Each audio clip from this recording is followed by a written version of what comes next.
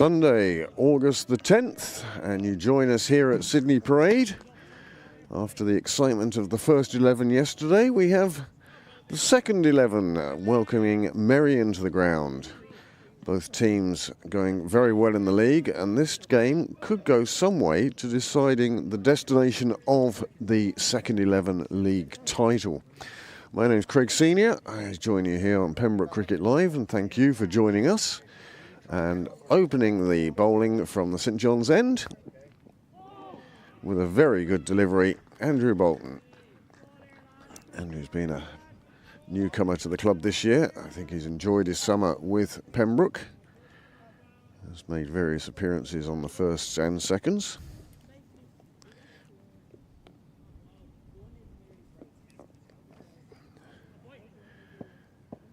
Venkata and Falkin, the openers for Merrion today. Another good length ball. Overcast day here today, little less breezy than it was yesterday, which saw the sight screens and associated cameras really taking a battering yesterday. Pembroke really do need to sort something out with those sight screens. There is the Merrion bench. All happy enough there, all 9 of them. Good, always good to see the entire team out supporting your openers at the start of an innings. And unlike yesterday, when we had 5 commentators, today here on my own. Another very good ball. This is a fabulous opening over from Bolton. He is causing no end of difficulties to these batsmen. 2 left-handers.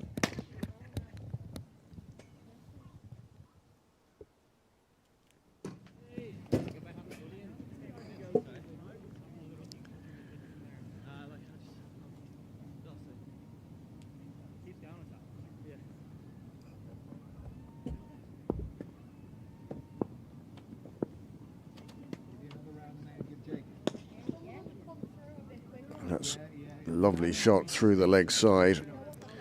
Bolton straying in line on this occasion, and Falkin taking full advantage.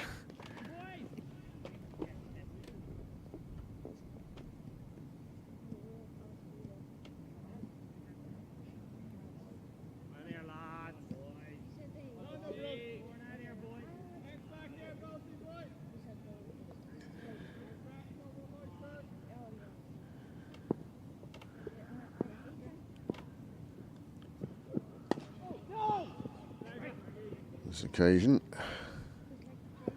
ball not making it through the circle.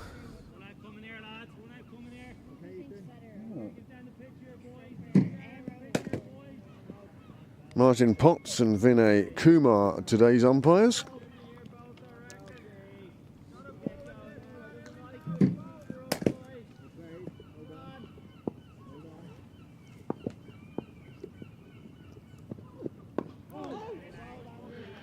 That ends a very good, promising opening over from Andrew Bolton.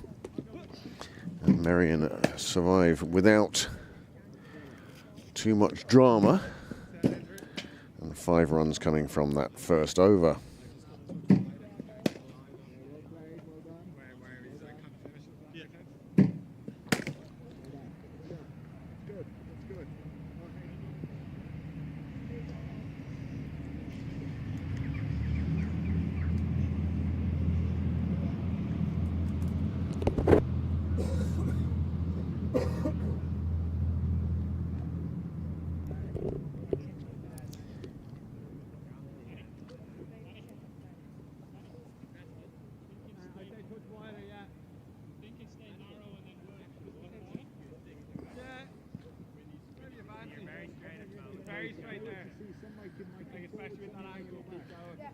Danny Hogan, the wicketkeeper, doing a bit with the field. Danny Hogan and Barry McCarthy were busy making pizzas last night, homemade pizzas, by all accounts. Delicious they were too. Dan Murray opening from the nursery end. Bit of chatter in the field. pretty much 100% cloud cover today.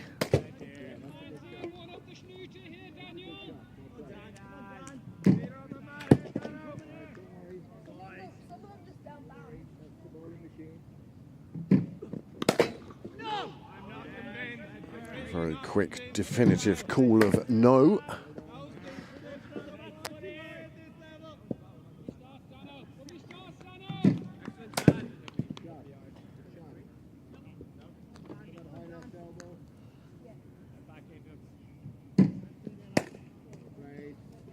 This is a 50 over game. Will we see 100 overs today? Or Dara Cosgrave with a fine bit of fielding behind point. Parrying that one down. Strong shot.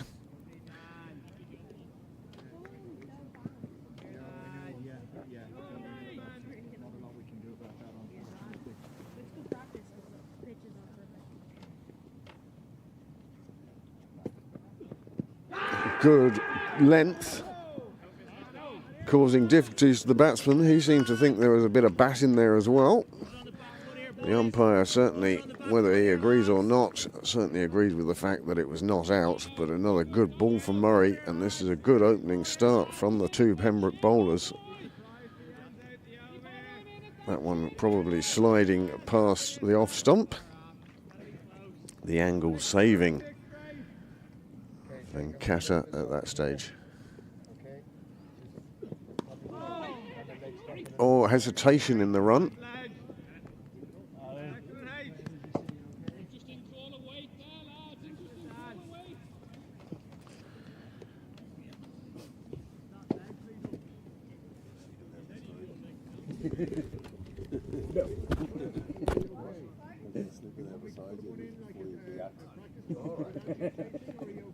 Eli, skin me, buddy. How'd you get on yesterday before? Good, we won. Got 3 wickets.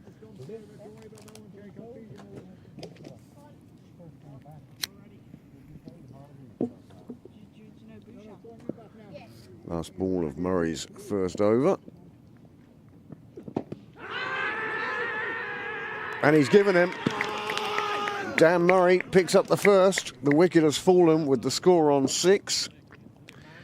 And Dan Murray picks up a wicket at his very first over.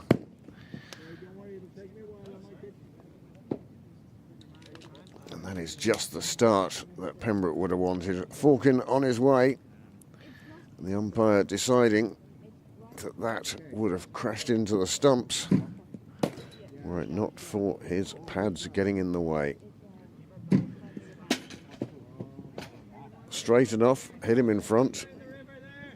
The one question, I suppose, might have been about height, but Dan Murray's delight, obvious to everyone.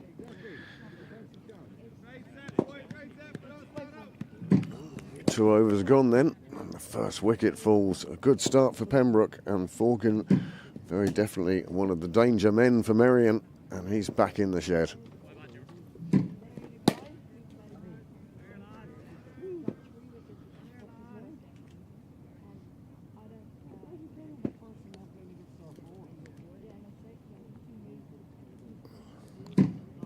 Next man in,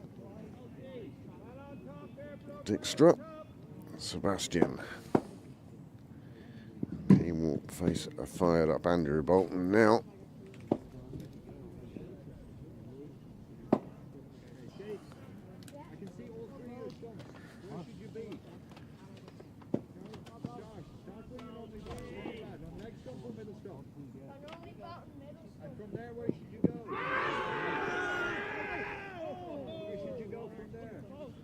Well, his appeals are go-go today. Asking the questions.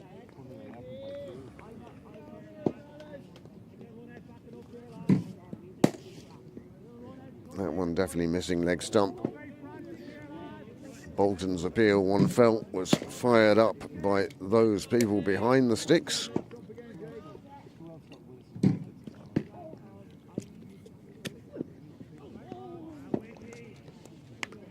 Will be signalled wide. Well taken by Danny Hogan. Danny with the gloves today. Great to see Greg Hollins back on the Pembroke paddock today. He suffered a horrific injury taking a most magnificent catch.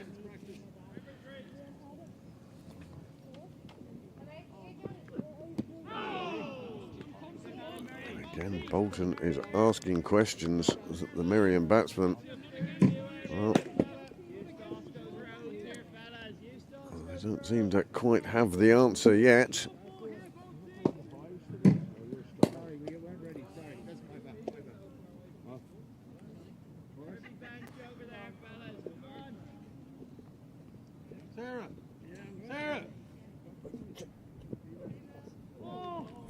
Big swing of the bat, looking to take on the bowler. Often an answer by a batsman to finding himself in a bit of difficulty is, well, if I can get one away, if I can middle one, I'll feel better and I'll be more capable for him.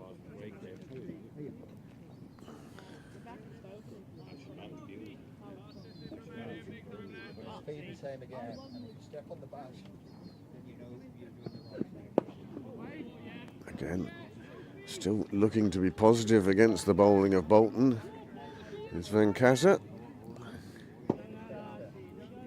Step on that bat, then you know you're going to hold the legs from, you're not going back and across. Okay, does that make sense? Okay, and it'll take you a while, but that's a habit you can get out of the way. Even when you're going forward.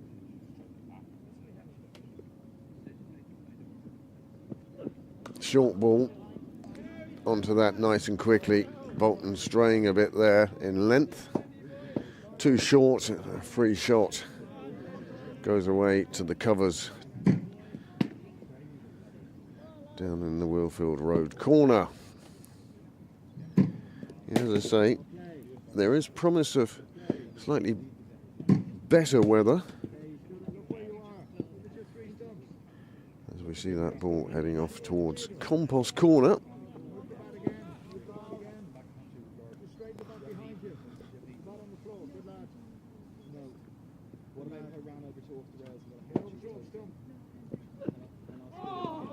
Much better delivery, fuller of length to finish out the over.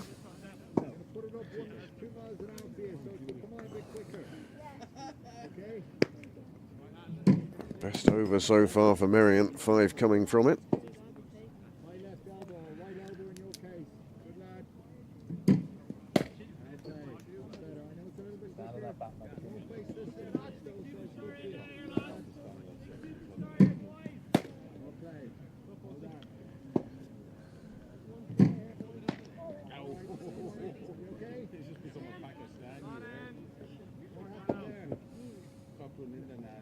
Where should you have been?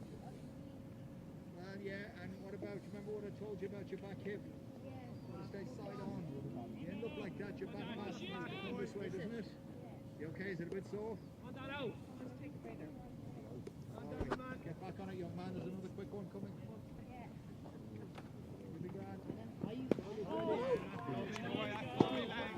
Unsurprisingly, Dan Murray taking his second, and the innings is 4th over.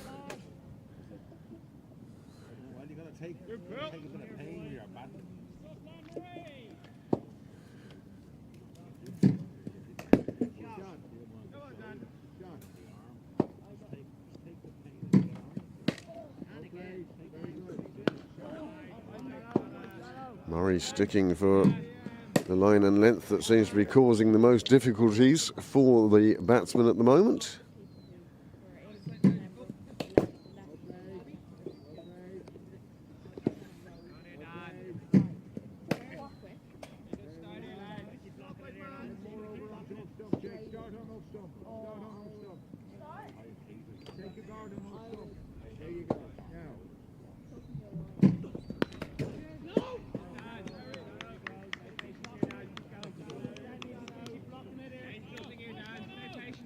No.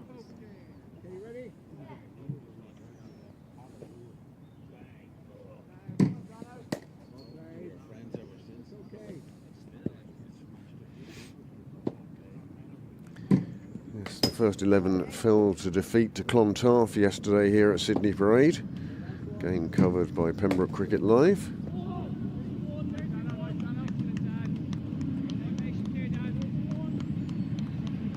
An entertaining day's cricket, although Pembroke came out on the wrong side of the result.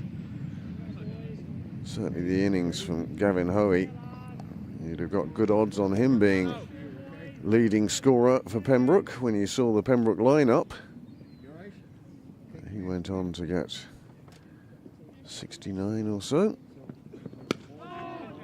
As Pembroke ended up chasing an enormous 348 for victory. Ended up picking up just the 3 bonus points for getting within that margin of victory. Margin of defeat, I suppose. Nothing like the same sort of breeze as we had yesterday. No danger of the same SS sight screens sailing off.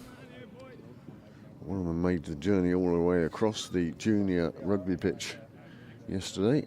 Its progress only halted by a horse box. Well, meanwhile today, after a maiden for Dan Murray, score remains at 11 for 1.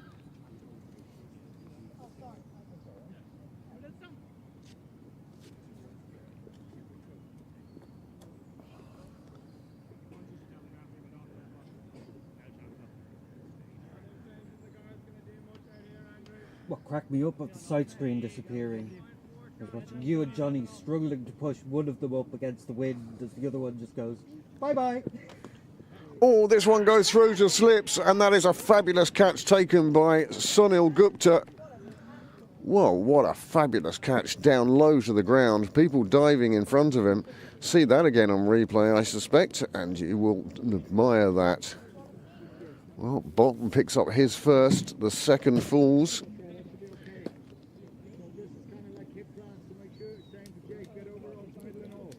That is a fine, fine catch in the slip cordon to bring up a second wicket rather. Here is the replay.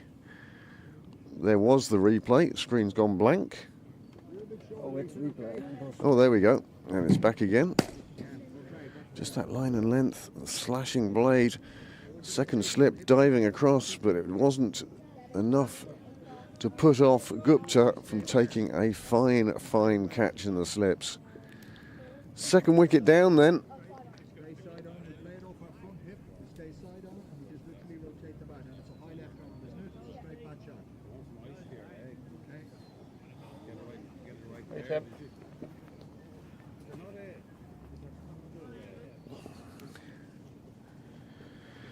And Pembroke off to a very good start.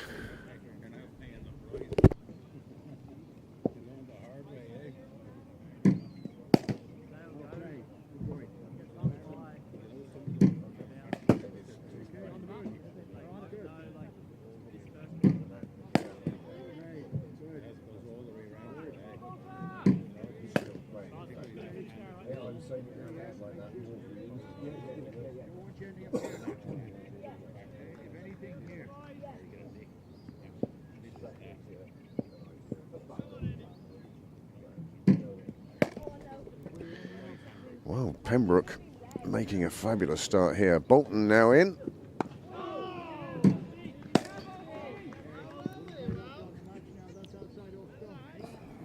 Live scoring just slightly behind by a delivery at the moment. We'll find out the new batsman.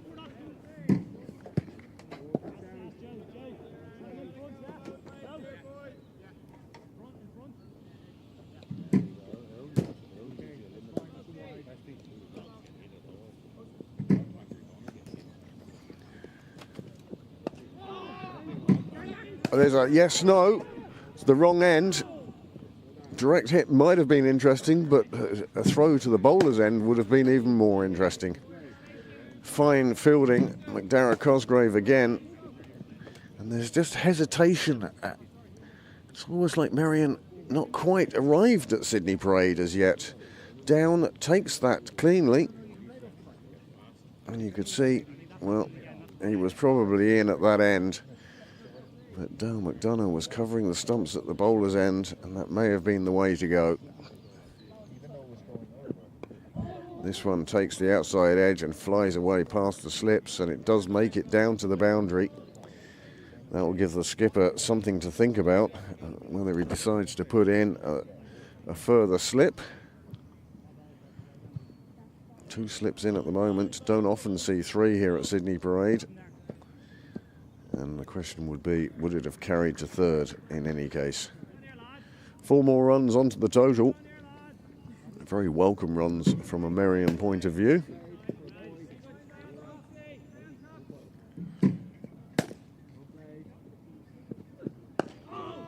Seems strange to say in just the 5th over that you've got 2 new batsmen at the crease. The Pembroke opening attack has been ideal. Bolton and Murray, Dan making breakthroughs.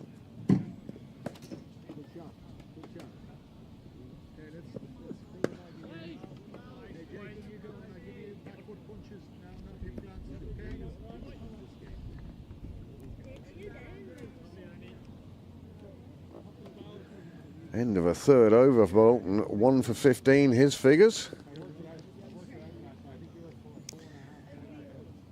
Score after 5 overs, 16 for 2. Pembroke definitely the happier of the 2 teams at this stage.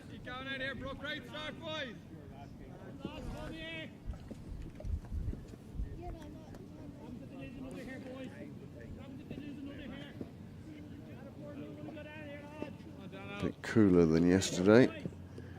However, I do see some blue sky off to the west. So we'll see how that goes. Thank you. Cheers. Yeah, thanks. Dan Murray then to continue from the nursery end.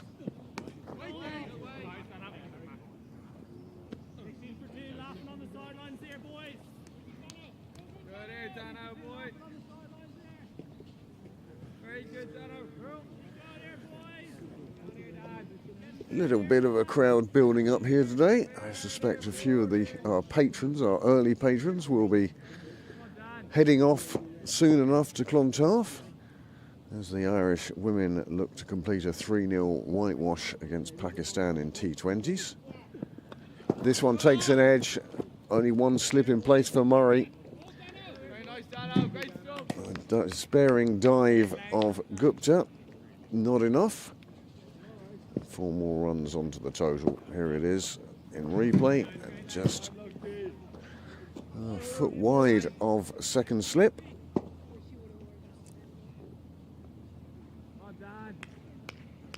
Murray's line and length certainly causing difficulties at the moment.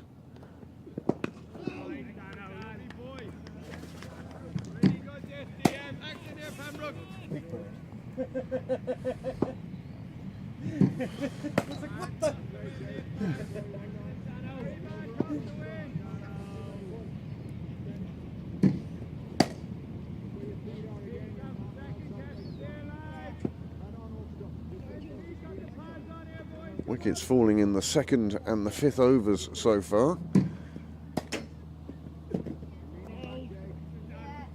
This one just drifting a little bit too wide outside off stump.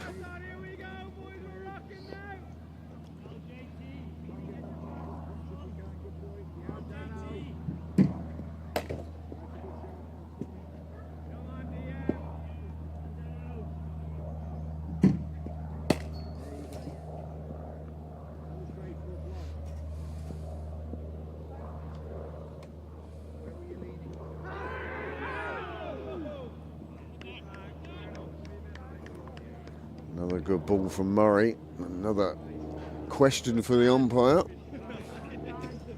Sunday afternoon, light aircraft flying through the airspace of Sydney Parade.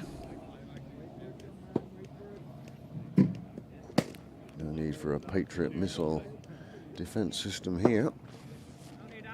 Graham Mooney doing the scoring for Pembroke and providing us with the statistics and graphics that live scoring does. Oh, that was a real nothing shot from Doheny on this occasion, just leaving the bat out there to dry almost.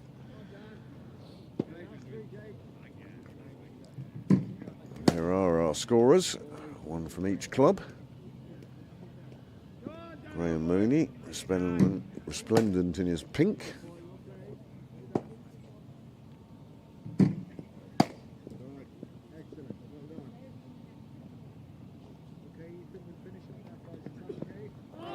Another good delivery that just has Doheny stretching, looking, trying to get something on it.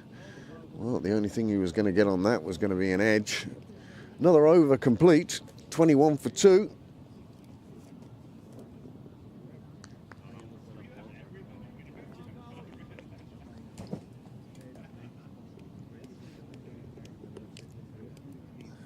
And a good start. Pembroke captain on the pitch, I understand to be Gupta. Warwick Flanagan now, probably one of our viewers in Singapore.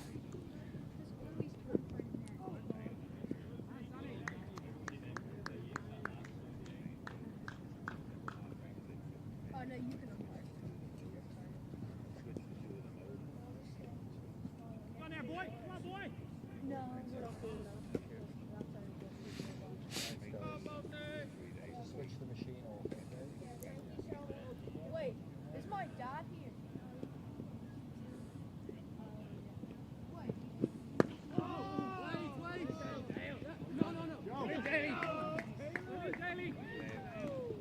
Fine commitment and fine bit of fielding. Dale McDonough getting down well, preventing the single.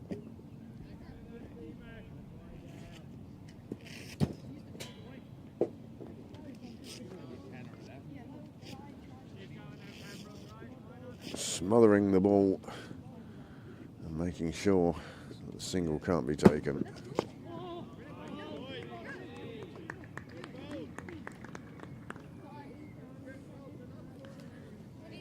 Andrew Bolton now into his 4th over. And it'll be interesting to see how the Pembroke skipper marshals his forces today. Well, these two are bowling so well, the temptation must be to keep them going.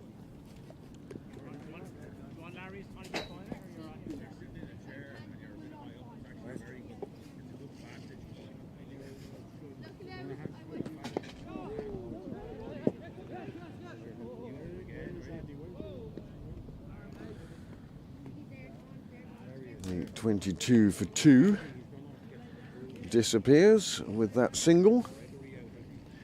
And again, the running between these two Merrion players wasn't exactly confidence inspiring.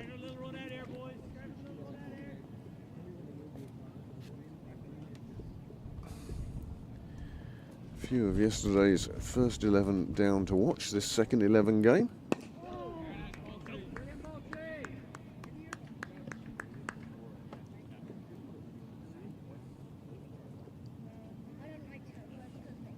Afternoon, Gordon. Good win yesterday.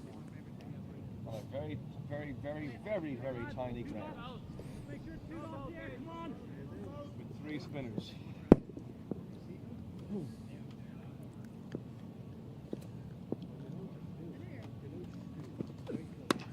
This one's in the air.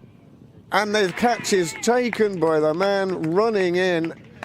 2 of them going for it at one stage. But the call was there. McDonough pulled out, left it for Harry St. Ledger, taking it inches from the ground. A fine catch and a 3rd wicket, a 2nd for Bolton. And that wicket falling with the score on 23 for 3. And wickets falling with a regularity that Merrion certainly would not have wanted. Didn't really get hold of it. It got onto him a bit quicker than he thought. and St Ledger having to dive, never an easy one, diving across the artificial wicket, but he managed it and he picked it up, and that was absolutely superb. 23 for 3 as Dohney makes his way off the field. And a new batsman comes out to the middle with his side in a bit of trouble. Merrion in desperate need of a stand at this stage, a partnership just to see off the openers. They've taken 3 wickets in the first 7 overs, and that generally represents a fine start for Pembroke.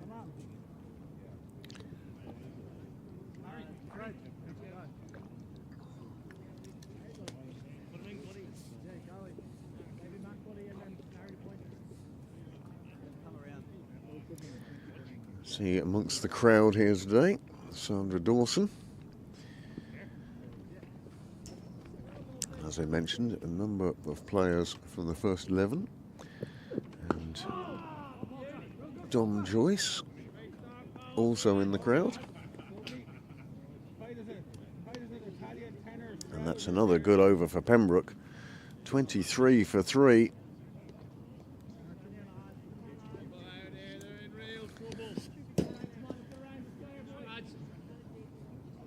Here is the batting card for Merrion so far, and as you can see, it doesn't make particularly good reading from a Merrion point of view. 3 extras in a total of 23.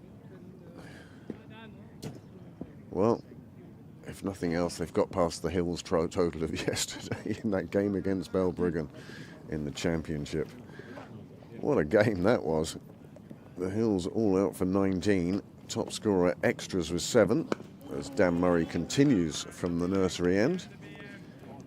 Thank you. How's St Ledger?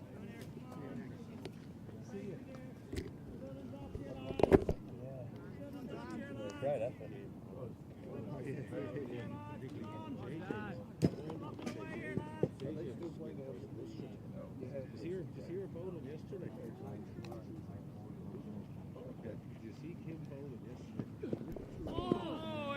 Murray inducing a bit of a swing from the batsman.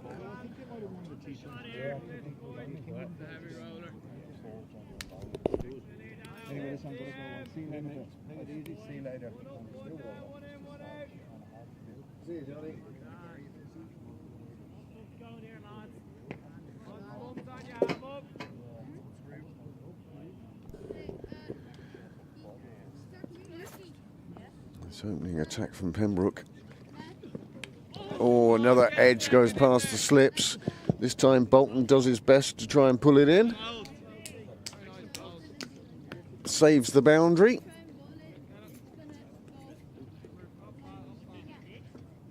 Murray again challenging the outside edge of the Merrion bats. This one again just outside the reach of the slip.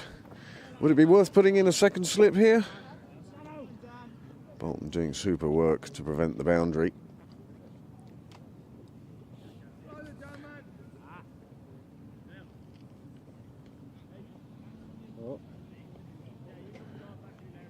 And almost immediately we see a change in the field. And that second slip coming in. 2 have gone through that area. And it's now time for Joe Prendergast to take up the slot at second slip.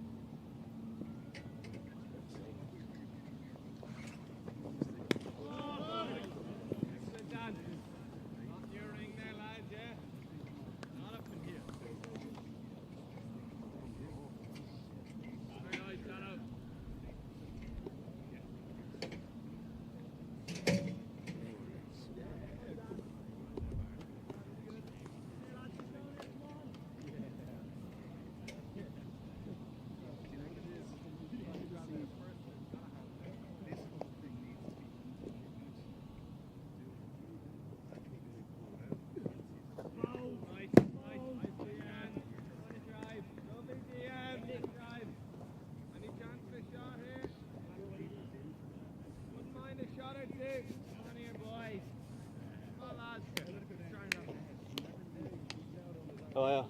Good, are you? Yeah, good.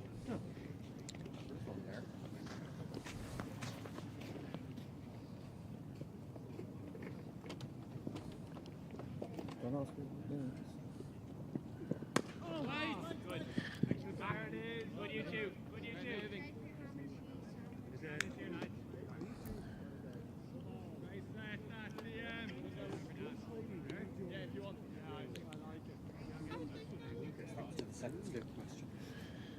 Yes. Received an answer on the live chat. We're not sure what the question was. So 8 overs are gone. 25 for 3. And Pembroke will feel that they're ahead on points at the moment. It's always that age-old question of people who come to watch the cricket. Who's winning? And a question that many a cricketer has raised their eyes to heaven and gone, well, it's not that easy. What we can say at the moment is that there's a possibility that Pembroke will feel they're in a good space at the moment.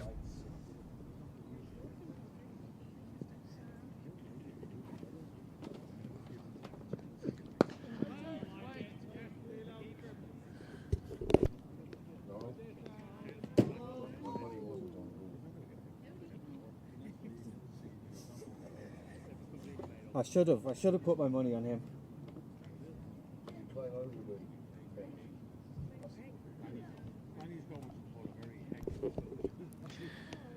Andrew Bolton into his 5th over now.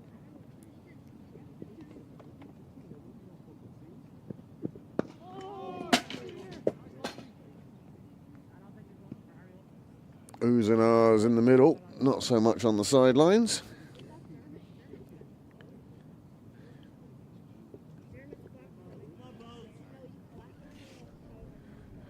More of yesterday's first 11 turning up. As I say, they may have a day planned out which includes visiting Clontarf, the Women's International. Third T20 between Pakistan and Ireland. And what a season the Irish women have had.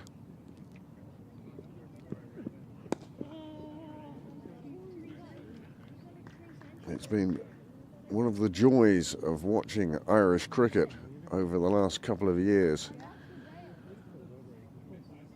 I remember the World Cup when Izzy and Cecilia and Claire Shillington all retired, shortly followed by Kavanagh and Waldron. Short ball, it's in the air, it's just going to clear the fielder. Dale McDonough was looking to try and get to it, and you hear the exclamation of disappointment that he was just one step off it. The short ball again for Bolton, nearly paying off.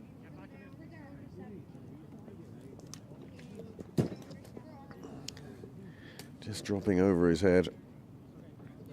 Now the head goes back.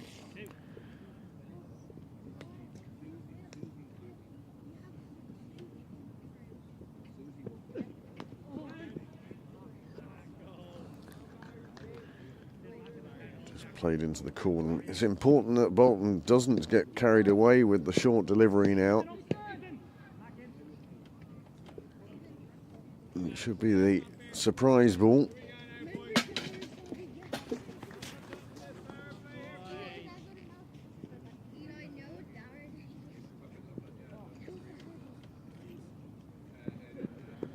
Another short ball, no fielder in that vicinity. And in fact, the fielder down at long leg can't prevent the ball disappearing down the side passage. And Bolton shouldn't forget what's got him into this position at the moment, and that was good line and length with the occasional short ball. He had put a man out, but he completes the over. And the score now 30 for 3.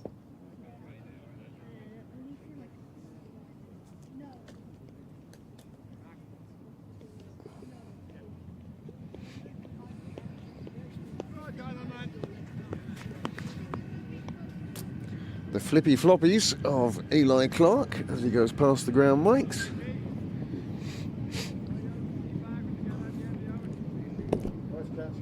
Thank you. Never easy on the artificial there. No, it's not.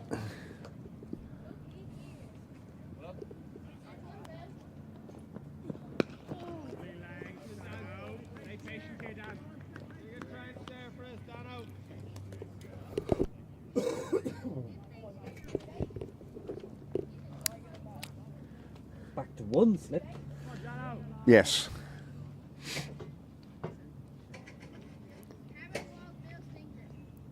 I'm good.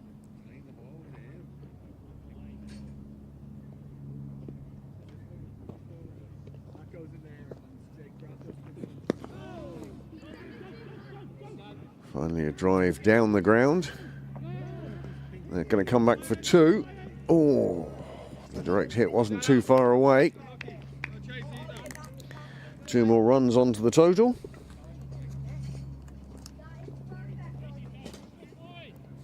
Jesus, what's the fucking story with this, yo? Oh no. All the springs are gone. Bill. Oh, sorry.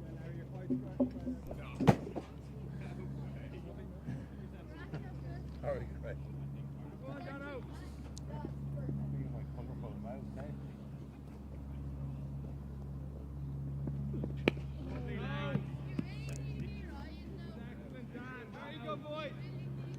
And Murray probing with line and length where Bolton has moved slightly towards the shorter delivery. I think there will be a bowling change for Andrew Bolton now. Harry, are you coming on next over? Hopefully. Hopefully. You've been thrown down here anyway, so.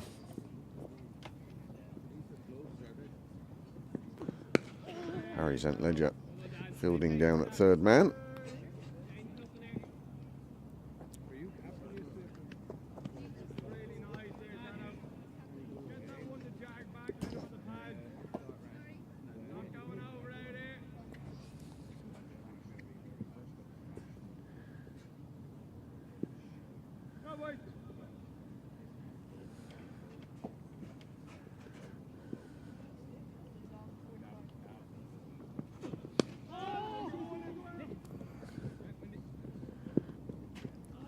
Oh, overthrows, beat the two fielders backing up.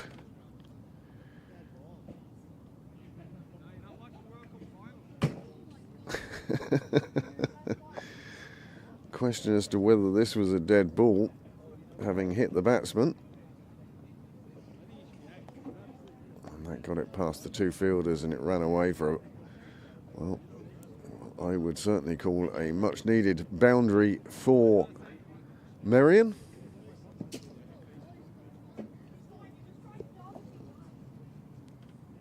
Oh, Two umpires having a discussion about it. Jake, where did that Jake? Jake, where did that fastball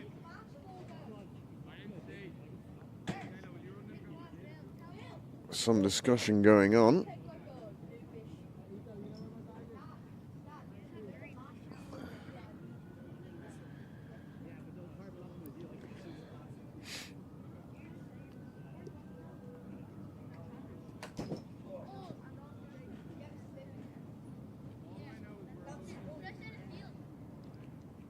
And it does get signalled to the scorers as a 5. Pardon? The ball's gone in the bush. I'm not sure.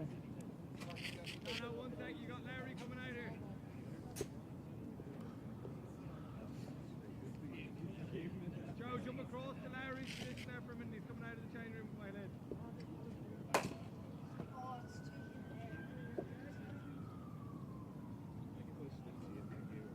Many thanks to those of you who have tuned in. Don't be afraid, if you're a subscriber to this channel, you can contribute to the live chat.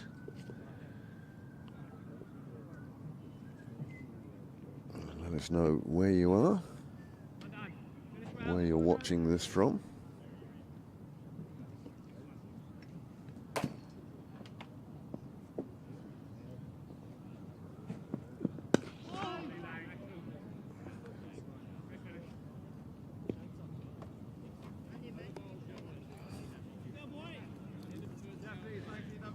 10 overs gone then. End of the power play. 37 for 3. And whilst a wicket hasn't fallen for a few overs, Pembroke will very much feel that they are on top.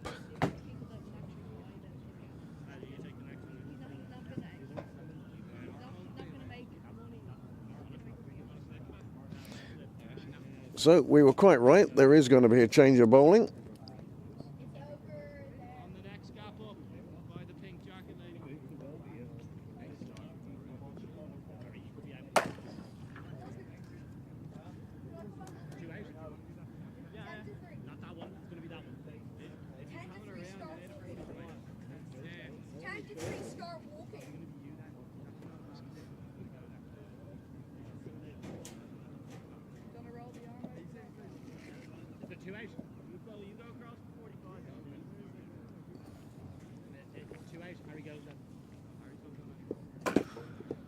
Looks like I may have been inaccurate with my information with regards to who was the skipper on the pitch. Certainly seems Joe Prendergast having the last word with the bowler.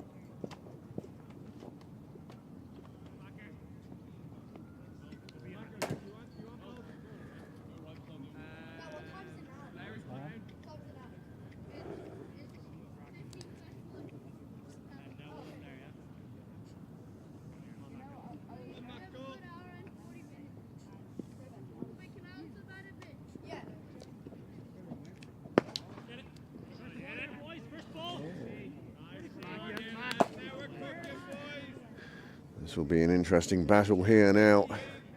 Glutz.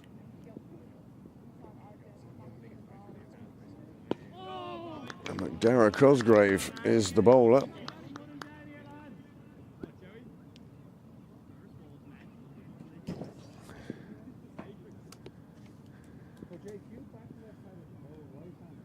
Bowling right arm around. Bowling across the right-hander.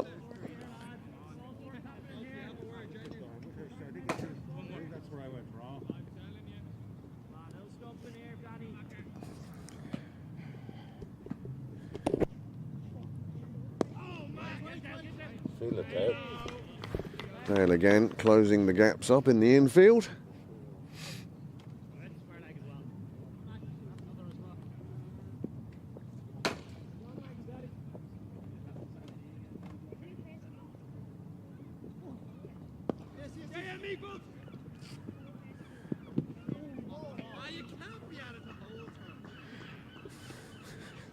Batsman again getting in the way. The mock protest from wicketkeeper Danny Hogan.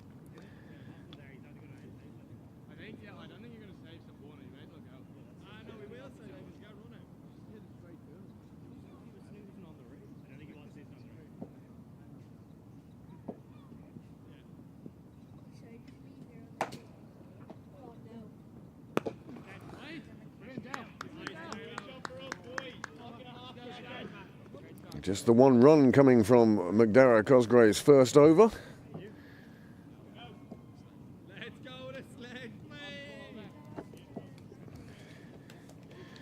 Johnny's been working hard in the kitchen. Johnny Bell bringing down lunch.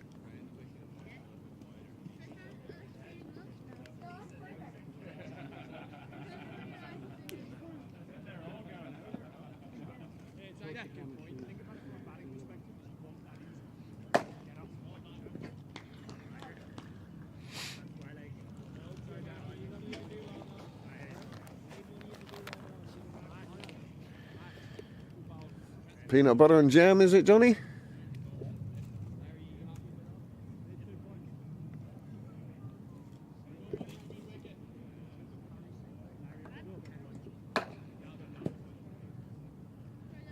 Had the half Irish breakfast myself today, High Nelly's on Haddington Road. Would recommend that as a breakfast stop for anyone. One of the more reasonable breakfasts in Dublin 4.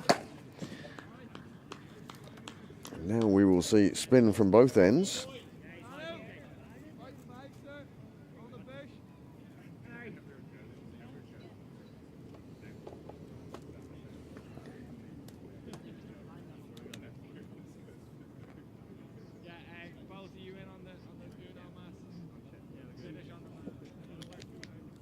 Pembroke looking to keep the pressure on Merrion. These two now in together 5.5 overs.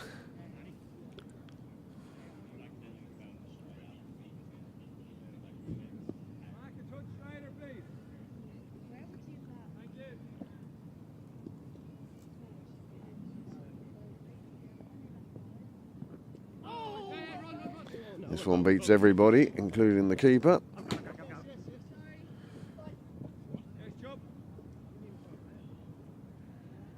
Two leg buys. Not quite the line that Harry St. Ledger will be looking for.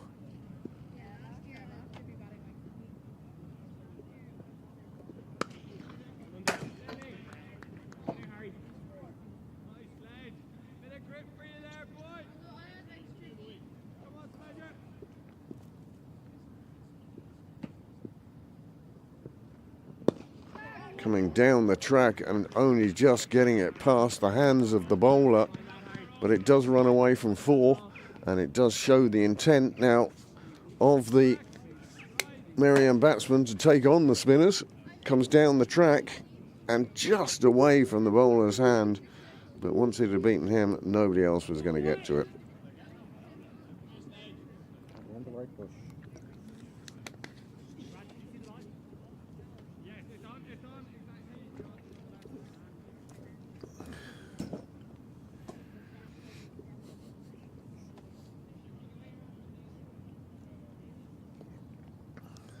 Are they in the right bush? Well, this replay, not so much for the close chance that there was. Yes, they are.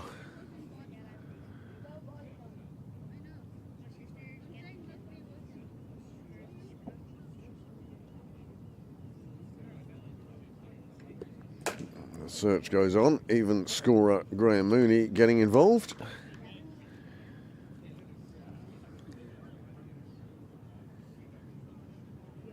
It's hard to believe Graham's actually wearing shorts. Shorts that go all the way down to his ankles.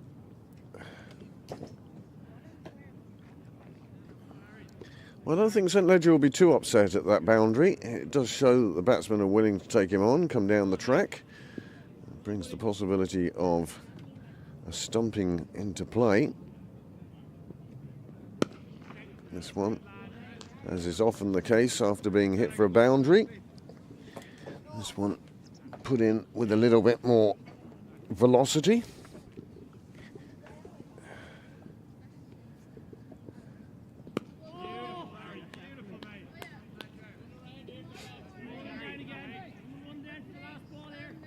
A few spectators down in Con's Nook today.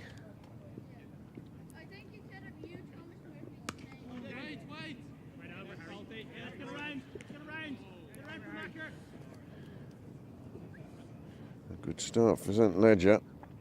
He'll be encouraged.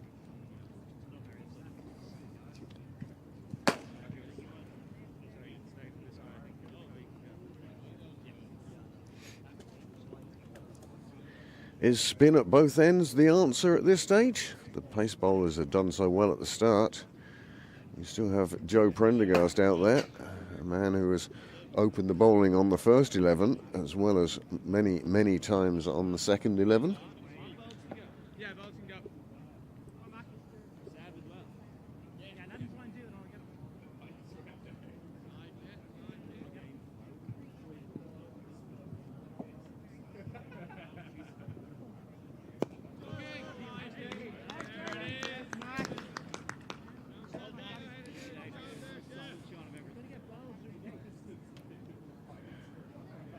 Still plenty of chat amongst the Pembroke fielders.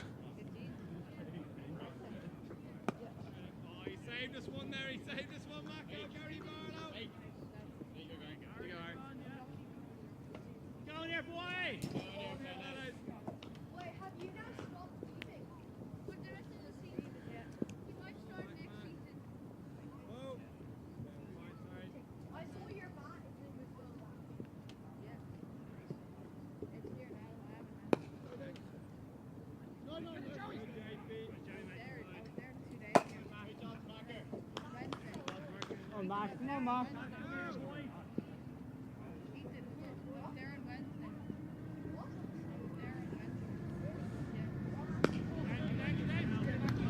We know that Grant Glutz is going to want to be positive against the spinners.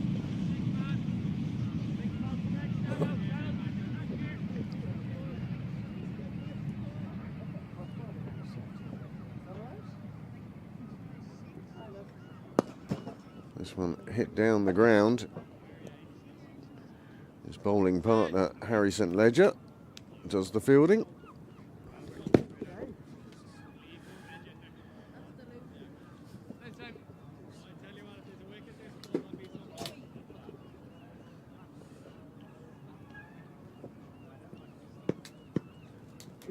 Another fine over for Pembroke. There's just the 2 singles from it so far.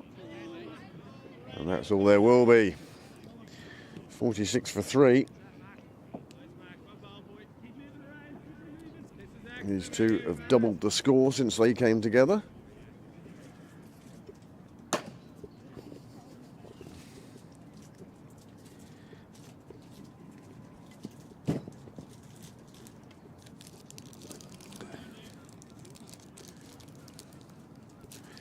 The first offering of chocolate for the day has come out of the bag.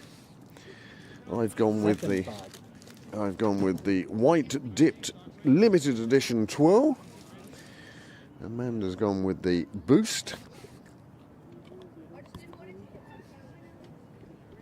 Don't think it'll be enough of a boost. No?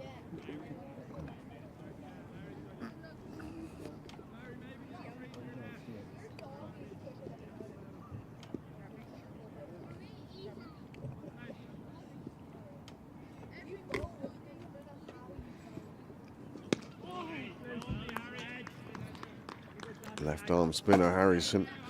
Ledger.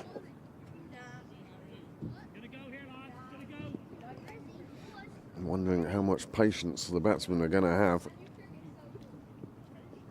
You can see he's looking to come down the track at every opportunity, get onto the front foot against the spinner.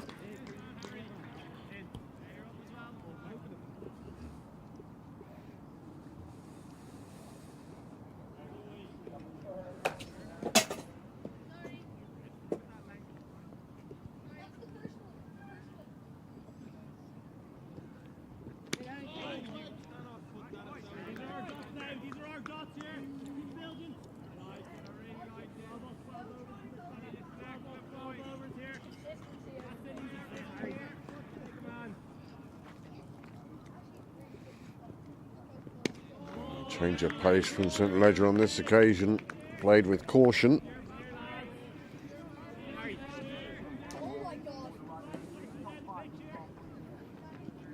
Looking to get through his overs quickly as St. Ledger. This one fuller length, hit out towards the covers, compost corner.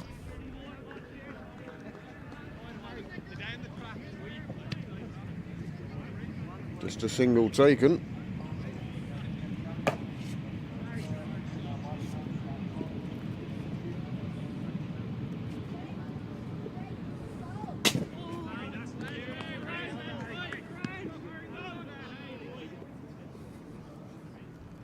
Just 2 singles taken off the 14th over. Pembroke getting through their overs quite quickly as we come up to the first hour of play. And Pembroke into the 15th over.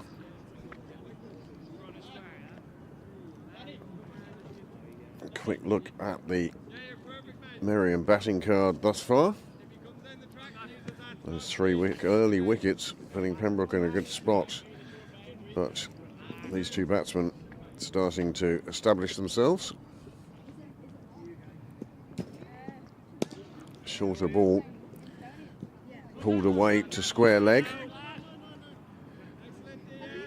For the violence of the shot, it's still only a single.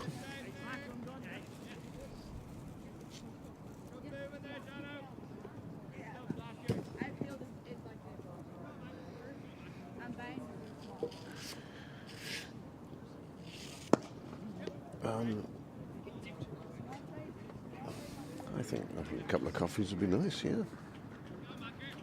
You know he's going to want one.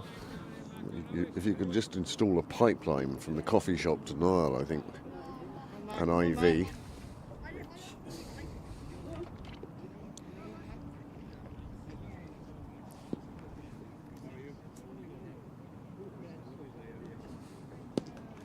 Full toss is just turned away by Glutz. That takes him on to 20. Provided a solidifying influence on this Merrion innings thus far, but has tempered that with a bit of aggression as well.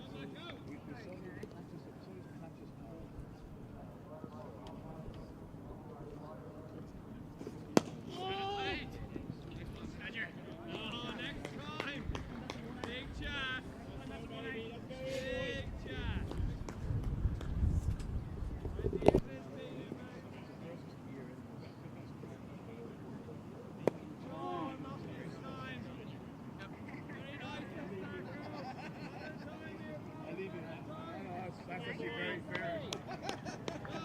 I'm not in a position where I can argue that one. Hey guys, thanks for Yeah. your like.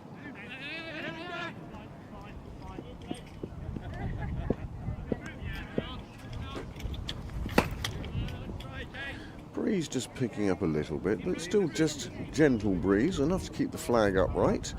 As we see McDowell Cosgrave from wide, played down the ground for a single. Single that went all the way to the boundary. 55 for 3 after 15.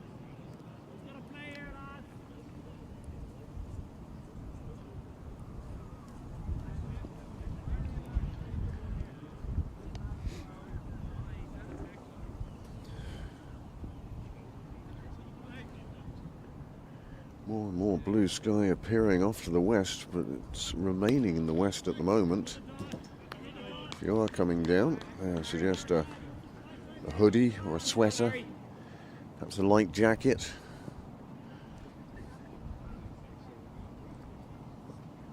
A bit shorter from St Ledger on this occasion, powered away through the offside to the fielder on the fence.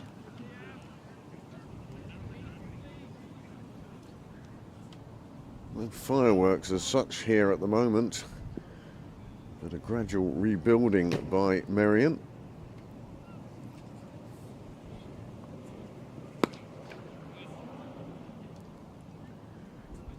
Takes that one on length. St Ledger just dropping a bit shorter and allowing the batsman to get under it, pull it out towards the covers.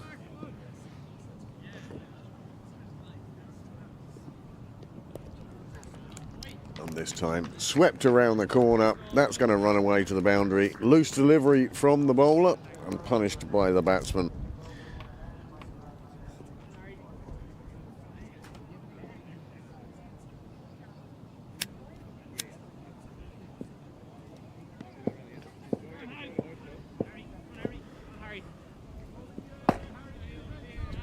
Slowly but surely making its way to the rope.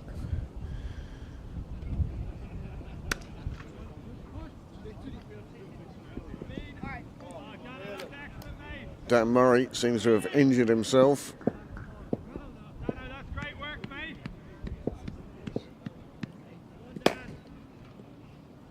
Seemed to have, in the act of fielding, landed on top of the ball.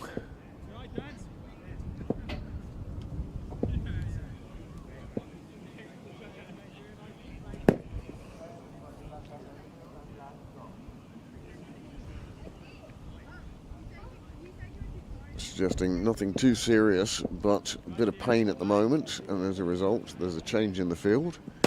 Dan Murray comes into the ring and Andrew Bolton goes down to the cover boundary, extra cover boundary.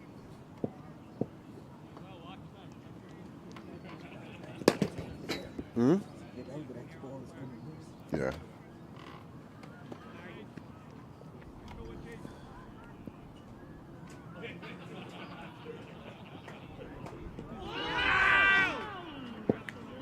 Not out for the attempted stumping, but a good ball from St Ledger to end his third over. 14 without a wicket so far.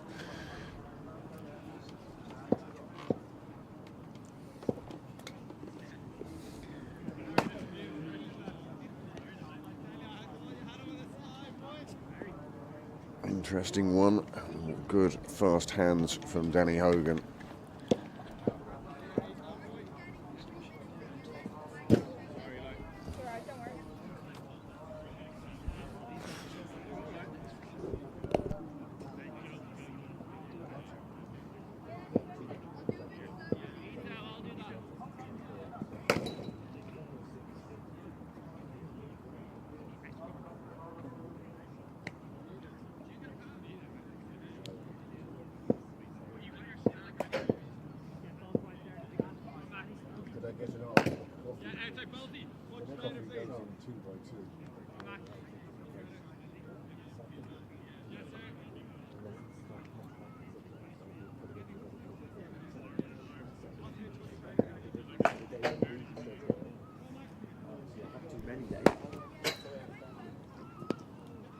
Darragh Cosgrave just playing that one into the batsman's pads. He plays it round the corner.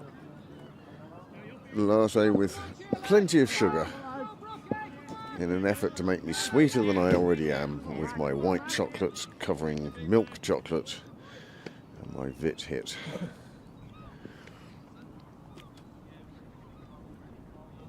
Oh, he's got him. That is a beautiful delivery from Darragh Cosgrave. It was flight that did the batsman. And in his fourth over, he's picked up his first wicket and a fourth wicket for Pembroke. You hear the cheer coming in from the RDS. I suspect it's not a cheer for the bowling, but rather for something on four legs going over a fence. Now, here is this delivery, and well worth a second look.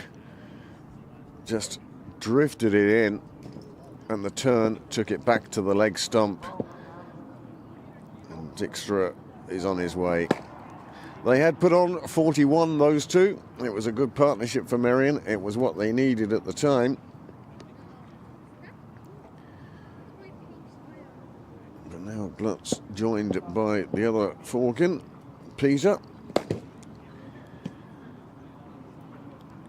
And that breakthrough had been a while coming. A beautiful bit of bowling from Darragh Cosgrave. Managing to steer it down through the gap between bat and pad beautifully with a bit of turn. 64 for 4 in the 17th over.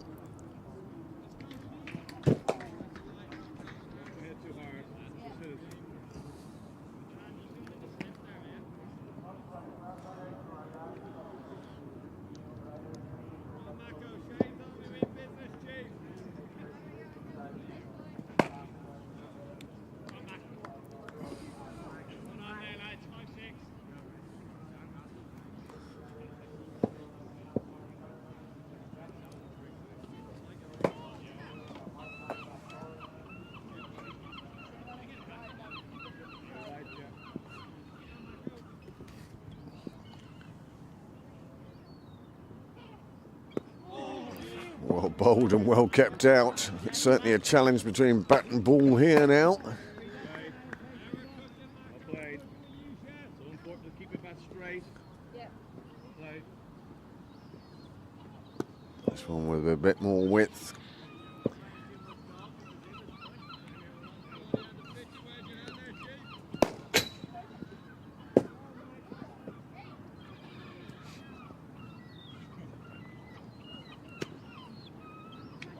Oh, the attempted sweep coming off the top edge. It is running down towards the boundary.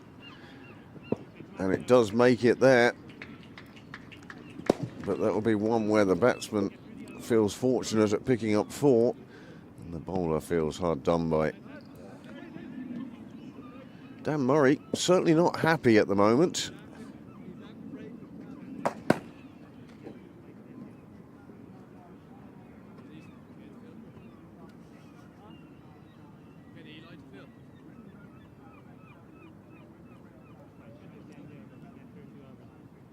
Batsman now going off to change his bat, and we'll be back in just a second.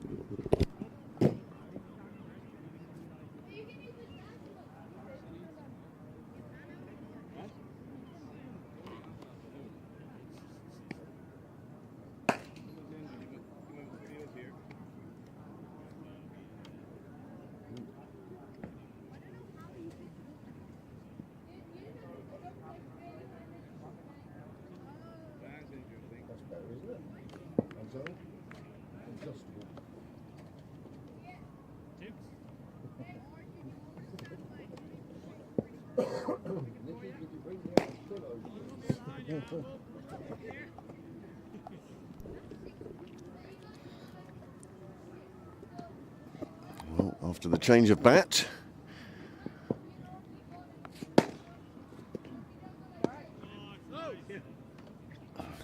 Well, that one works anyway. Ball played out to finish out the over. But another breakthrough for Pembroke. 68 for 4.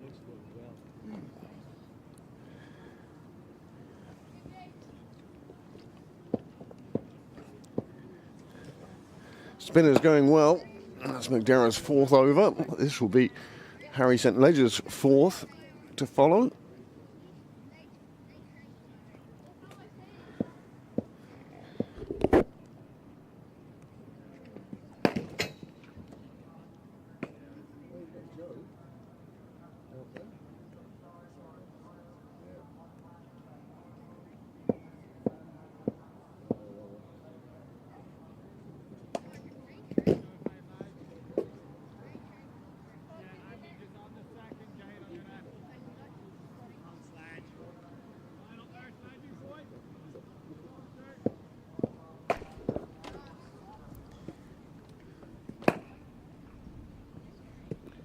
Left arm around again from St. Ledger to the right-handed Peter Forkin.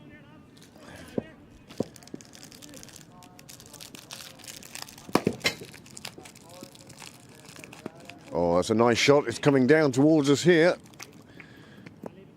And well stopped by the front of the gazebo. Nice shot. 4 runs.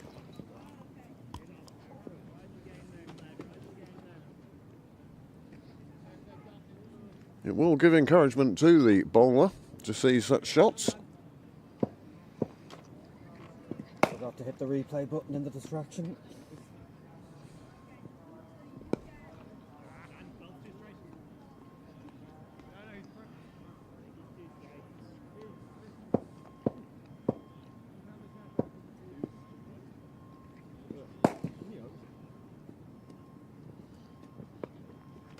This one played around the corner very nicely into open space. It is being chased down and it will be pulled up inside the rope. Sorry. Try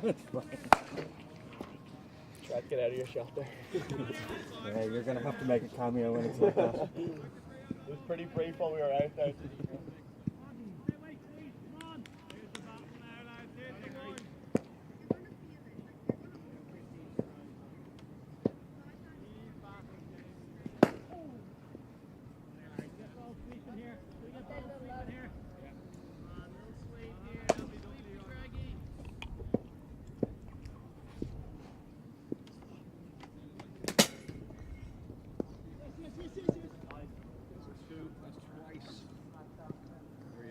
Merrion batsman more than willing to take on the singles now.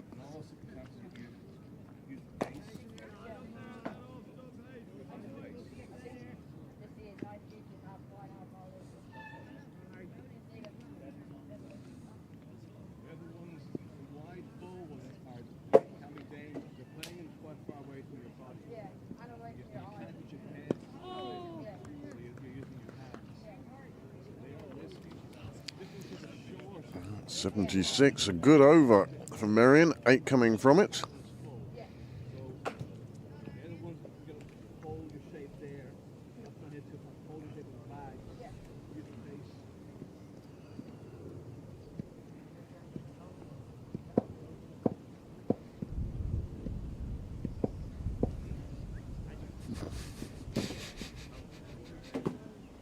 Comment in from one of our viewers, going back to that early LBW.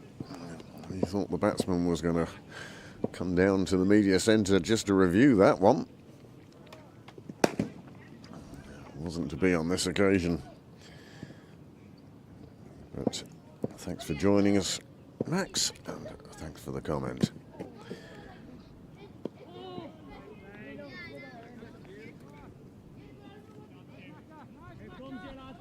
Noel has raised the question of if Dan Murray has injured himself to such an extent that he can't complete his spell, Where will Pembroke find the extra 5 overs from?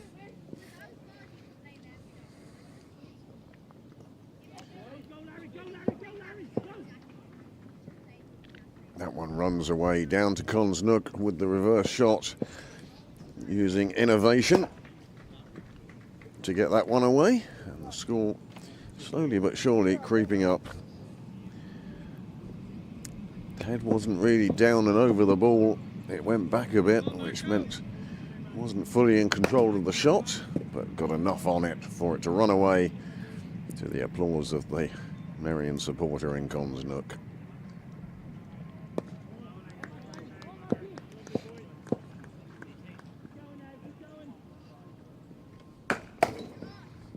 Run rate for Merrion going along quite nicely. It's just those 4 wickets that really causing them difficulties. Another one where he's gone across, and that's been given out LBW to the disgust of the batsman. He's asked the question of the umpire not once but twice. He's disappointed, but the wicket falls, and the wicket falls with the score on 80. Once again looking to play the reverse, and on this occasion it didn't work out the way he wanted it to, and he's on his way. And here is this wicket again from wide on the crease. It's hit him in line with leg stump, I felt.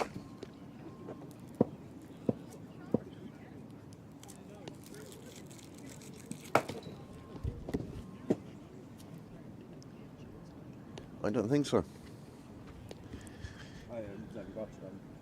Yeah, you've got a tiny screen there.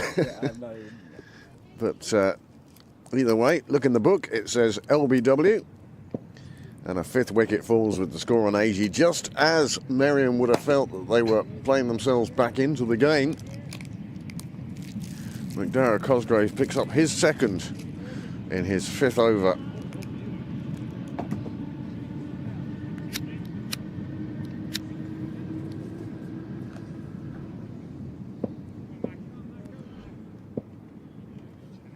That's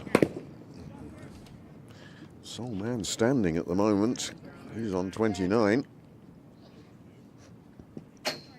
Jay Cassidy, the new batsman.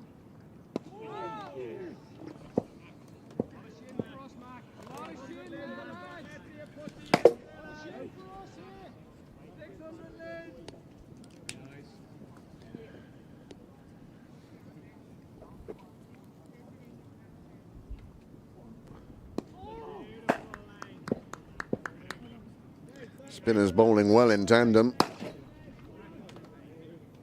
2 wickets between them.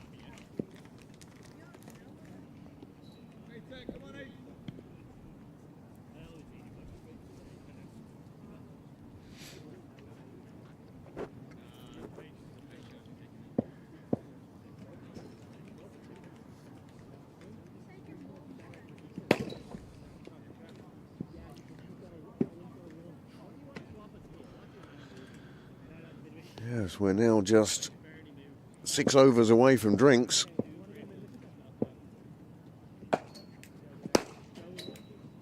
And no sign of the bar opening yet. I'm sure there will be a barman. There's a couple of dozen of spectators here who might want a cup of coffee or even a pint or 2 just to clear the head after a good night. Harry St Ledger now still continuing from the nursery end into his 5th over.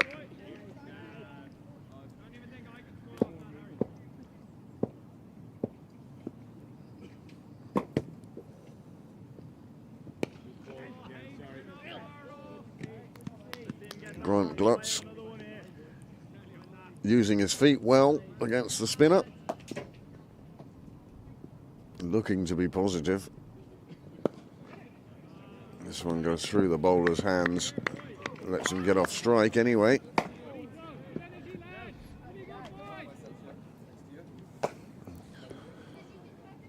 hit it all out of the screws.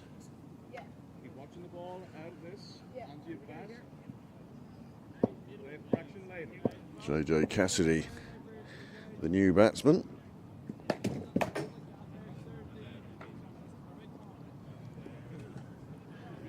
You can, of course, keep up with the statistical side of the game on the Cricket Leinster Match Centre.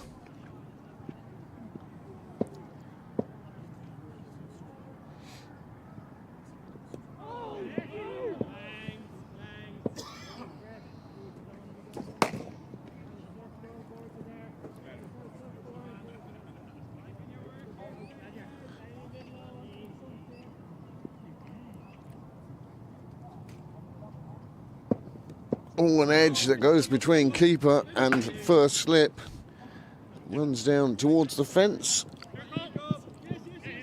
and will be kept just inside. Gupta chasing down that one and preventing 3 runs.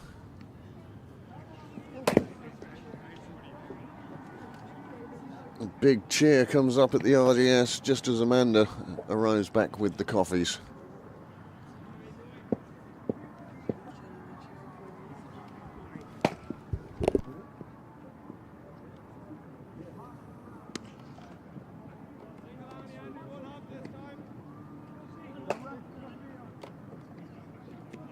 We do have 2 more.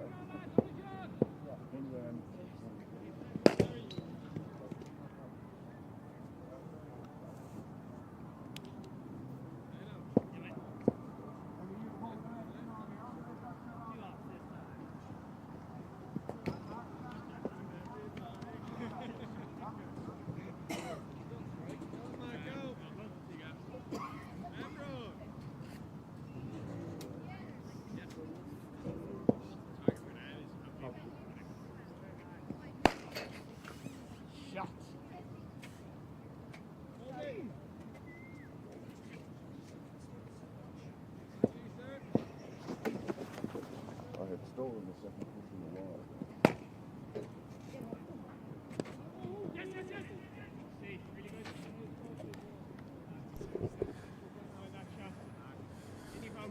Thank you for the coffee. What was it like over there? Hmm?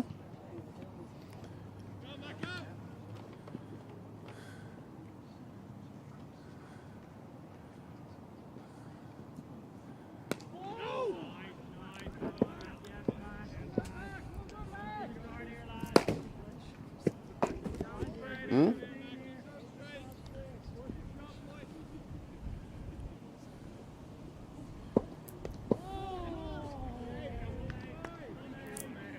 All right.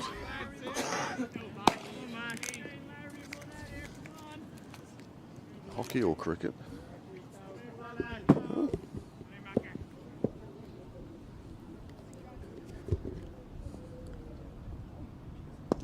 In the air, just falls short of diving Dale McDonough.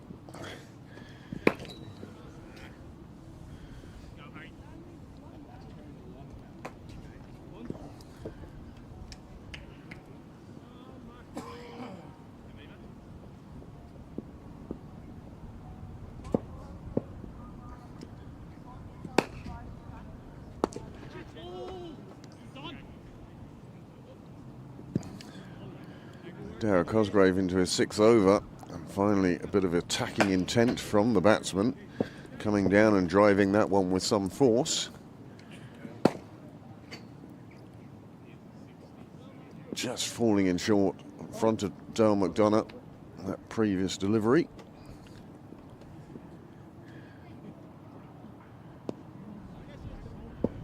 Quicker ball just tucked around the corner. Dan Murray moving with a bit more freedom now.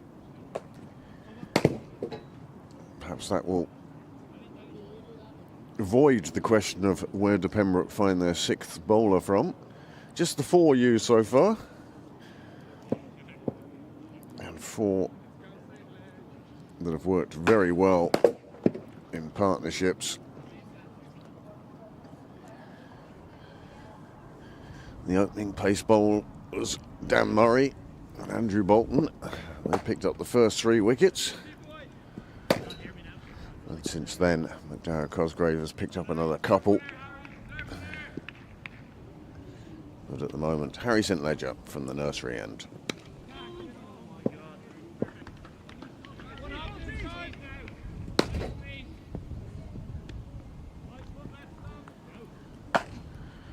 Frank Lutz playing a very sensible innings here. Knows his side are in a bit of difficulty.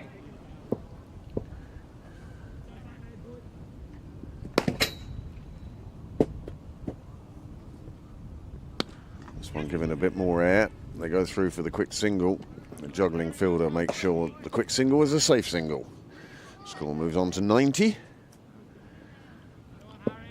Merrion really just plodding along at the moment.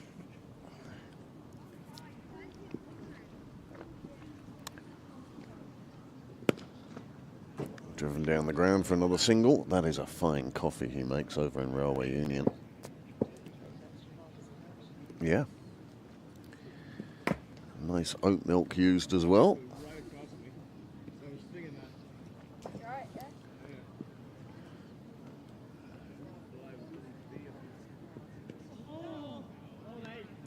This one just getting past the outside edge.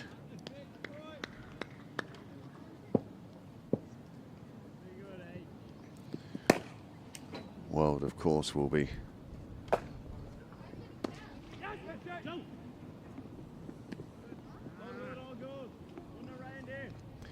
no doubt William Dwyer will be heading off to Clontarf later on.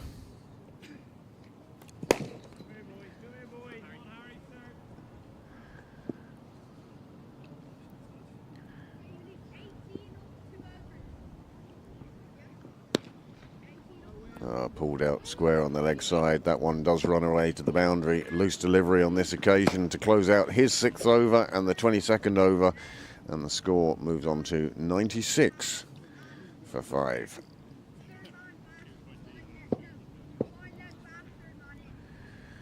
Will it be that the skippers or the brains trust here for the second 11? Gupta and Prendergast in discussion. McDonough getting involved there as well.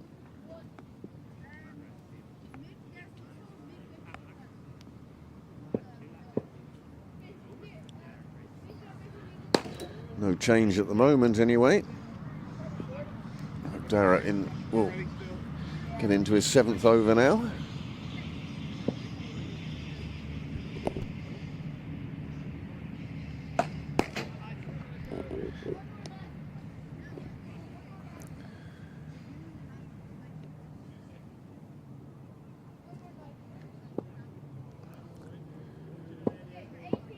Nice ball to start the over. Bit of flight, bit of air.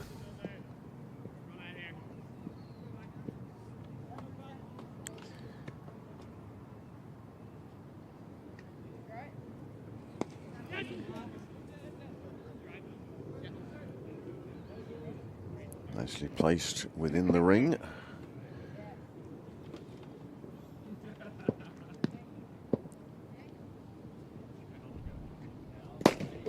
Certainly not the run fest we saw yesterday when Clontarf, namely Curtis Campher and Mitchell Thompson, each scoring 120 something. Campher displaying a wide array of tricks and shots. And at the end, we're seeing it like a beach ball. Not quite the case here yet for Merrion. The second wicket he took was an absolute beauty. Flight and guile.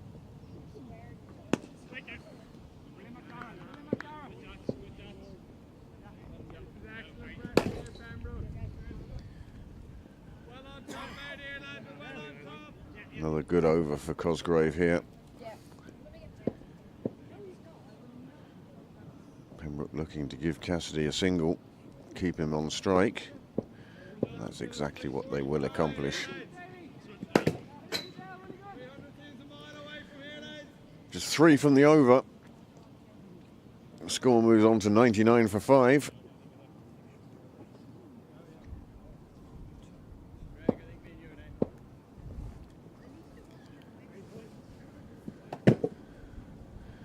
That drinks break just 12 deliveries away now.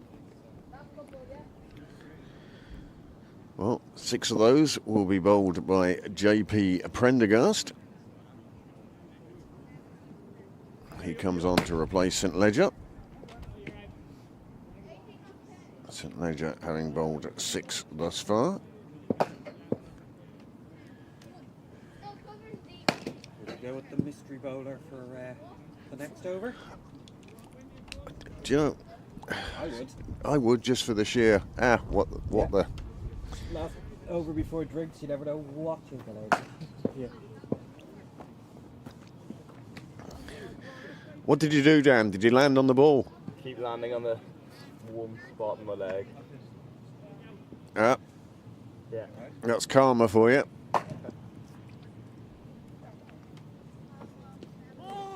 Oh, Joe. Prendergast immediately, as always, right on the spot. Just, I don't know, something's wrong with my knee.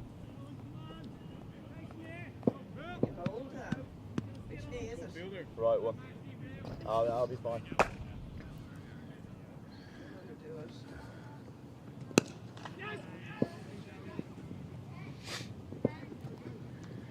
Cassidy just playing Prendergast down the ground for a single.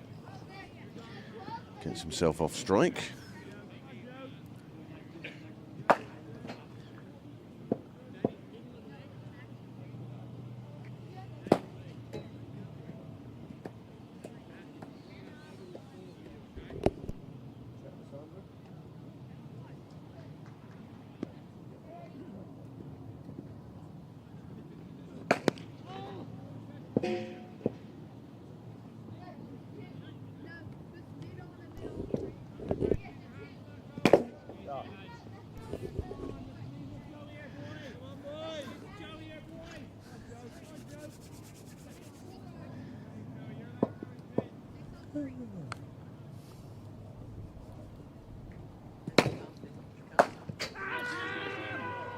Prendergast being told by the umpire that one was going down the leg side. And the umpire also waiting for the ball to become dead so that he can signal it was a leg bye. Question was asked, 100 has been crossed. But certainly it's the wicket column that will be concerning Merrion.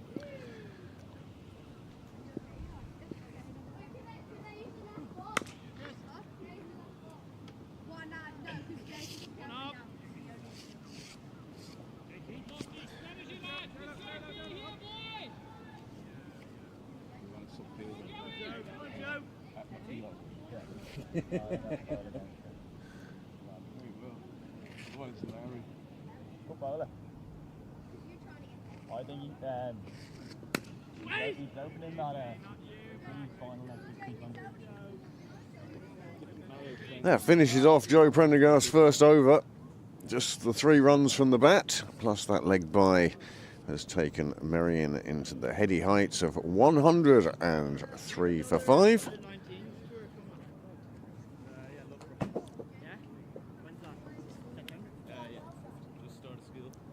50 over game here today.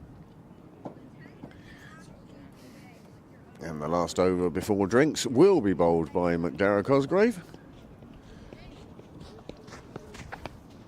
Flippy Floppy goes past the ground mics again.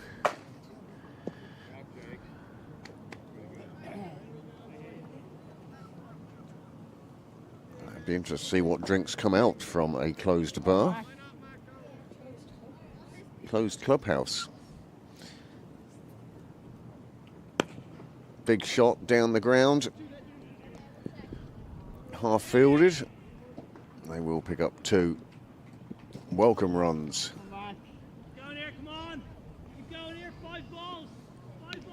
Still, I don't think the bowler will be too upset seeing the batsman playing shots. That will bring its own opportunities.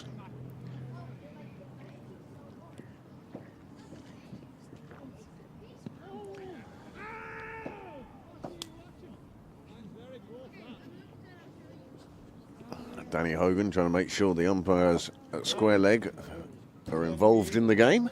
Thank you. You need to get this guy out there.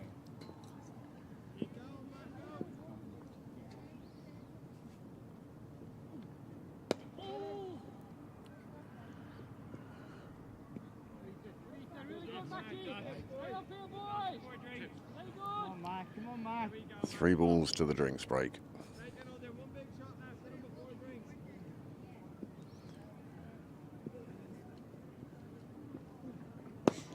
Played down the ground, super shot. There's going to be no stopping that. Crashes into the sight screens. Second bounce for 4. And that brings Grant Glutz to 48. With 2 balls remaining before drinks, will he reach his half century? He has been the one bright spark, or the one bright spot for Merrion in this first session of play.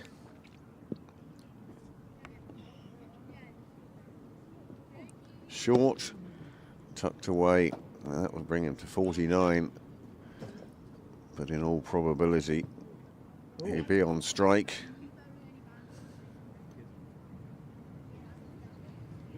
For the first over after drinks, depending on how JJ Cassidy deals with this final delivery before drinks. 1-1-0 for 5.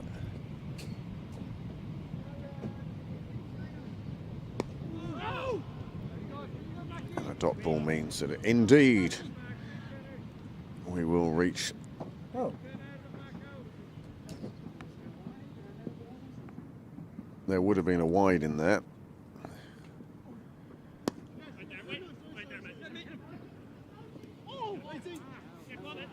Oh, overthrows.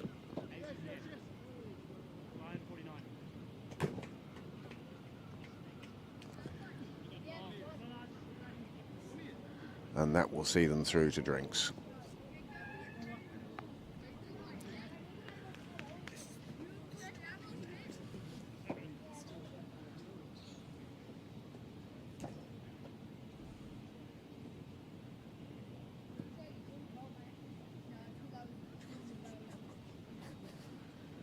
Oh, there you have it.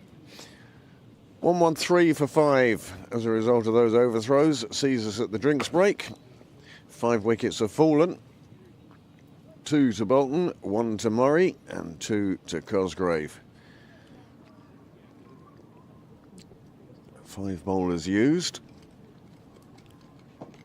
And Merrion will be glad to get to the halfway stage through their innings without losing any further wickets. 5 down, the last one falling in the 19th. And they have sort of fallen, not in bunches, but not too far apart either.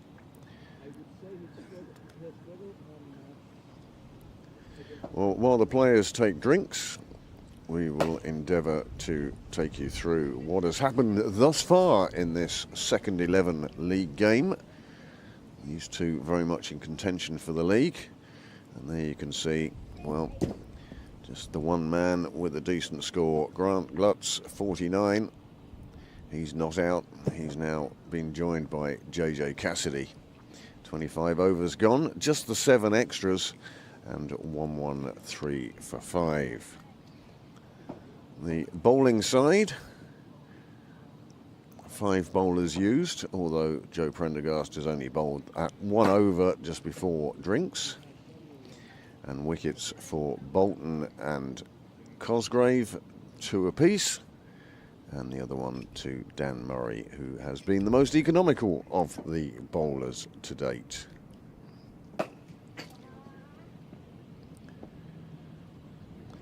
The current partnership, well, they've come together and they've put on 33. Equally not quite the biggest partnership of the game thus far, but not too far off either. And then here is the worm. The worm not quite working as much as we would want it to.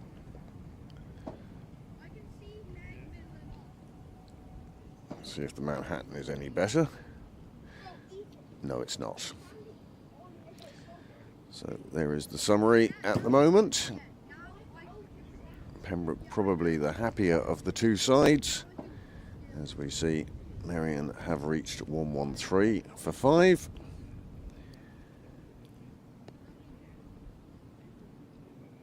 Whilst the teams take a drink, we shall do the same.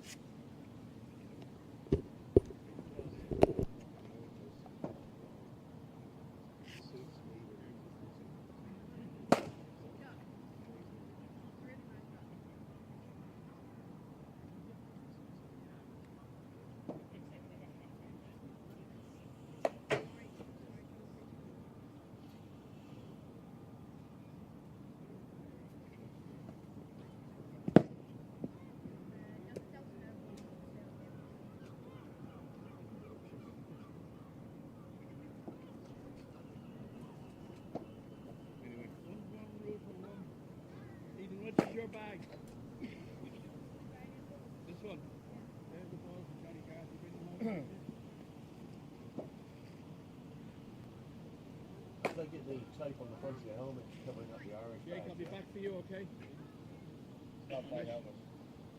My son has my helmet now. And this is somebody else's former helmet. It'll suit you though, Gordon.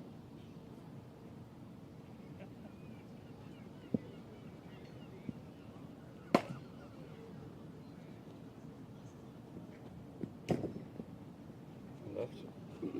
Right leg, Johnny. Right leg.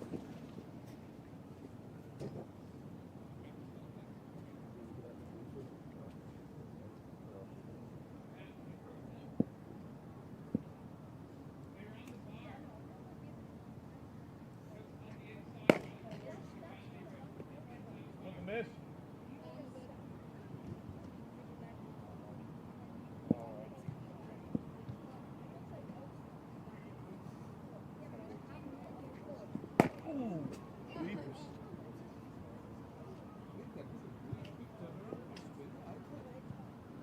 Soft hands, they said. Not quite that soft.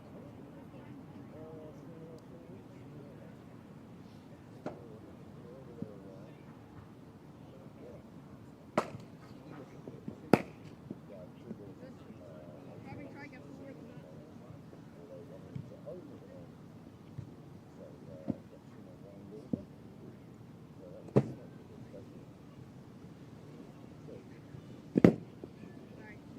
Yeah.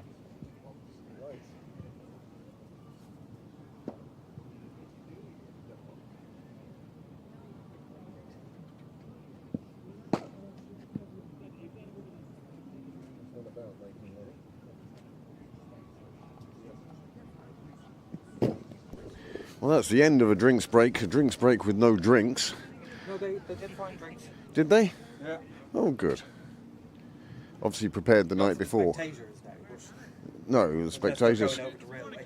Spectators having to use the players' dressing rooms as the bar not open at this stage.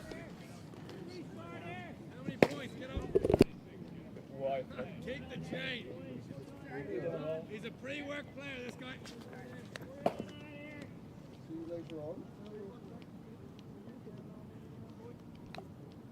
Badged up late, Gordy. That's for my former playing days, of course. The sun coming out. Sun out at Sydney Parade as we resume the second half. Oh, Get him a few orders. it's all right, you have it done now. Earn your place up the order. Of course you do. Prendergast continues then from the nursery end. He took over from Harry St Ledger, who in turn took over from Dan Murray. Those have been the three bowlers we've seen at the nursery end today.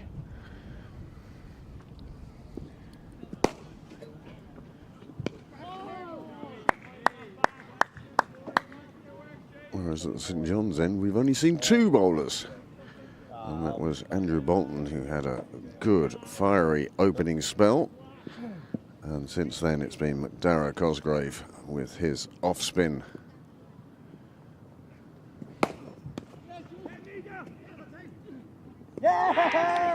Oh, a run out in the over after drinks as Glutz went looking for his half century, and instead he has seen off his partner JJ Cassidy. Bit of neat fielding in the circle from Dale McDonough, and the bails came off quickly, and Cassidy is on his way, and Glutz still on 49. 113 for 6.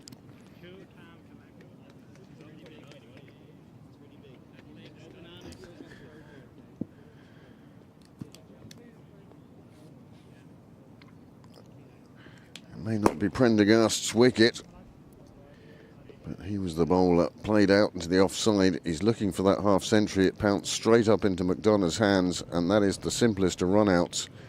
And Cassidy not even running his bat in. He was that far away from safety.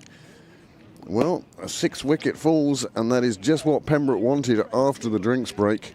Those 5 overs before drinks and those 5 overs after drinks, so important to a batting side not to lose wickets, and that is exactly what Merrion have done. When are you playing Leinster again? The first game's tomorrow. Nice. Is it up north? No. It's in Morgantown. Oh, nice. Good luck. You know, the NCU are going to be Well, cash up.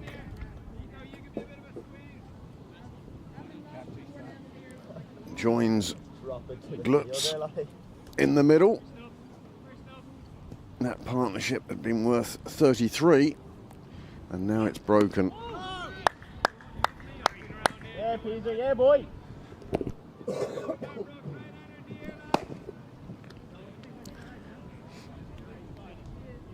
How often we see wickets falling in that over or two after drinks,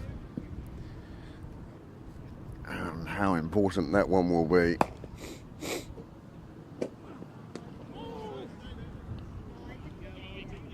Is there new kids?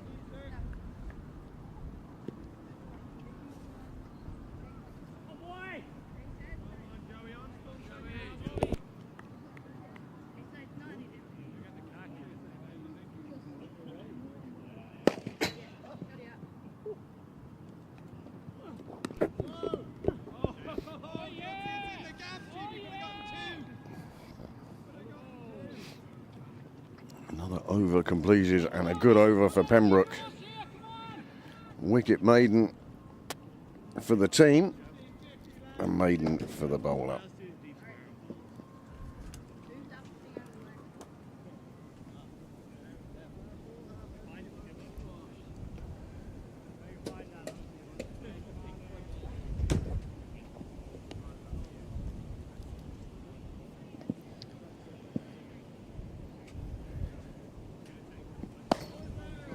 Darragh Cosgrave into his 9th over now.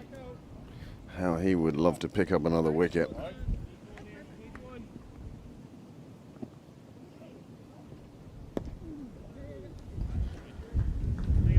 And there it is. Glutz getting a round of applause around the ground.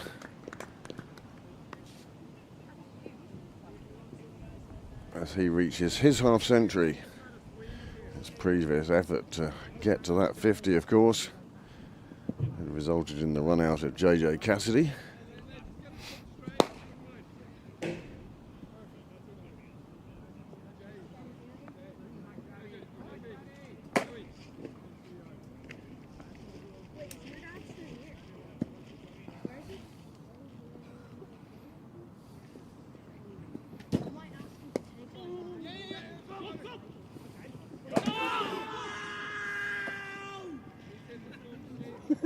Got to hit the stumps, Dan. Dan Murray with a massive appeal, not realising that the stumps hadn't been hit. It certainly would have been close.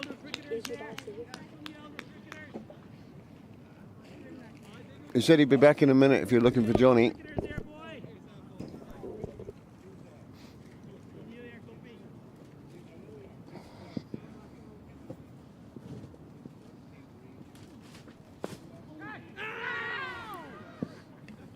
Play with one hand, won't bounce out the twos.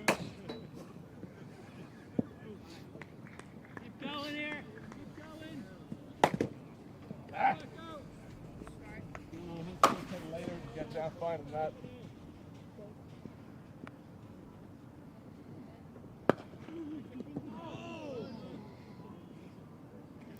One off the bowler's knee. Always a tricky one to deal with.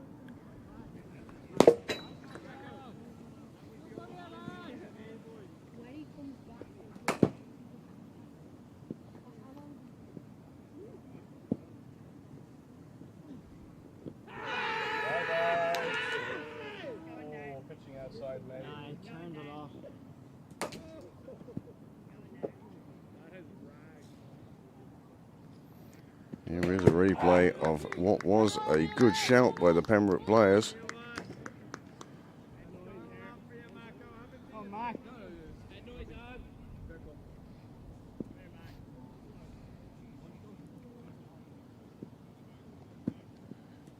Nothing happens on this delivery. We might get a replay of that one again.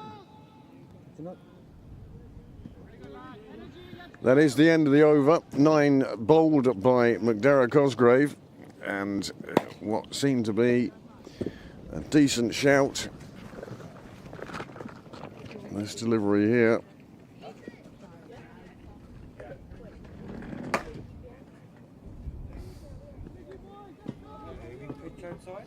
Very close.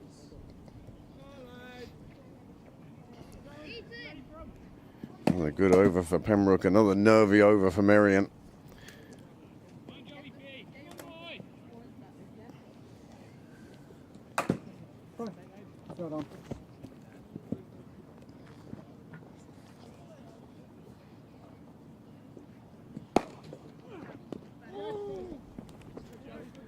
Prendergast searching for and finding the outside edge of the bat, perhaps more of it than he would have wanted. What do you want number are you batting these days? Bottom 3. Yep.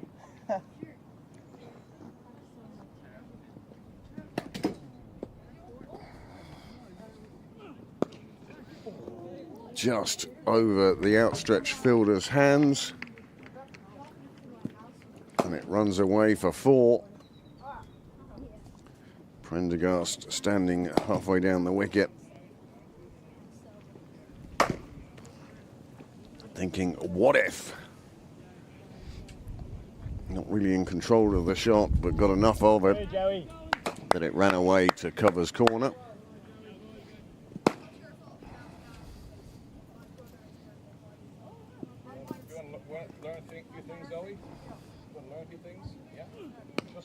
This one in the air, bouncing well in front of the fielder.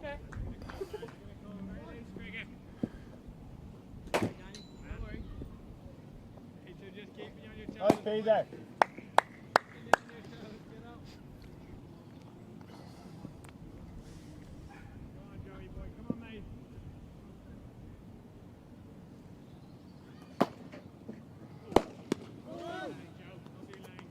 Yeah, Joey, yeah, boy.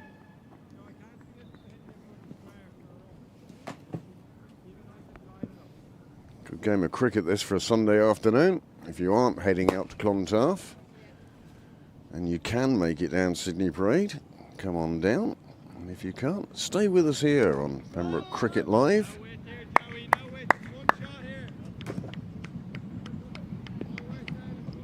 Nice, Joey.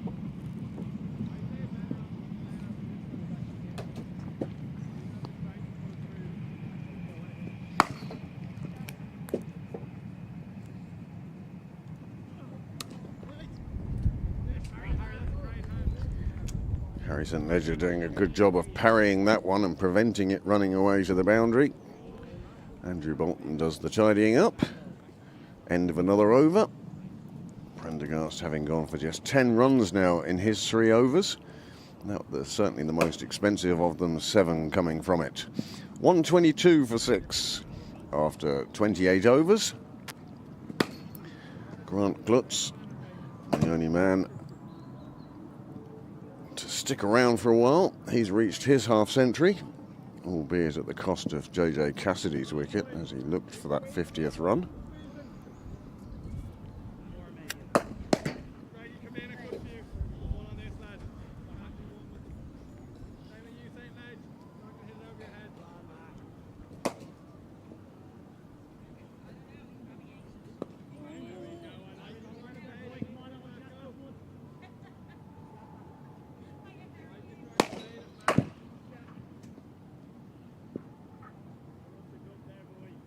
Yep.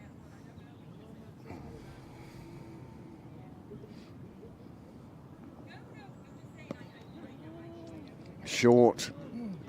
What rare example of a loose delivery from McDara today. And it disappears away for 4 runs. Pitching well outside leg and short. And as a result, flies away to the boundary in front of the bar.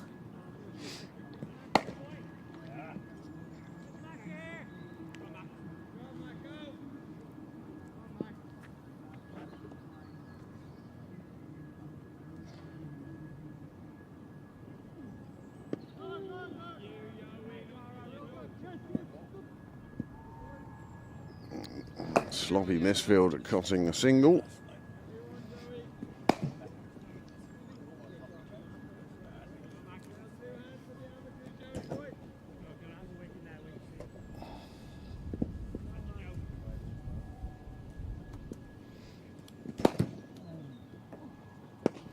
Big blow down the ground, that clears the nets, it clears the fence, it clears the sight screens, and it has gone well down to the junior pitch. And in his 10th over, McDara Cosgrave receiving a bit of tap. 11 off the first 4 balls, including that glorious 6 down the ground. Open up the gate there. In there.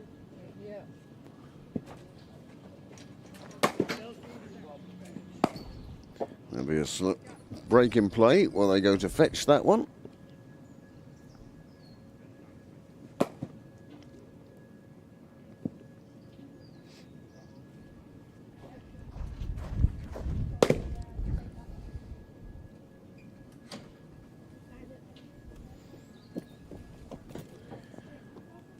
Ball is returned.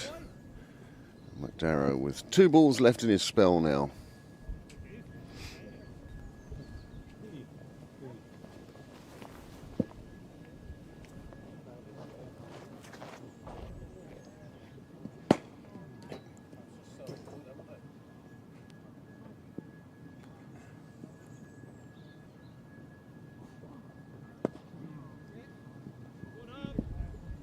Making sure no repeat of the 6 ball anyway, as he pushed that one through with a bit more speed.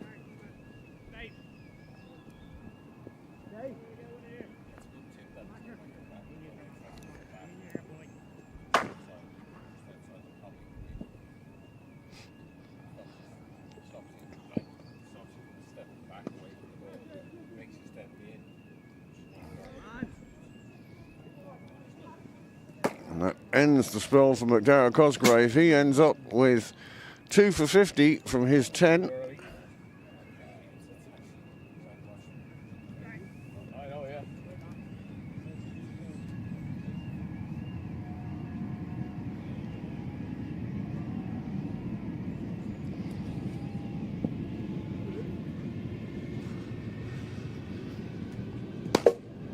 The Brains Trust meeting once again. Prendergast, Gupta and McDonough. Nice and chill down here. Honestly, I had a 40.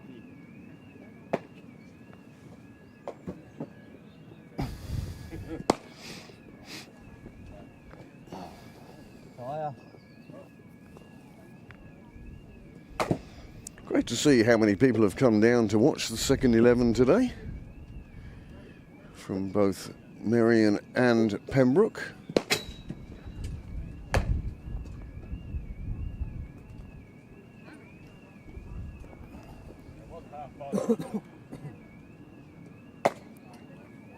And another change of bowling.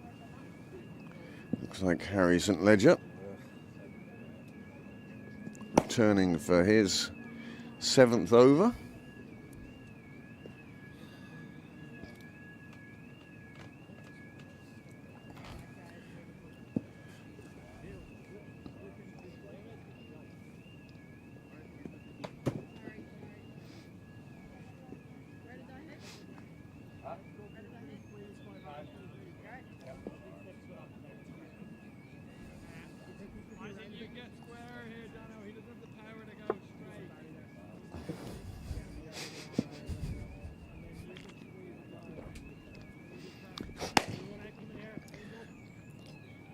The conversation in the middle, entertaining.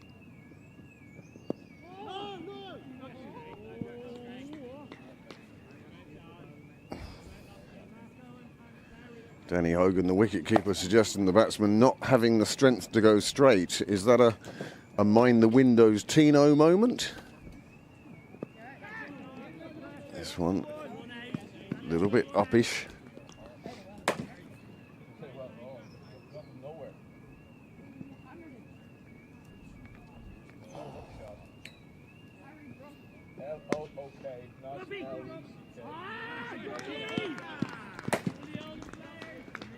Gupta with some fine fielding in the ring, preventing the single.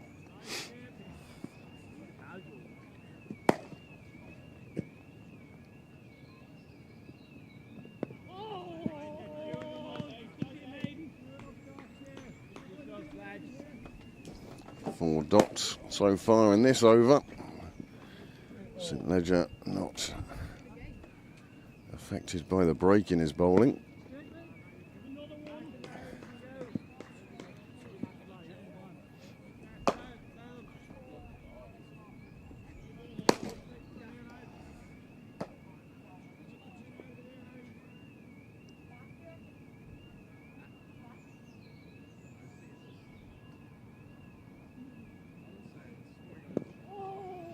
And that is a fine delivery to end a returning Harry St Ledger's over.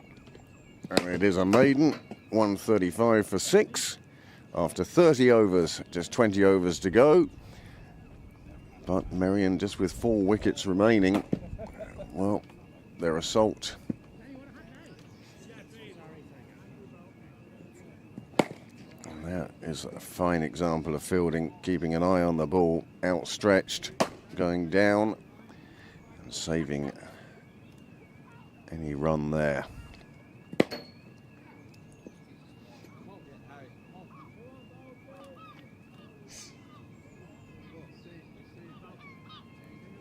Andrew Bolton returning for his 6th over.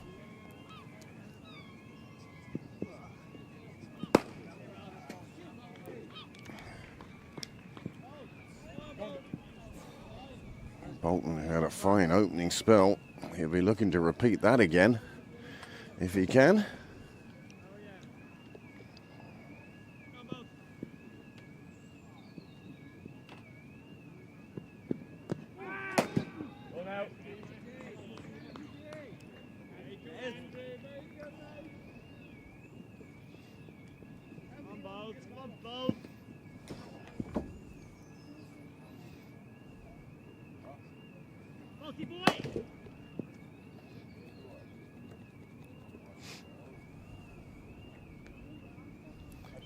Somebody's car alarm going at the RDS. I suspect that'll be going for a few hours.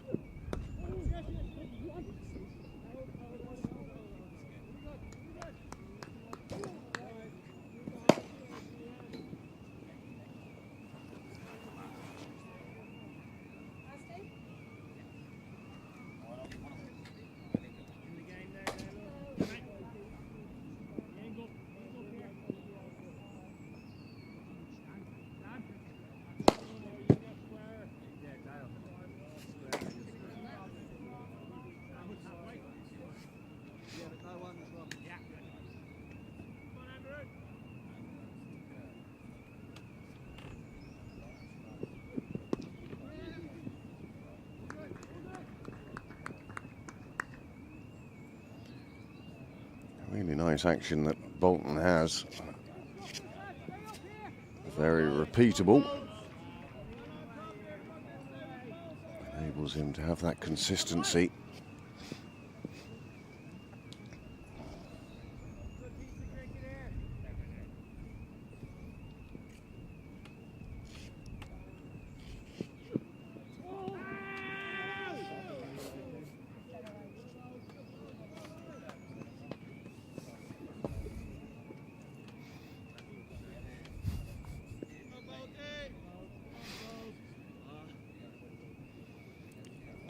Drifting down the leg side on this occasion.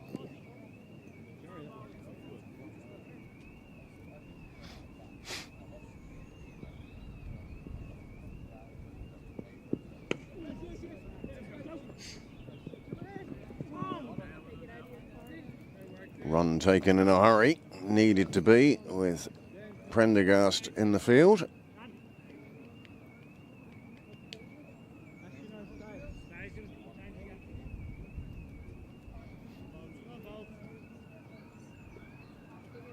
One suspects this may be a shorter delivery to test this batsman out. Kashyap, he's doing well, staying in the middle. There it is. Signalled as a wide.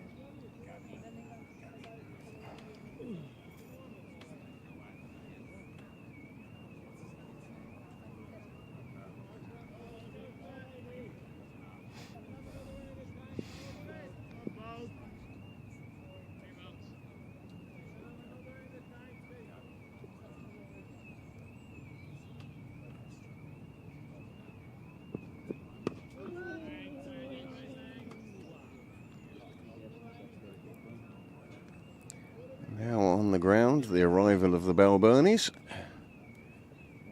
Candy especially has been in the wars this season. Most recent injury, fracturing her hand, deflecting a ball that came off the wall at her. Yeah. Luckily it was her hand because it prevented the ball crashing into her skull. Another short delivery from Bolton, another one signalled as a wide. And that was almost dairy milk, a wide and a half.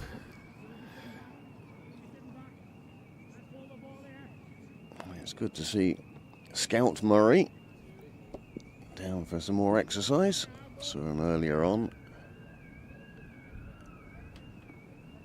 Back again for another stroll. This one crashing into the batsman. They get through for the single. And Bolton's first over back. Well, a bit of a mixed bag. 3 wides in there. And Merrion now have moved on to 142 for 6. But it's the loss of those 6 wickets will prevent any assault coming until much later.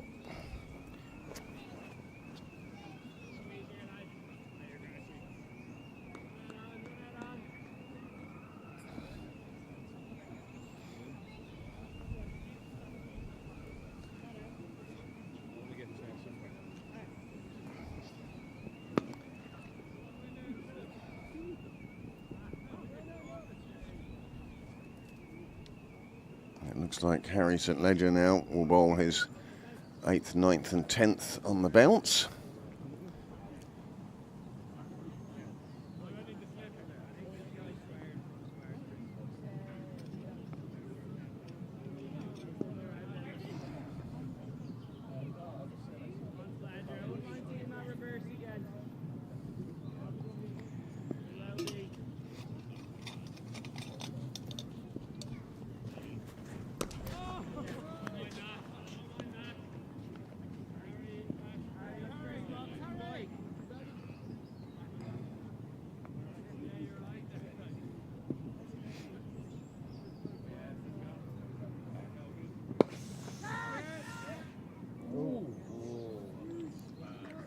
Well, a little bit in there for everyone. They thought there was a possibility of a catch down the ground. And then once it bounced, it has beaten the fielder and ran away for 4. And 150 very much in the sights of Merrion now.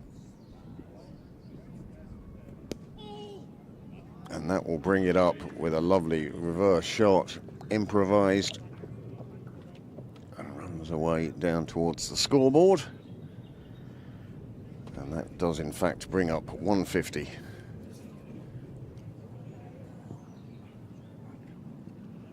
Oh, it just bounced and spun. That's what beat the fielder on the fence the previous delivery.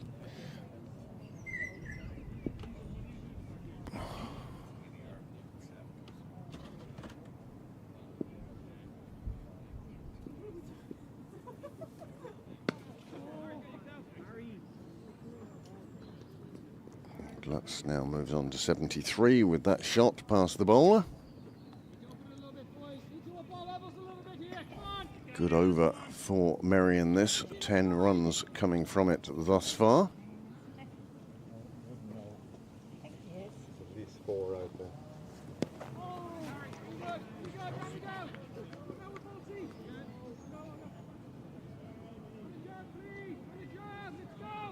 That is the end of the over. 152 for 6.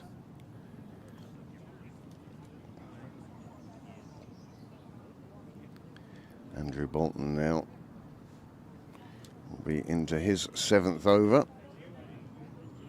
Harris skipper would like for him to make a breakthrough. No wicket having fallen since the 26th over when JJ Cassidy fell to a neat piece of fielding in the ring.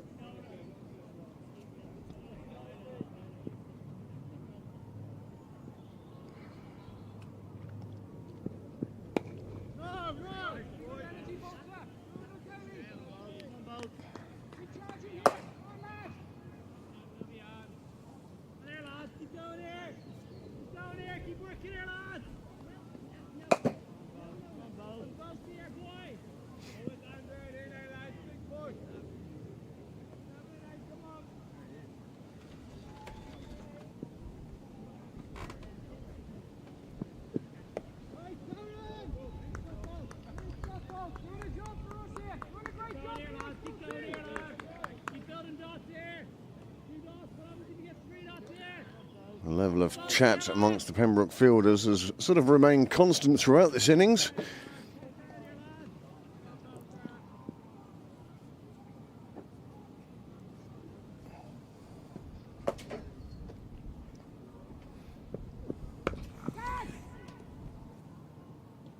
And the wicket falls. Glutz on his way. He thought he could clear the fielder on the fence. He couldn't. Dan Murray takes the catch, and a fine catch it was too. Got his feet solid beneath him and kept his eyes on the ball all the way into his hands. And that is the 7th wicket to fall as Glutz goes for 73 off just 74 deliveries. Score then 152 for 7. And again, that's going to delay any onslaught by the Merrion tail. And Bolton picks up his 3rd of the day, 3 for 29 now. And this is the delivery that picked up that 3rd wicket for him. Short, batsman thought it was a free hit, but didn't quite get enough of it. And Murray in a perfect position, making sure of the catch, as calm as you like. 7 down then. New batsman comes out, and batsmen 8 and 9 together now. And where would Merrion be if it hadn't been for Grant Glutz?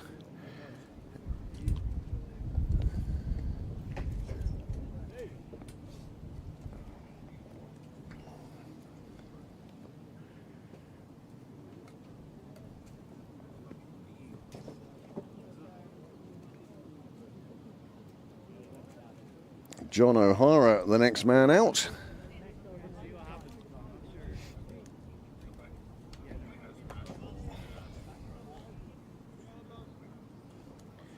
Andrew Bolton, well, the short ball paid off for him in the end, and he's picked up that 7th wicket, his 3rd of the day.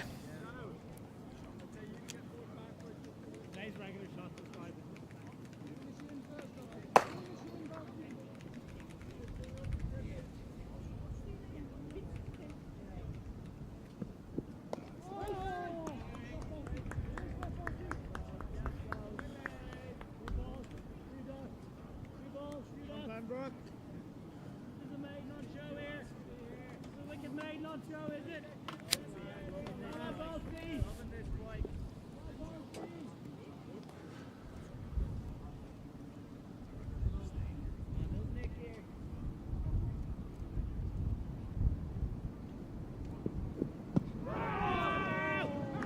Inside edge onto the pads. Otherwise, the question being asked would have been louder, more ferocious.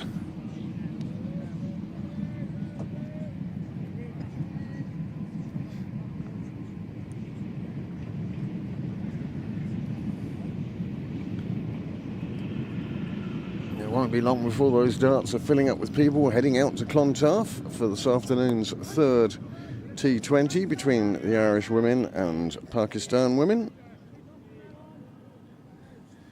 As Bolton finishes his 7th over, figures of 3 for 29 after that wicket maiden, 152 for 7.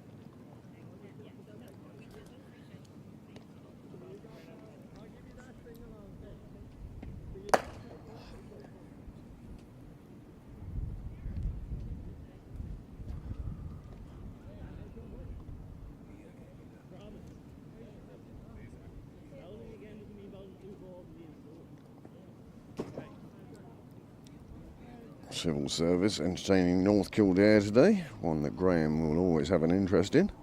Civil Service 154 for 7. As Merrion adding another couple to their total here. Cork Harlequins 173 for 8.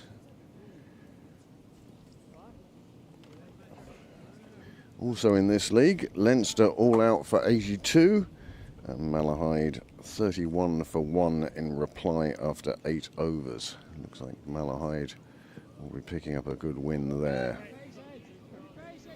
Lovely bowling, Harry. Harry into his 9th over now, St Ledger.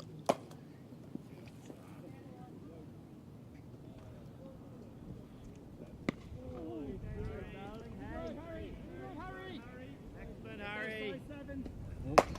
Balbriggan seconds, all out for 183. Railway seconds playing the Hills, 145 for 5. Oh, that's beaten everybody. All ends up. Batsman, stumps, keeper, slip.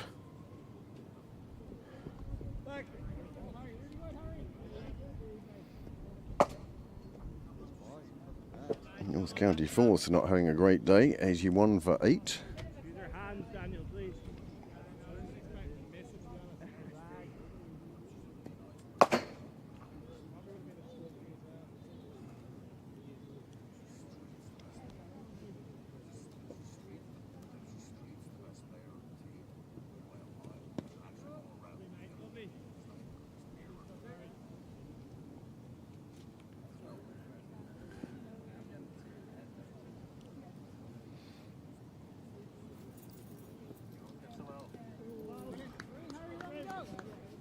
Good ball to finish out the over.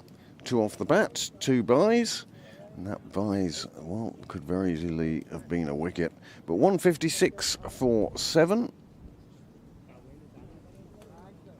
You will read it at the line. Whenever you're back, I will pick it up. It's yours. Yeah, Oh, no, it's there. You have. No, it's fine, yeah. No, I was flicking. no. But I'm not. I thought someone had left it. No, I was going to rob it. You can read it over. 4 o'clock start in Clontarf. For those of you looking to change channel, or in your case, Max, perhaps a second browser window being opened.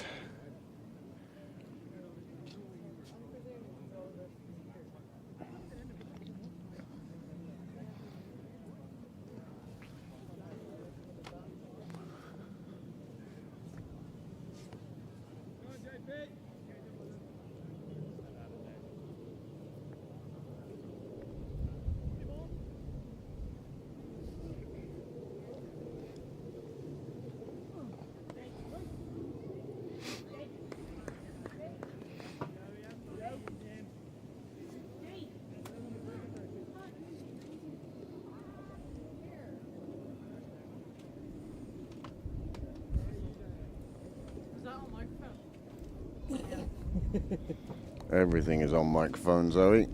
I was watching the live stream at home and microphones are very sensitive today.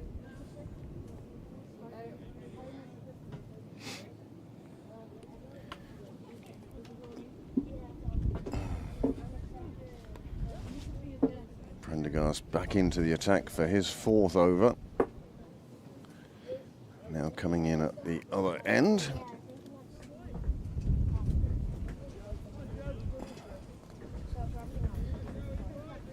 Very good, lads. Very good bit.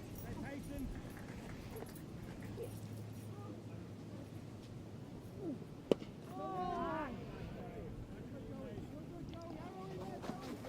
Good tight line and length from Prendergast, the sort of bowling we've come to expect from him. Nothing else, he's consistent.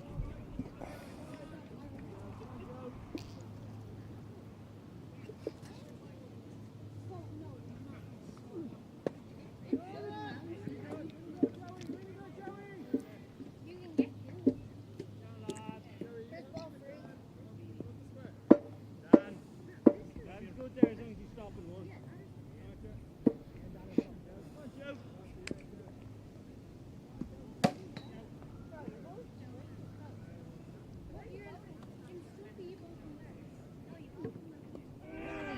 First ball.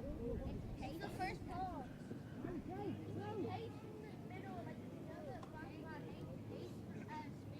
Half appeal from Prendergast. My impression was it came off the bat, and that's the impression of the umpire as well.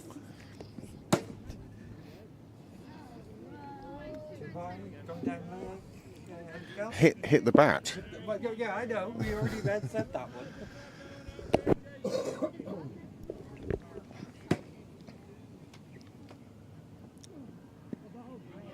O'Hara doing exactly what he needs to do at the moment, and that is occupy the crease. Another over complete. 158 for 7. 15 overs remain in this Merrion innings.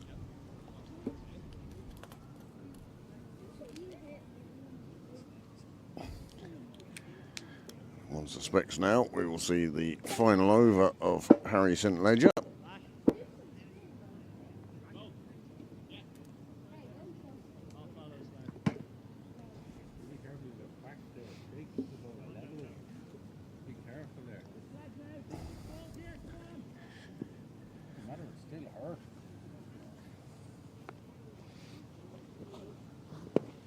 This one hit down the ground. The cry is catch. You need a fielder somewhere near it for that to happen. It didn't happen on this occasion. And 4 runs for Kashyap and 4 runs for Merrion. 162 for 7. And you can see they've decided to go after the spinner in his last over.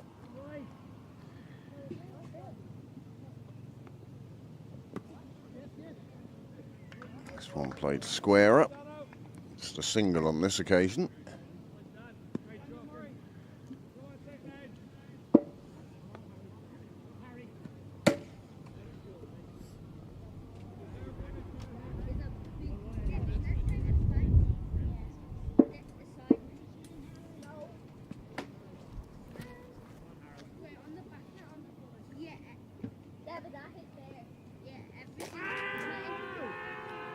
And he's given him LBW.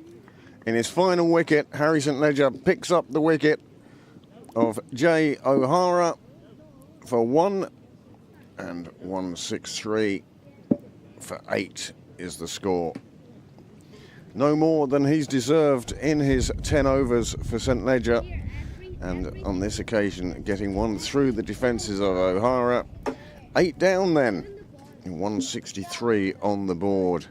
And Pembroke very much the happier of the two teams at the moment. Here is the delivery that brought him that wicket.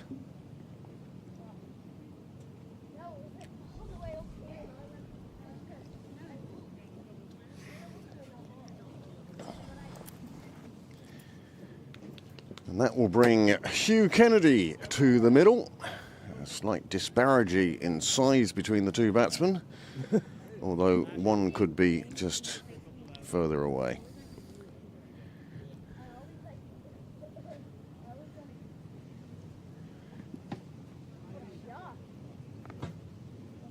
Kennedy, who strides to the wicket with the look of a man who will enjoy freeing his arms.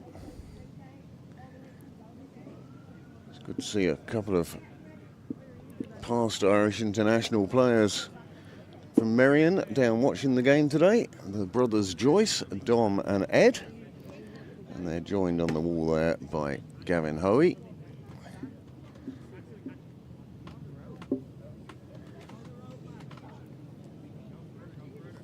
Kennedy, is he calling his shot a la Babe Ruth?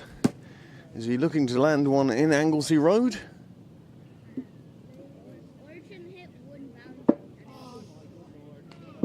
Not with that shot.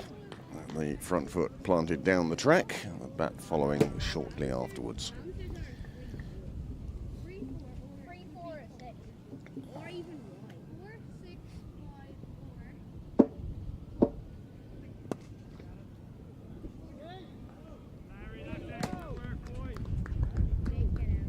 Another dot ball. I see the bar door is open now. Blinds appear to have come up on a couple of windows, suggesting that somebody's in there.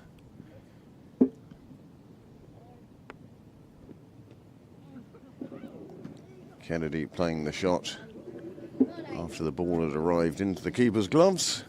Another dot ball to finish out the over.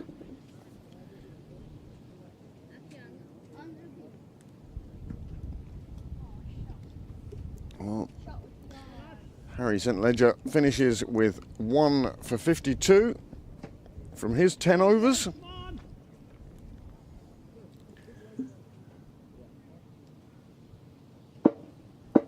And again, once again, another bowling change, and with the fall of the wicket, Pembroke have seen that maybe it's the time to bring back Bolton again to see if they can wrap up this tail as soon as possible.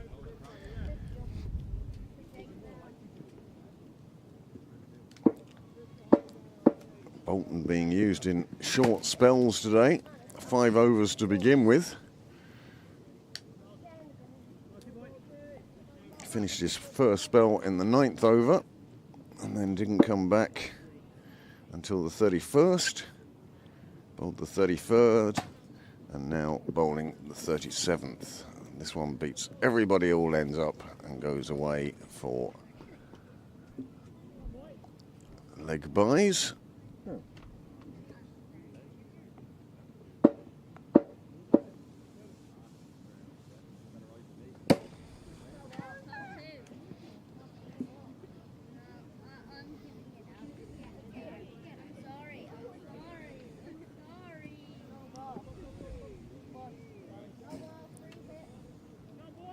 Just the 4 Merrion batsmen have made it to double figures so far today. And one of those is Kashyap, who's facing Andrew Bolton.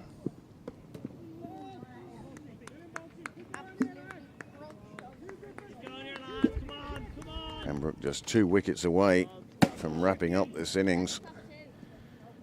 Merrion still with the best part of 14 overs.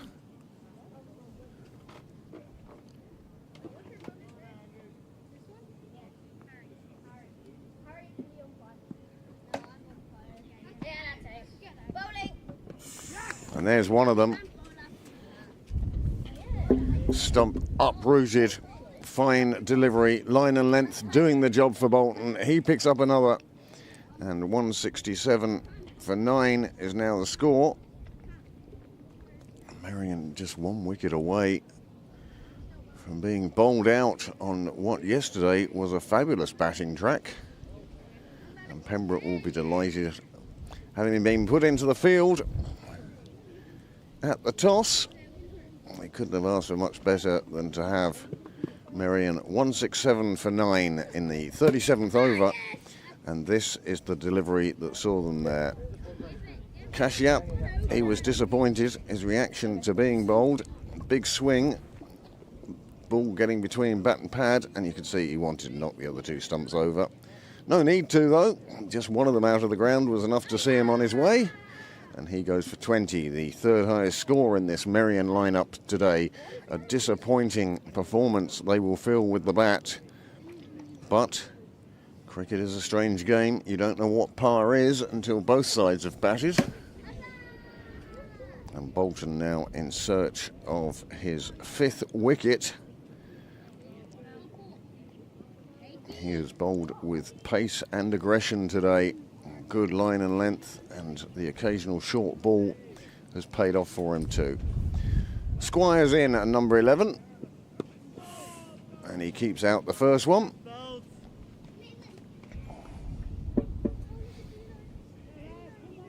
And these 2 batsmen now have faced 4 balls between them. They just want to occupy the crease, even if they could just stay there for the next 13 overs. Surely another 40, 50 runs would come, but can they do that, especially with Andrew Bolton in this form at the moment? Really bowling quite sensibly, line and length. That's all he needs to do at the moment.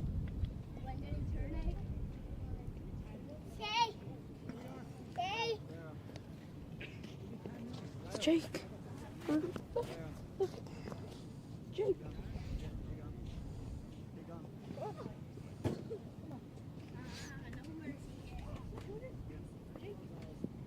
Field just seems to be a little bit tighter now. 1 wicket remaining. Squires does well to keep that one out.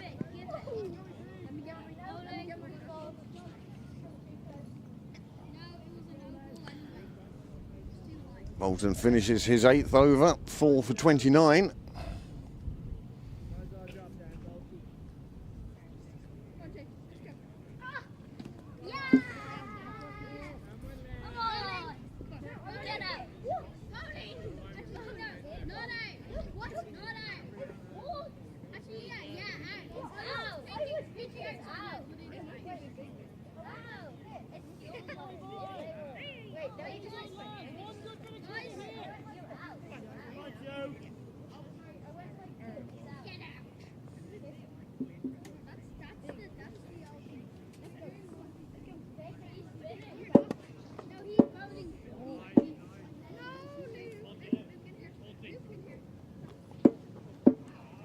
Well, it looks like the question as to whether Dan Murray's injury was going to prevent him bowling his full quota of 10 overs is going to be an irrelevant one.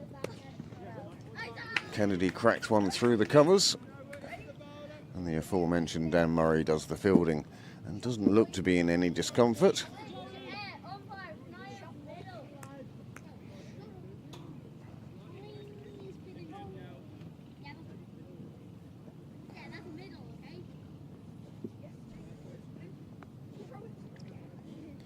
.168 for 9 in the 38th over.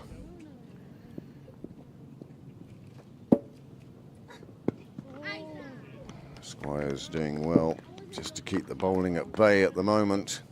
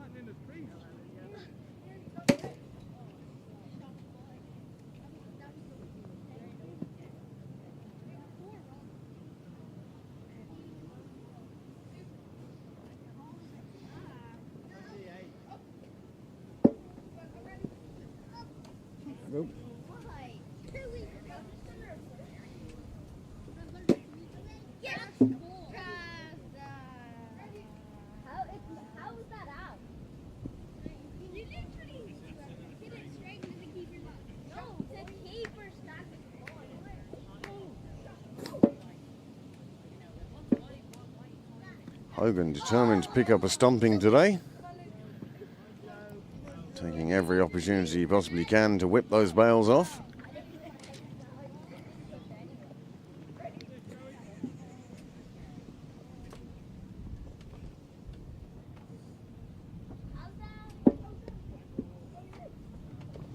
Prendergast trying a slightly change in speed, also changing control.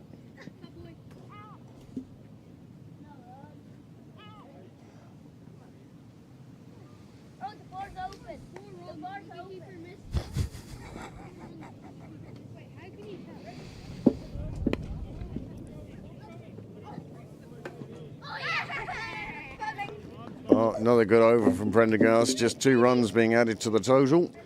169 for 9. Good afternoon, James. James, who travelled down to Farnborough Airport today, down in Kerry, making his way down to West Cork for the week.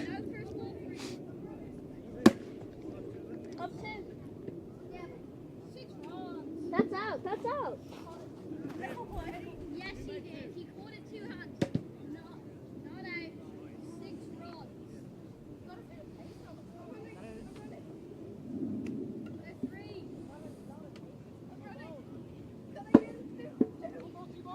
Bolton now in search of his fifer.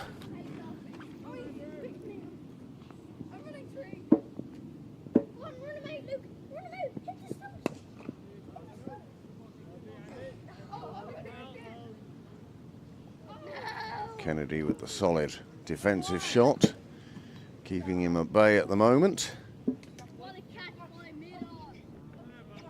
What a catch by Merrion. Died like 10 meters.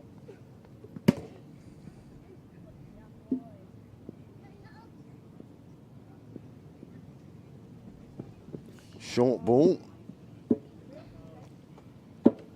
One for the over.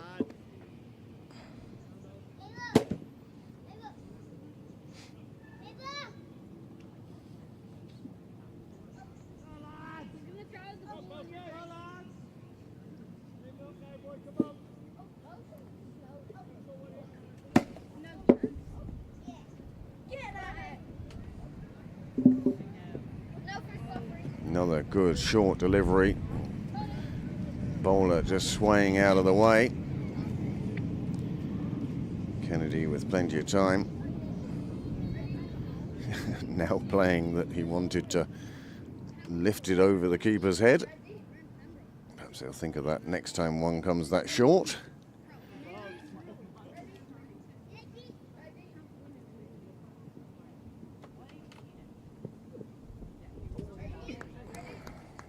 Good length through to the keeper.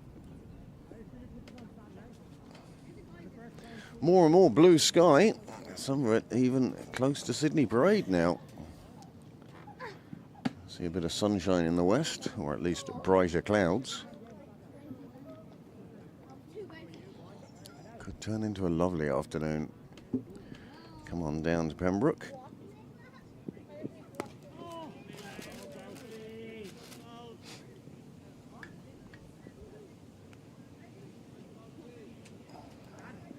Bolton with just 8 deliveries left in his spell today.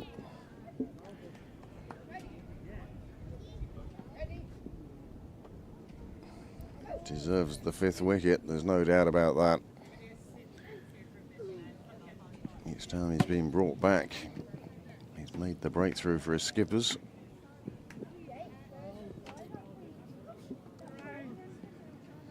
Well, another short pitch ball. Let go by the batsman through to the keeper. Another maiden. 29 for 4. And he'll have one more effort then to find that 5th wicket. That's assuming, of course, that JP Prendergast doesn't pick it up beforehand. He'll be bowling the 40th over from the nursery end.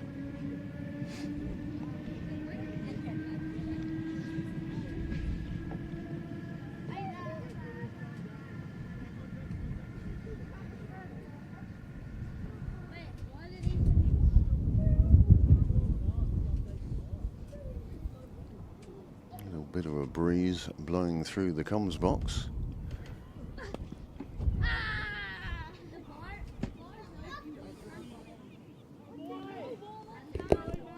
One more over. I'm taking off. No. Yeah. You've got a 5th wicket to take. I know.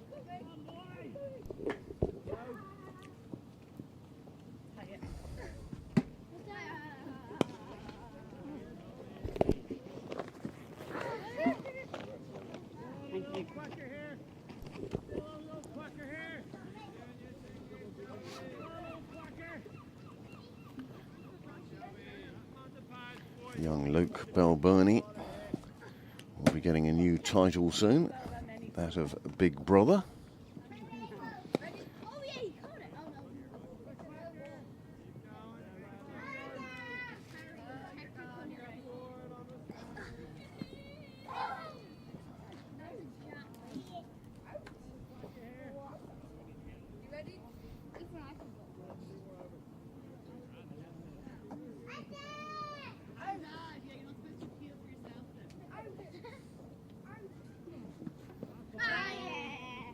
Again, the off-speed pitch from Joe Prendergast.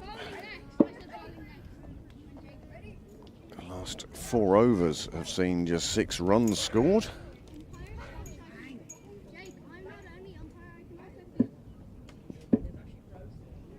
These two with a partnership of 2 so far.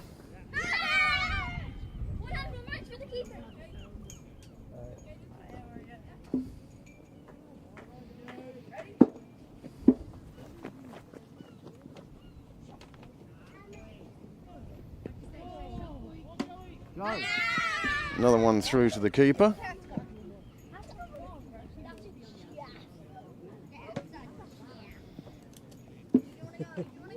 It's only one.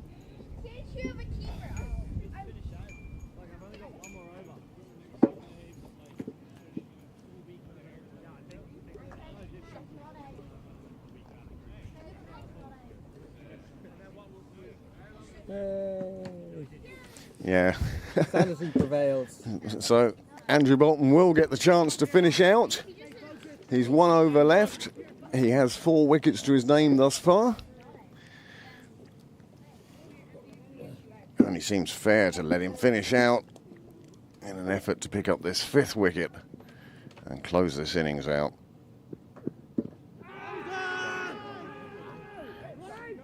Not out on this occasion. It starts with a big appeal. Pembroke will be very pleased at having Merrion in this position. They've bowled 3 maidens in a row now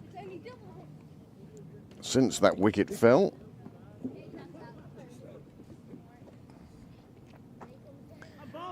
Two maidens to JP, 1 to Andrew Bolton as he's searching for that 5th wicket. And finally a run comes off the bat, the first one we've seen for a while, and that brings the score up to 170.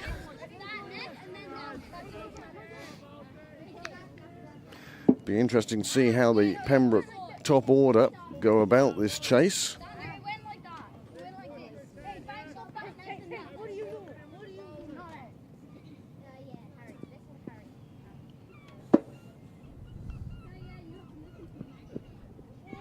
Through to the keeper, going past the edge of the bat.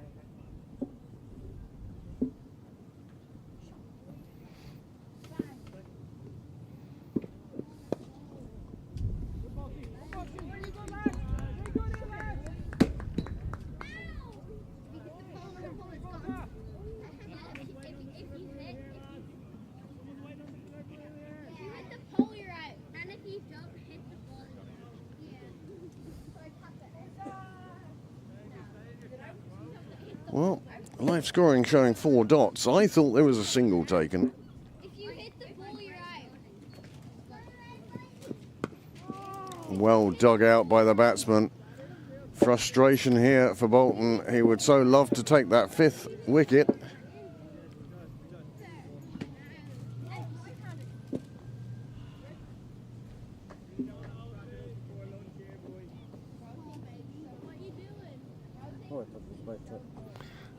He was about to. Changed his mind at the last minute. He was going to go off the short run, try and catch the batsman by surprise. Instead now he goes back to the full run-up. Final ball of his spell. That's a good delivery.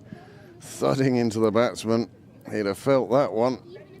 And that is the over, and that is the end of Andrew Bolton's spell. And he ends up with 4 for 29 from his 10. And certainly has been the man to do most of the damage in this Merrion innings. 4 for 30.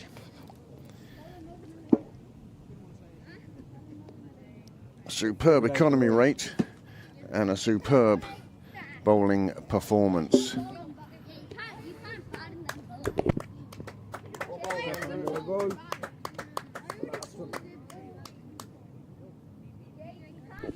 4 for 30.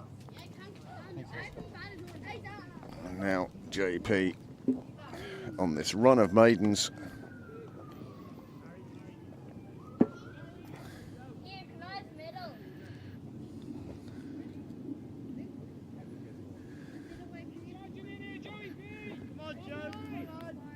Joey P, that's a new one on me. Well, Joey P is into his 7th over, and his figures, well, 0 for 14, which you think has come off 38 deliveries. Very good, tight bowling from Prendergast without due reward.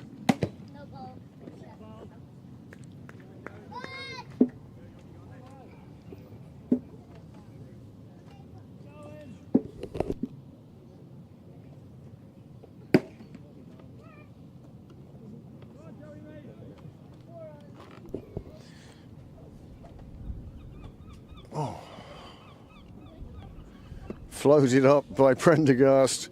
Well, Kennedy wasn't to be fooled by that one. Kept his bat down.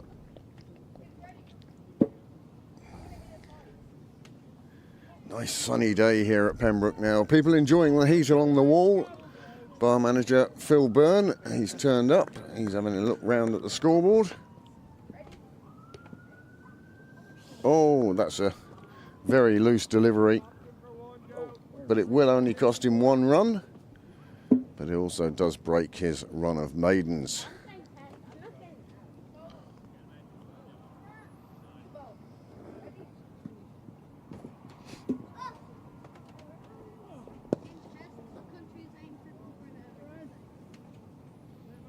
Well, these two batsmen may not be scoring at any great rate, but they are keeping Pembroke out in the field. And we now see the return of Dan Murray.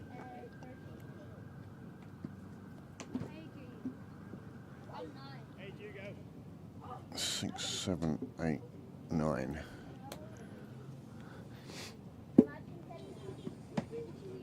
Three bowlers bowled out now. Prendergast only has 3 left. Murray with 5 left.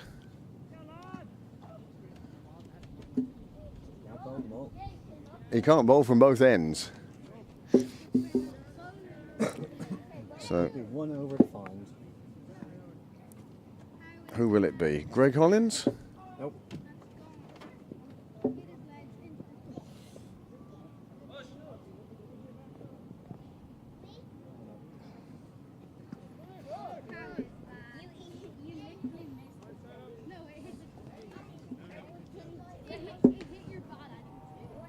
Single taken from the first delivery.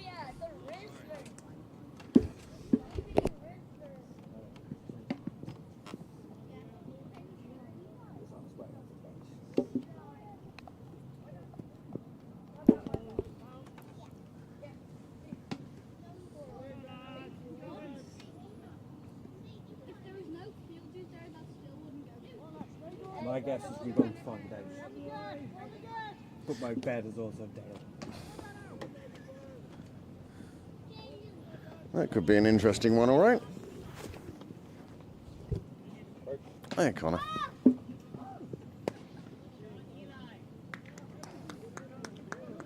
Well, perhaps these two batsmen now, they've been in together. This is the 6th over. Perhaps they're feeling confident now of taking on the bowling.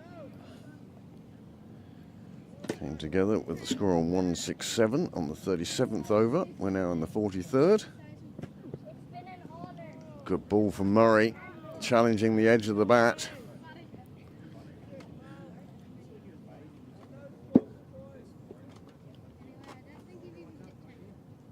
My guess is we made 2.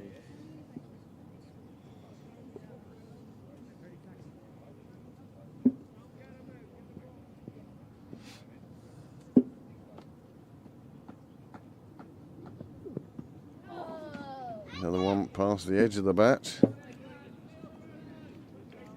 Squires has been out there now for 22 deliveries. Yet to get off the mark. Providing solid support to Kennedy.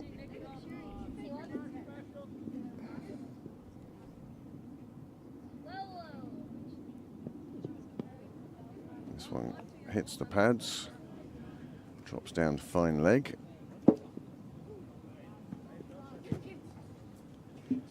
Fielded for the leg by. Squires still yet to get off the mark with the bat.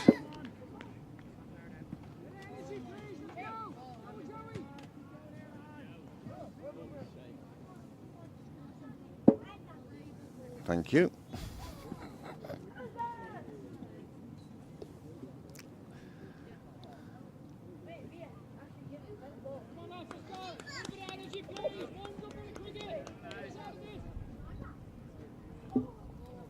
Right, 7 overs remain. Prendergast in for his 8th over.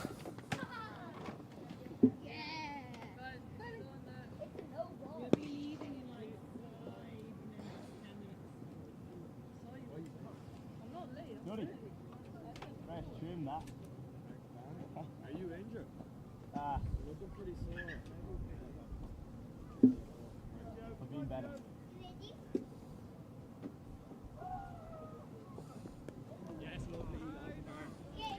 And Squires off the mark.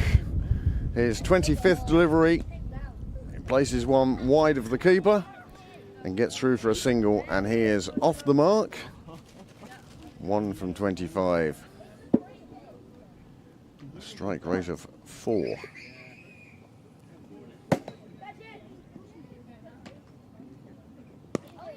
Kennedy goes big, goes long, and that will be a maximum for him. And a fine shot takes Merrion up to 180. He turns around to Danny Hogan and explains how he just knew this was the one to put away. Swing of the bat, freed his arms, and it went all the way for 6. Well ball, Joe.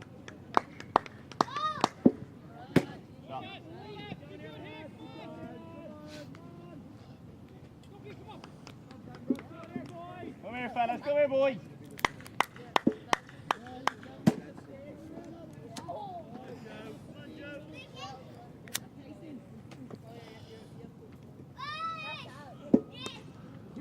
Cut away. It's going to be a second boundary in the over. Kennedy has, well, hit the maniac button.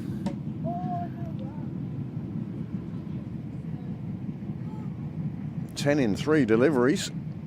How are you? Shouldn't have ran for that one. And then Prendergast brings it all to an end and says that is enough. And the score 184, all out.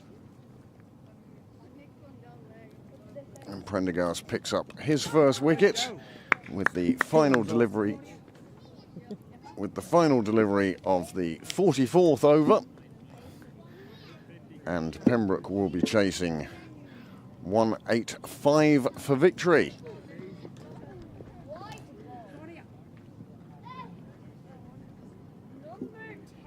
As the sides make their way off to the sideline. There's the replay of the 4, and then very next delivery, inside edge, onto the stumps, off stump, out of the ground, and that closes the innings with 44 overs gone. Well, Pembroke will feel that they gave Merrion 7 overs too many, but it wasn't that expensive. Not too many runs scored in that time, except for that last over. But Prendergast won't be too upset. 1 for 26, his figures. And we'll take you through the batting card for Merrion. And there it is. Well, Grant Glutz, he is definitely the standout performer. His 73 from just 74 deliveries, providing, well, a big chunk of Merrion's total. The openers went early, and in fact there's plenty of single-digit scores there. And Pembroke will be delighted. 184 they bowled out Merrion, and the chief destroyer, Andrew Bolton, 4 for 30 from his 10 overs at a very good economy rate. McDarragh Cosgrave, 2 for 50 from his 10, and then wickets for Murray, Harry St Ledger, and at the end there, Joe Prendergast. So that is the story as it happens at the moment. We'll return you to the score bar, and whilst the players take tea, we too will take a break and join you for the second innings of this second 11 league game between Pembroke and Merrion. Pembroke will require 185 in the second innings. The umpires, I think, debating as to whether tea's to be taken now. I assume it is. I'm pretty sure they made it. So we shall see where we are, and we will join you for the second innings.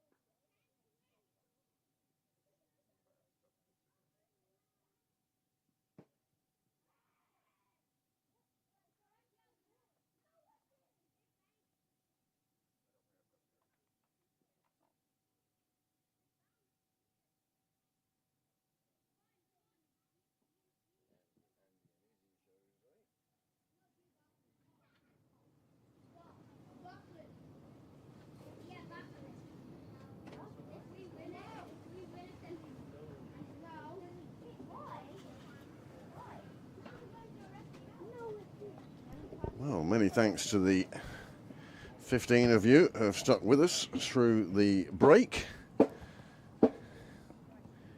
8 minutes to start time out in Clontarf. See how many of you stick with us then. And any of you saw the rapid camera move. I forgot it was on the camera as the rain started. Yeah, we brought everything in at that stage. It may have stopped.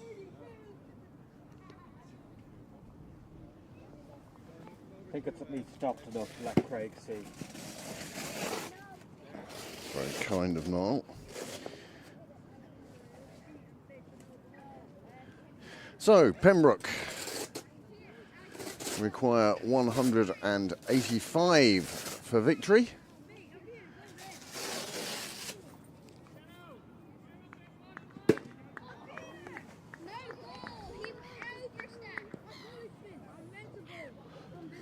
Scorers, no doubt, will update your graphics in front of you. And there it is. McDara Cosgrave and Ethan Clark will be the opening pair for the second 11 as they chase down this required total of 185.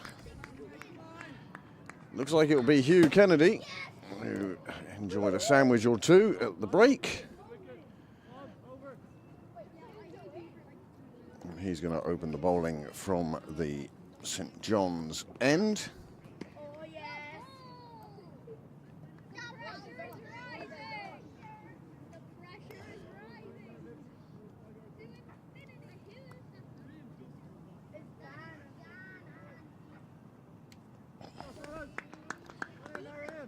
It's McDara.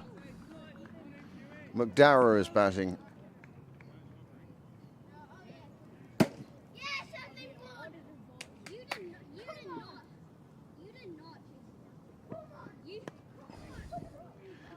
And the chase is underway, and it starts with a handy single. McDara Cosgrave. And Ethan Clark.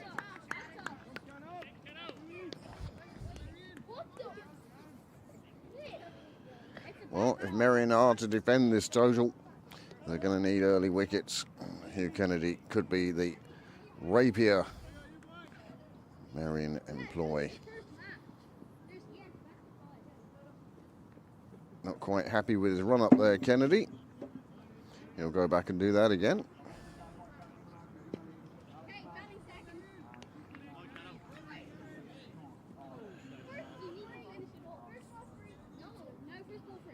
Required run rate of no consequence at all today.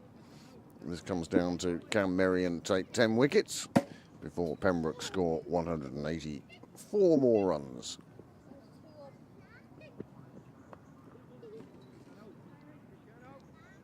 Clark also off the mark with his first delivery.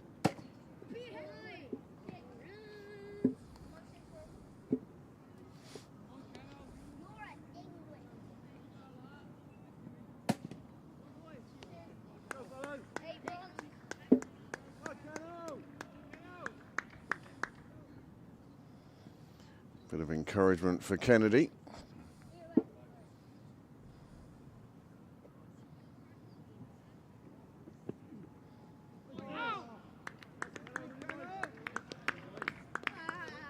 McDara Cosgrave showing some intent to chase after a wide one. Now Pembroke would love to get off to a flyer in this power play. 10 overs, of course. Just the two fielders outside the ring. Both of them at the moment behind square, one on each side.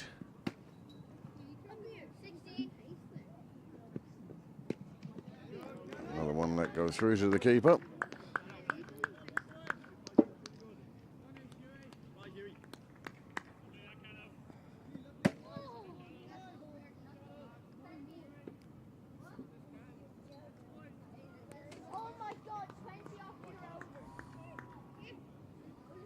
Big opportunity for these two bats. Now,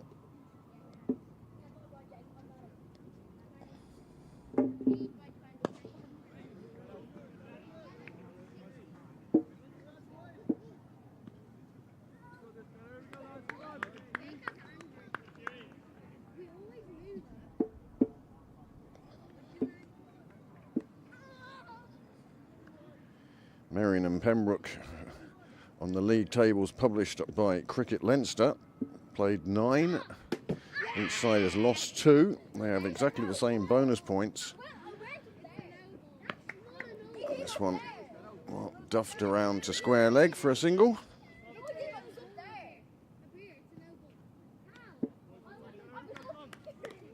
Only one card outstanding. That's Greystones against Phoenix. That has more to do. Oh, Greystones and Phoenix don't appear to be in this league, so how that card's missing is beyond me. But both teams before today played 9-1-7, 20 bonus points each. They were level on the top of the table with 160 points. So a vital game in second place. Malahide, who have a game in hand, but are 32.5 points behind.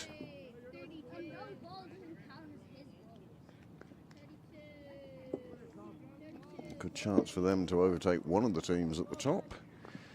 Malahide seconds today.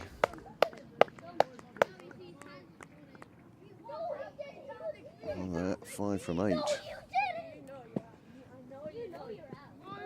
Good length ball from Tom Squires. We saw him coming in at number 11.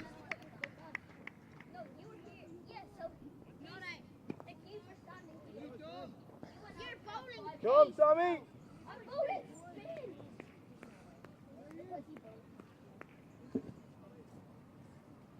Where are Malahide playing today? Well, wherever they are playing, they're doing so without live scoring.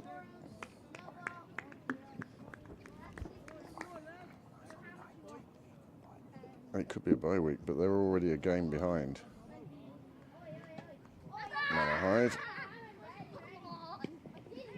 Malahide seconds, 1. They bowled out Leinster seconds for 82 and got it for 3 in 18 overs. So they'll be a lot closer to the top 2 now. And with that game in hand, second place certainly within reach for Malahide. Come, Tommy! You can't say anything. You cheated. You cheated. You got 3 times. Same as you. We're not cheating. Shake of the head from the umpire, Martin Potts.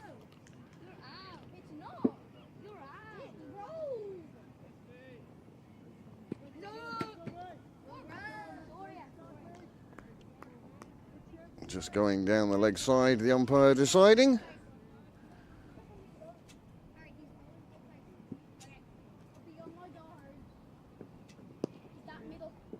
Nicely clipped away, Cosgrave. Just take the single out to square leg. Just take the boundary out to square leg. Nicely played. All done with timing. Just tucked off his legs. And as I say, with the 2 fielders outside the ring, behind square. Candy starting well back. Yeah, Candy standing out of the way of that one. And Ashley, ever the gentleman, does the protective work yet again. Another shot. This time there is a fielder down in the vicinity. We'll keep it to a single.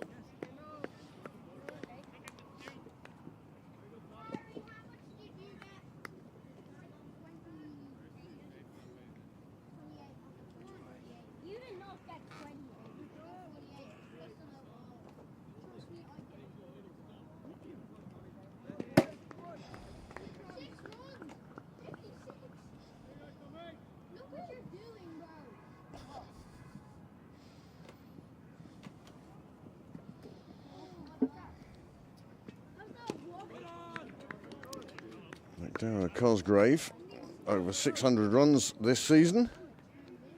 And Ethan Clark over, well, Ethan Clark is currently on 598. Oh.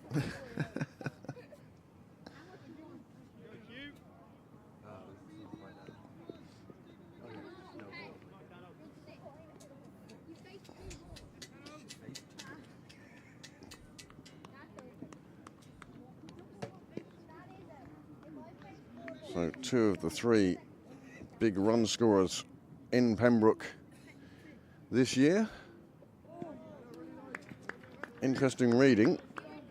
Jack Tector in at 4th and Dan Murray 5th on 450. Top run scorer in the club this year.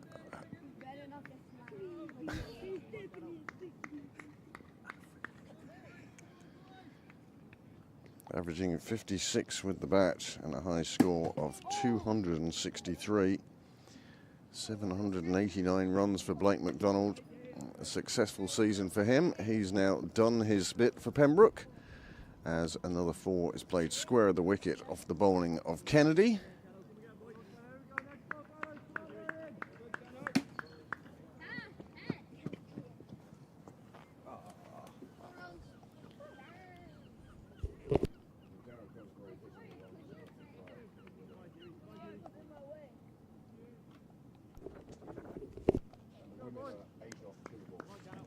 They were 8 off 1 with the free hit to Curry.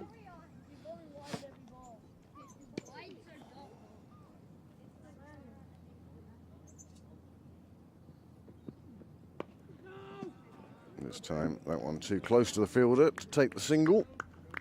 But the effort was there, the attempt to run it down to 3rd.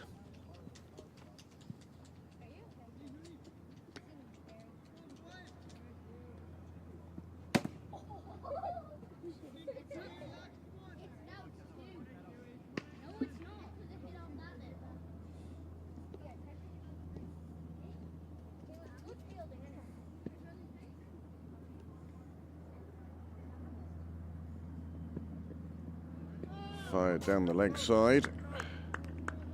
Well left alone.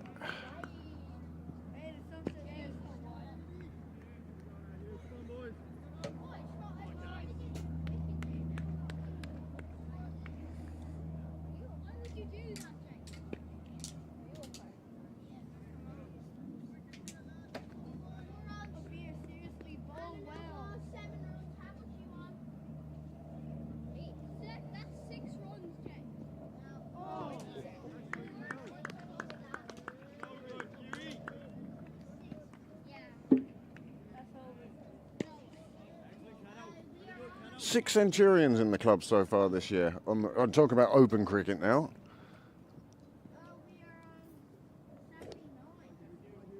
Sorry, six centuries, 5 centurions. Posing that one to Niall, and to you out there too, if you can do it without Googling it.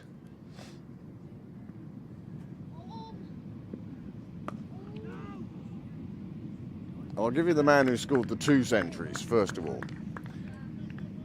Blake.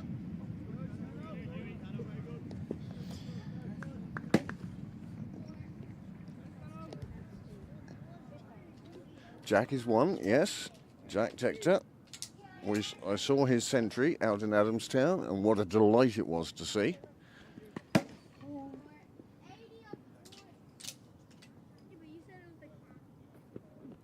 Short from Kennedy. Cosgrave was after it, but didn't time it right. And as a result, it ends up being just a dot ball.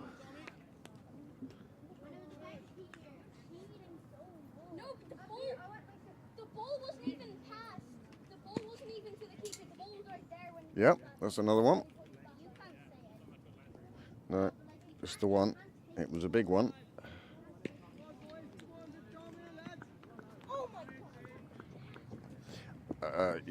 Now this is just Leinster competitions as well. That's the other thing. If you're about to type, yes, you see, I only deal in Leinster stats, only for the convenience of them. So Andy, Jack, Blake has 2.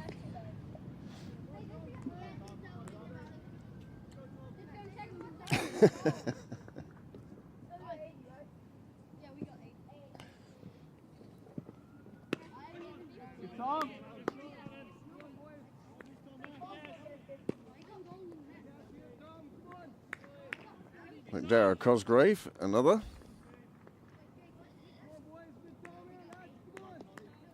So Blake, McDowell, Jack, Andy. You did not get 40. You didn't get 40. Catch. That's no ball. Niles, you can almost see the cogs in Niles' head going around at the moment as he now tries to go through the club side. Which batsman? We did have this question earlier in the season and we got there eventually. Oh, and there is the first wicket. Taking the top of middle stump, Squires with a superb delivery. And he has seen the end of Ethan Clark. And that is a super wicket. And that falls with the score on 14 for 1.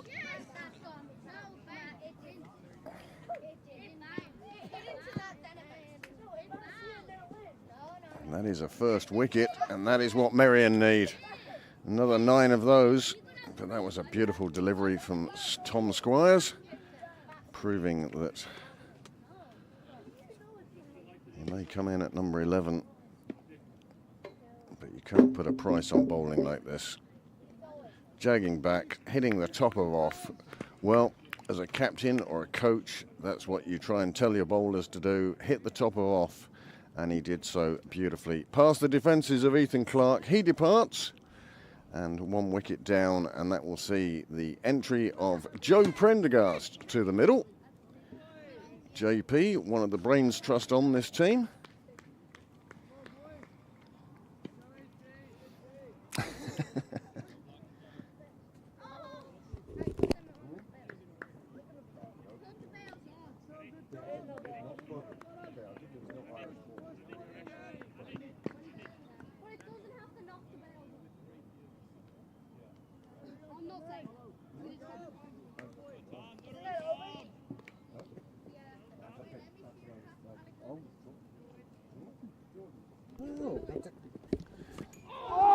We finally got there. It's Jordan Kelly, the other Centurion.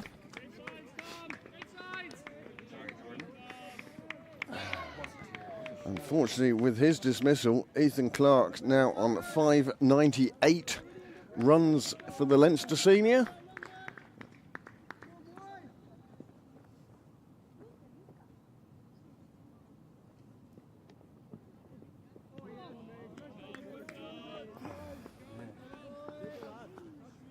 Oh, you've got them all now? Yeah, I'm just trying to remember the Irish Senior Cup. Lovely boys, come on! Oh, I'm not looking. That involves going to NV Play, and I'm not doing that. Once you get into the right page, it's a really useful website, and it gives you nice stats, but it's trying to find games on it.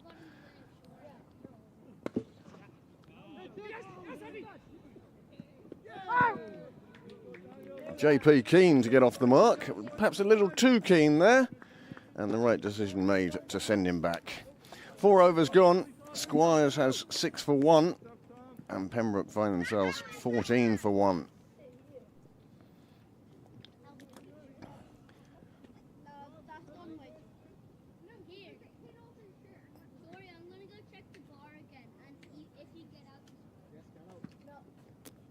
Joe Prendergast has passed 300 runs for the season, the highest score of 52, and averaging 25 and a smidge.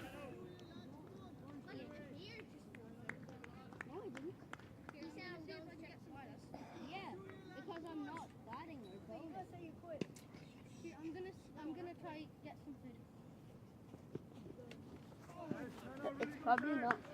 Well, it certainly looks like the race for the Ray Moulton Trophy for the most runs in open cricket. One would say probably between McDarrah, Cosgrave and Ethan Clark. McDarrah with an opportunity now to open a bit of a gap on Ethan. Started the day, what, 13 runs ahead? 14 ahead? Now has an opportunity to put a bit of a gap between himself and Ethan today. Ethan back in the shed, having scored just 1.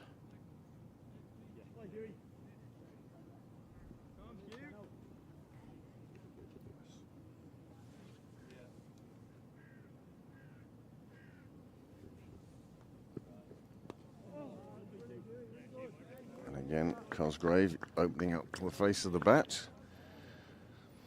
And running one down to third for a single.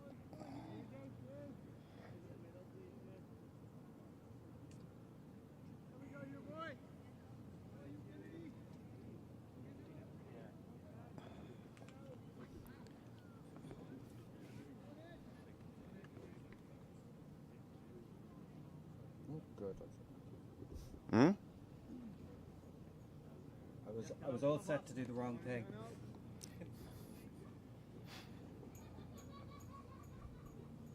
Sound of baby laughter. You can't beat it, really. That one goes over the top. One for the over. Short ball being used by both sides quite judiciously. Oh.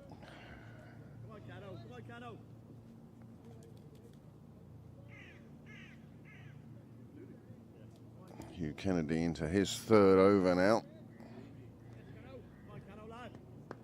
He'd love to join Tom Squires amongst the wicket takers. Down at the toes, comes off the edge of the bat, scoots away. Nothing really off the middle of the bat since the first. Second over.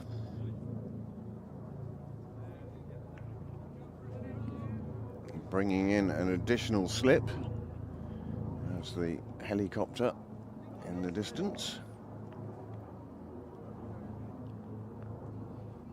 Put it past Niall to actually be able to zoom in and see who's driving it. Not quite.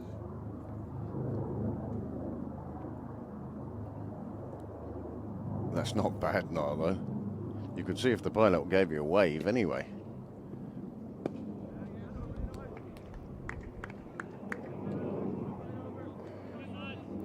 Good over from Kennedy, 16 for 1.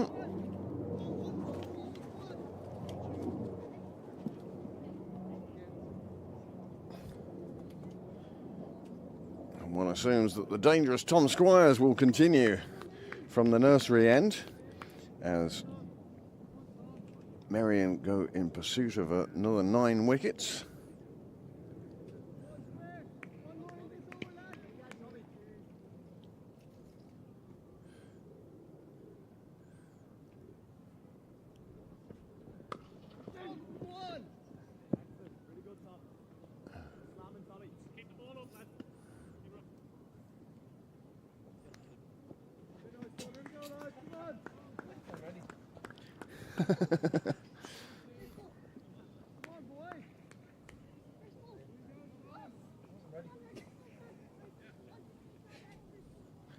Taverner rules.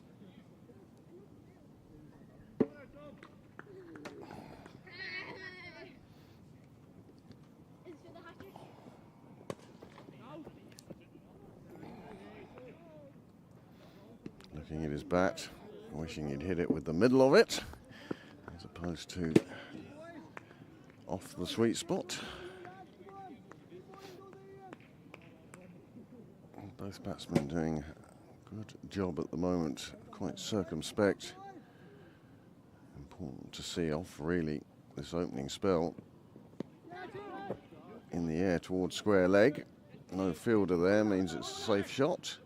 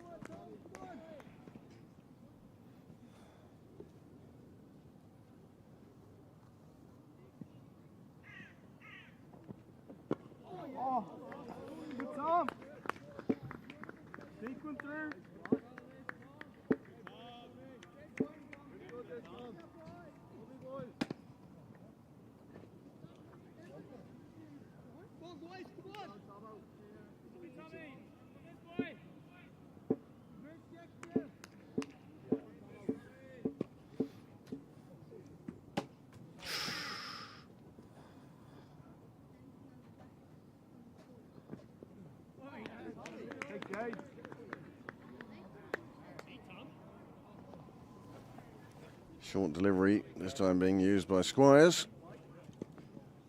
Wide given on this occasion.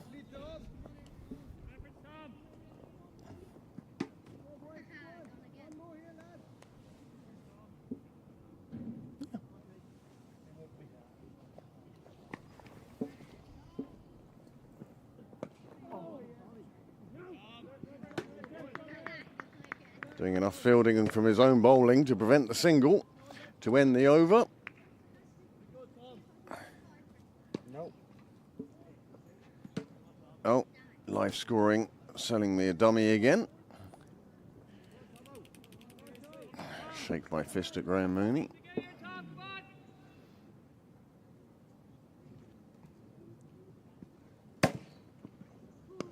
Off-speed pitch, seen by the batsman, seen by the bowler.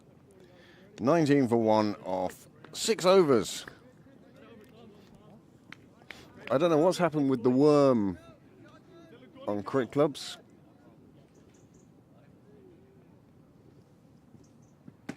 They're going along quite nicely in Clontarf at the moment. Gary Lewis with 25 and Amy Hunter with 13, and Irish women at 40 without loss. There's still 1 ball to be bowled in the 4th over. 6 overs bowled here. Prendergast finds himself in the middle on the basis that Ethan Clark, this one that clipped the top of his off stump.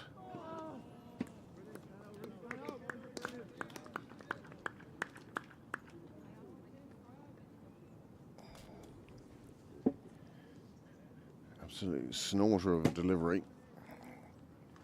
Saw Clark off.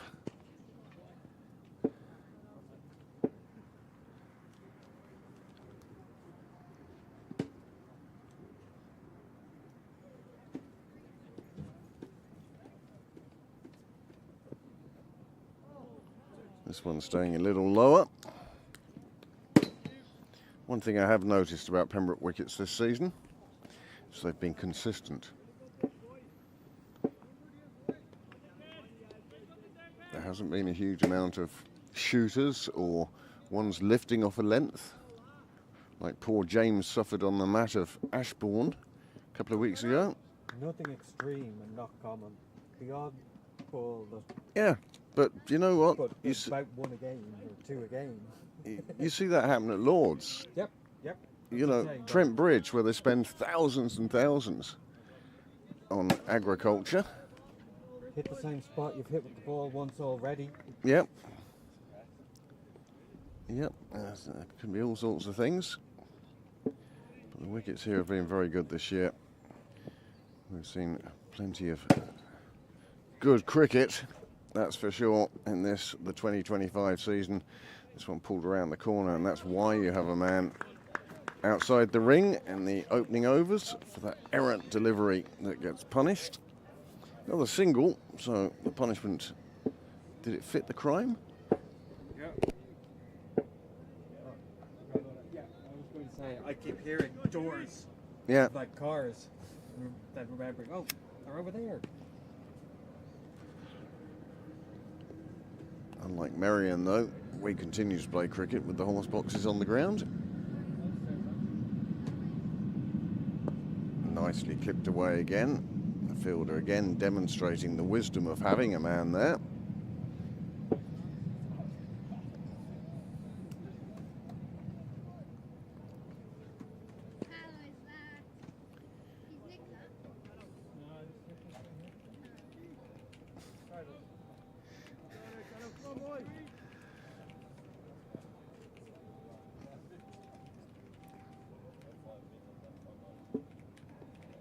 Yep.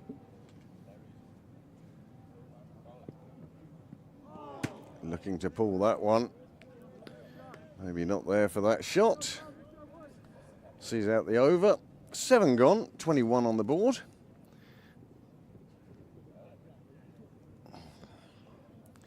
Just for comparison's sake, after 7 overs, Merrion had lost 3 wickets. They were 23 for 3, and that's really where their difficulty started.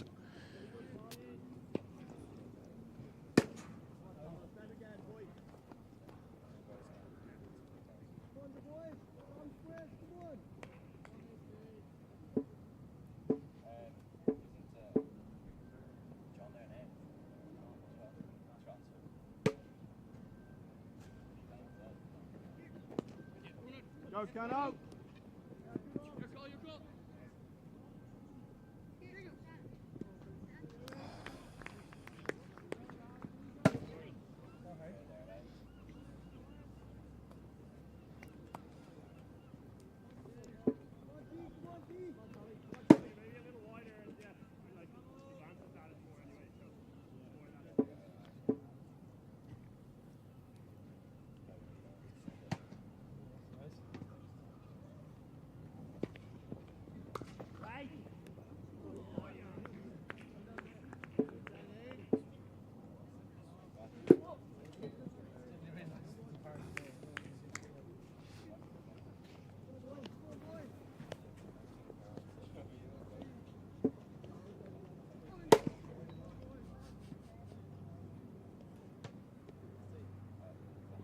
Could you hear the difference?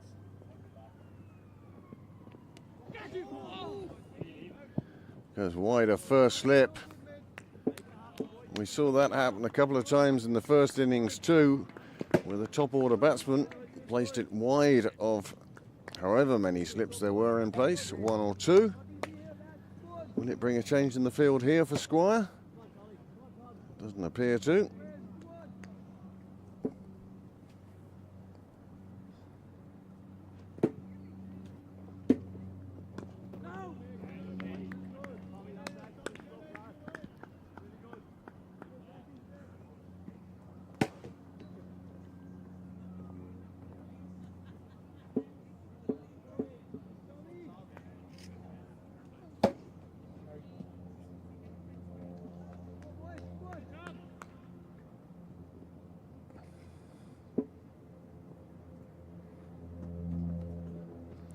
Wide one, chased and signalled as wide. Don't need to go after those ones, that's wide enough. All you can do is possibly get the toe of the end of the bat to the ball. You won't get any power in it, that's for sure.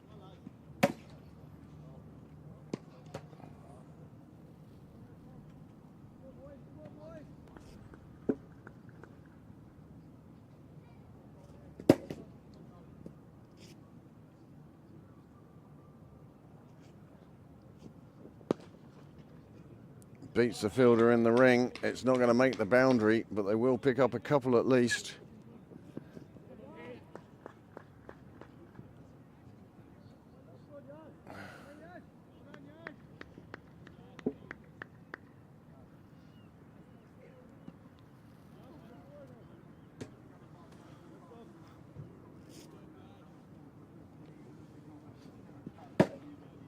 Some discussion amongst the umpires as to whether the ball had reached the boundary. The decision was it hadn't.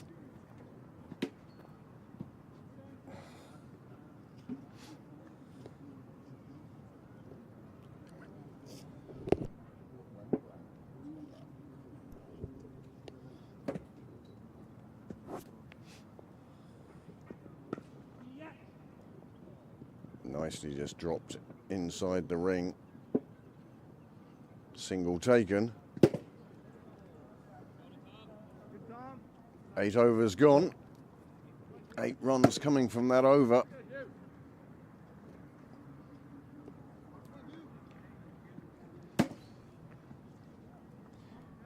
This is the ball that the umpires were discussing earlier in the... Oh no, that's... Oh, I thought it was. Oops. That's the one that was paid wide of slip. Director just surprising us with that one. Didn't hit the button, I thought I did, obviously. Here it is again. See how close slip is. He's so wide slip there as well. Clears his hand quite comfortably. So Kennedy now from the St John's end for his 5th over. Being the last one he bowls in the power play. Nicely pushed down the ground by Prendergast.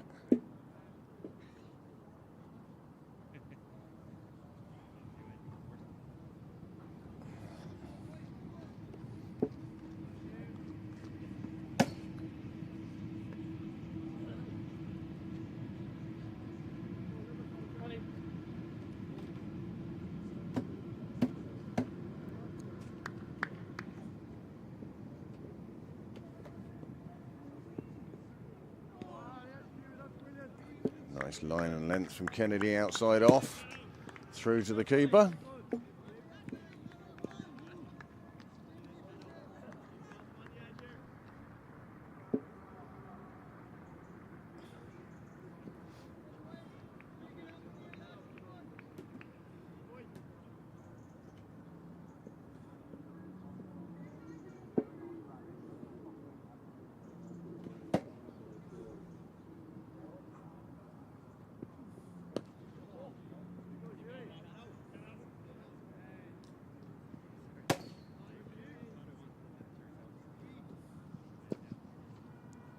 Quite enough day here at Sydney Parade now.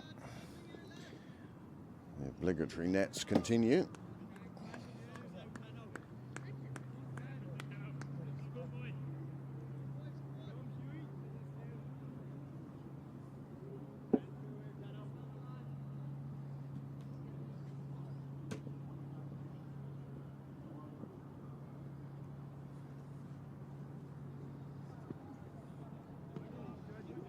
Sliding down the leg side.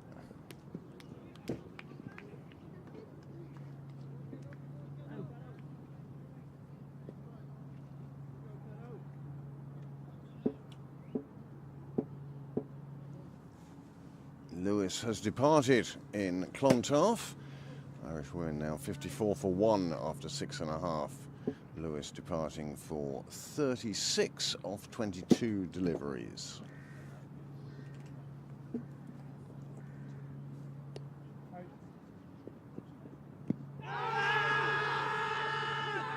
And he's given him. Wicket falls to Kennedy. Pembroke now 31 for 2.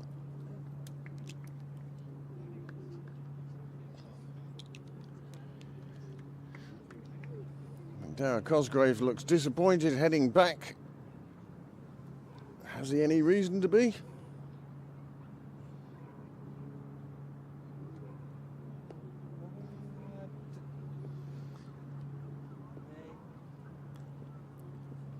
I think the best McDara could have hoped for would be an umpire's call.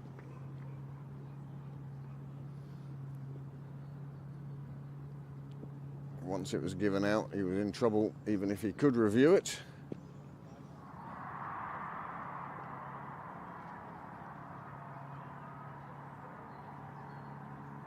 That's some applause coming over from the RDS. Umpire's call.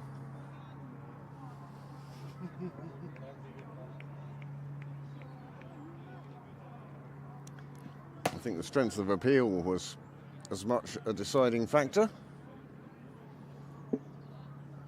Old school benefit days. Never. New school. Yeah.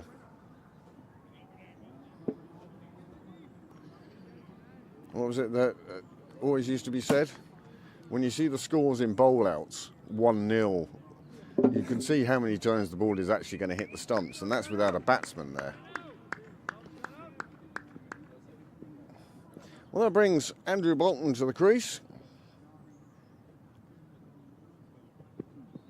What a fine all-rounder he's shown us to be this year. He'll go back to the Australian summer now with his pre-season well and truly done.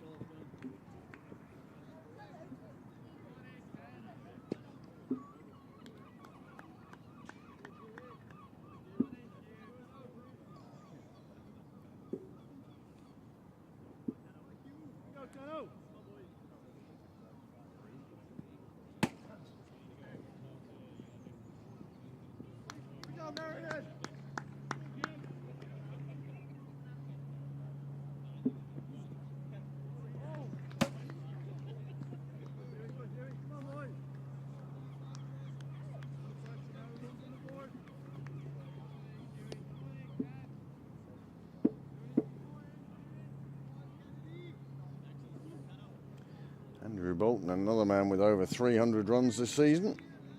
Top score is 79, not out.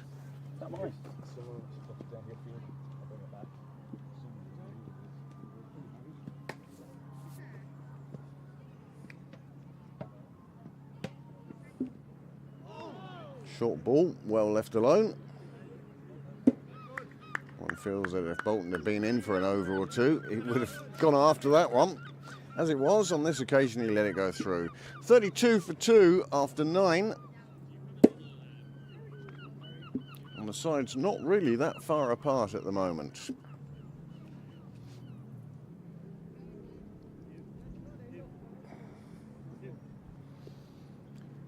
Amy Hunter now, 20 off 21. Orla Prendergast, 3 from 5. And that's something she can catch up very quickly. So that saves me having to change my glasses. Let's figure out which ones I can do how much on before it falls apart.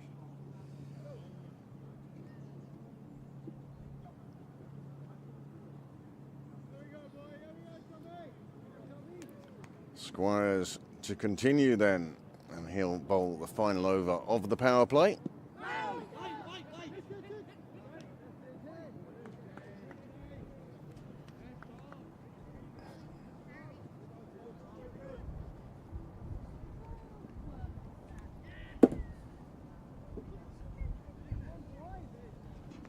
How difficult can Pembroke make this chase for themselves? Still 153 required.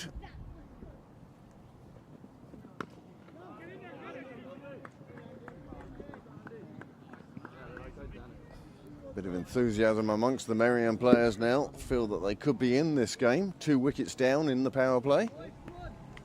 If they could take a third one, they'd be very happy.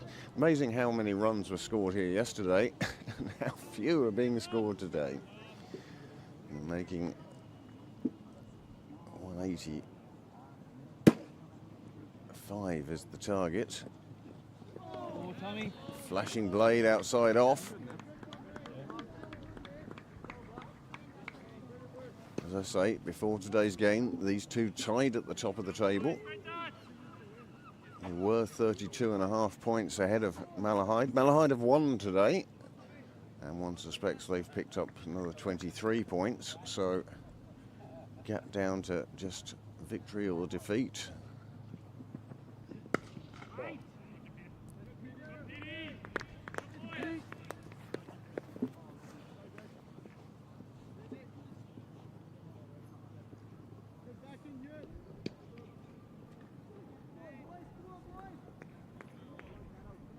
Two balls left in the power play now.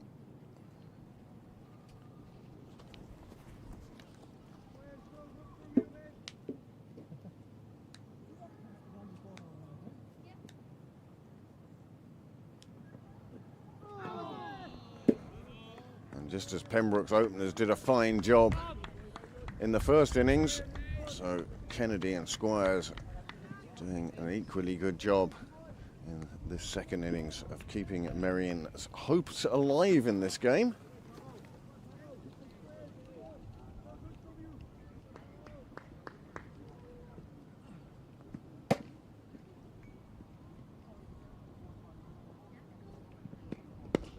Well, that one was hit back at the bowler exceptionally hard, and he has felt that. That is going to be sore for a while.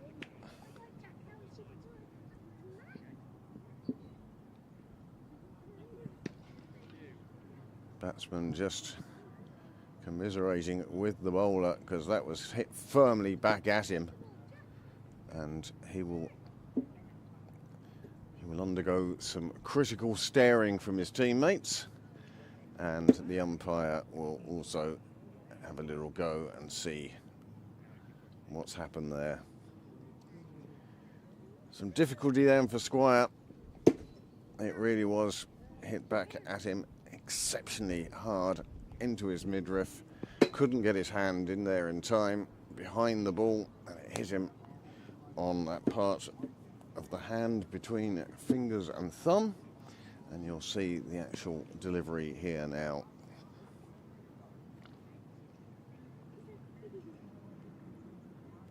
All he could do was parry it away. It seemed to hit him on the open hand. Can you play that again while we just wait for some medical attention for the batsman? but I think he manages to get his hand up to parry it, and it hits him here on the, I won't say gap between the wrist, but there or thereabouts, and that was hard. It was absolute reflex to get his hand there at all. And that is 10 overs done. So Squire will leave the field, will he? No, he's holding a bag of ice on his hand at the moment. And I'm not sure that bag of ice is going to provide him with enough relief. And Merrion are going to hope that they have a 12th, or that one of their spectators will take on the role of 12th. Meanwhile, in Castle Avenue, the Irish women 75 for 1 off 9.5 overs. Amy Hunter 28 from 28, and Orla Prendergast 6 from 10. These two have put on 23 off 23 and are going along quite nicely. Target of 150, 160 would be a good one for Pakistan to chase down. Listening to the brass band.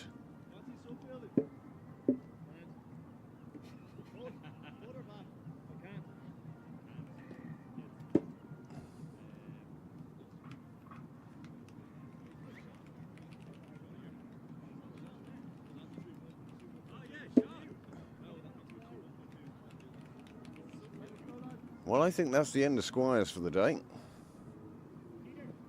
Yeah. 1.2. Clutzy's 1.2, so shot. You're not allowed, I think. We'd love to have you.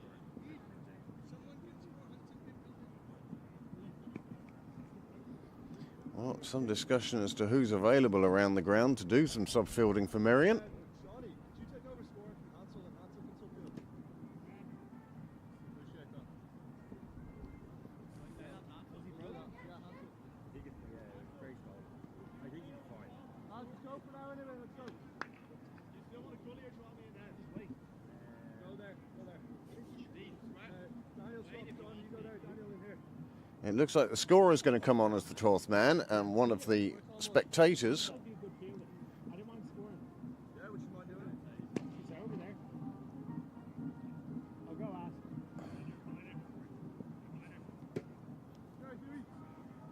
Daniel, you're back. You're in between both. Where you are, just come back. Yeah, right there. Alright, cut out.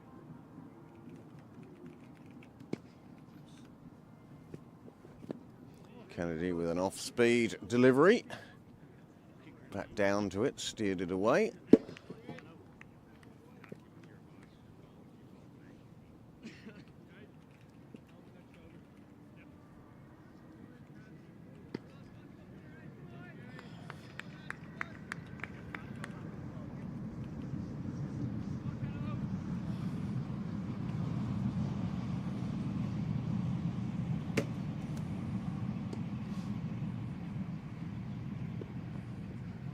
Whilst we don't know the extent to Tom Squire's injury at the moment, one suspects an X-ray will show.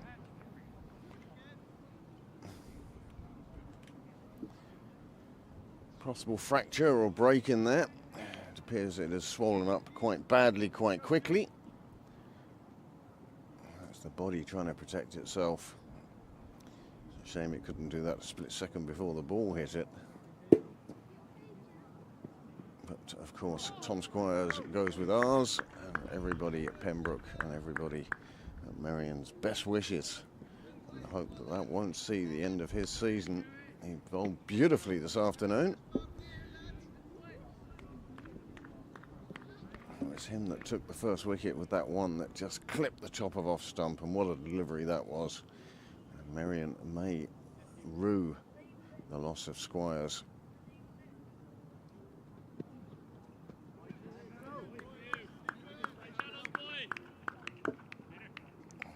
Kennedy into his 6th over now. There will have to be a change at the other end. There is no way Tom Squires will be bowling or contributing.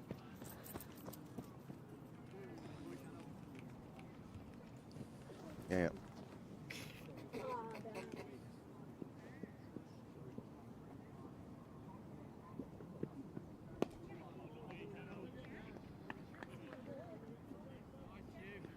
Kennedy bowling as well as his opening partner.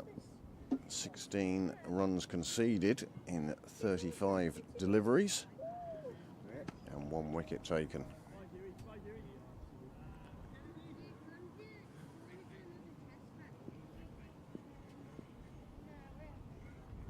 Graham Mooney now attempting the trifecta of live scoring and 2 books.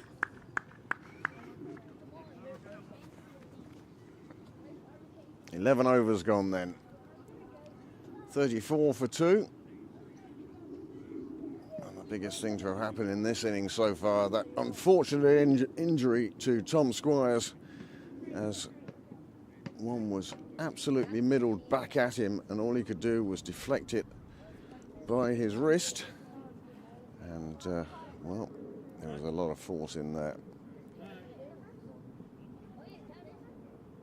Sub-fielder was the scorer a minute ago.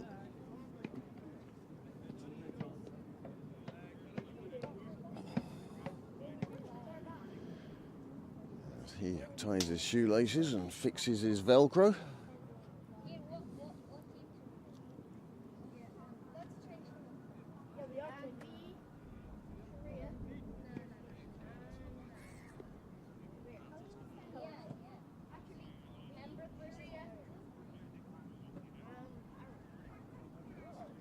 Bit of stretching being done by the scorer as he comes onto the field. What a wise man. He's been sat down there keeping score for the first innings and 11 overs.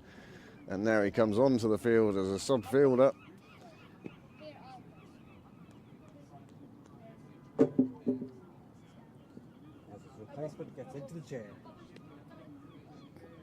And a new scorer takes up his place on the Merrion side, down under the gazebo.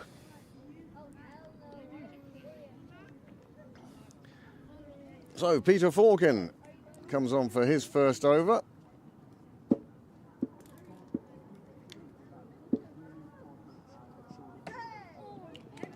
Maybe an over or 2 earlier than perhaps he was expecting.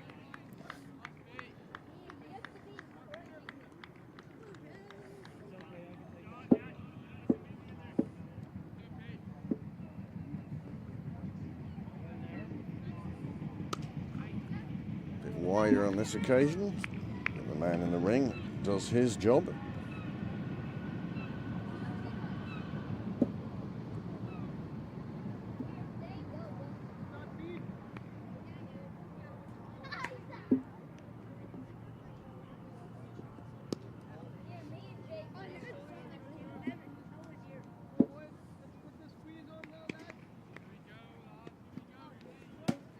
Well avoided there. I can't actually walk. Some weird mystery foot injury. Much better today, but yesterday. I don't know when enough to go with those lads. Yeah, as I say, that's the truth of the matter now.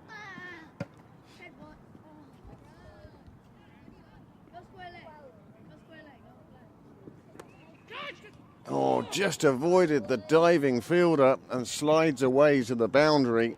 It turns out to be 4 runs for Pembroke, but could so easily have been a first wicket for Falcon. Bolton getting away with one a little bit there. It was in the air, it was close to the fielder, but it got past him and ran away to the boundary. See here just how close that fielder thought he was to it. And then once it beat him, well, there was going to be no cover behind. Bolton on this occasion, however, decides that the easiest thing to do is to go straight to the boundary. He does so over to the clubhouse, right in front of the bar, lands in amongst the benches. And this is a super shot of a man who knew what he wanted and where he wanted to put it. Air-mailed down to the bar.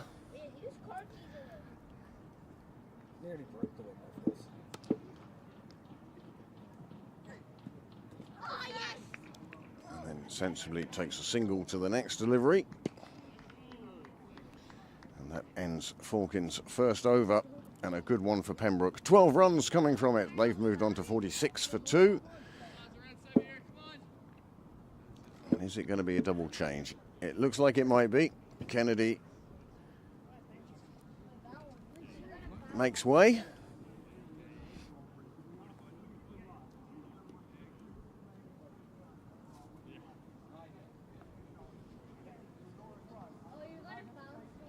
How much of a difference is that injury to Squires going to cost Merrion?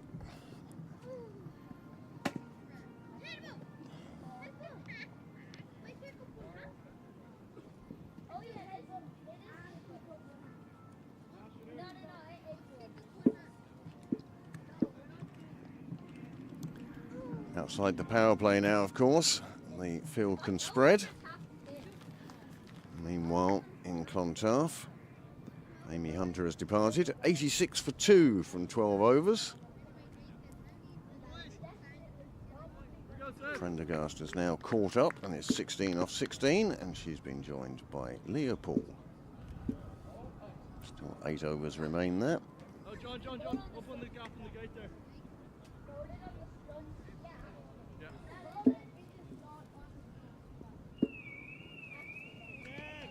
Dijkstra to come on at the St John's end, and Bolton after him straight away. There is a fielder there, and it bounces just inside. And Bolton starts with 4 from the first delivery. It was in the air for a while. There weren't too many cries of catch it. It was a vacant area on the field. Bolton certainly not letting the bowler settle. Much better delivery on this occasion.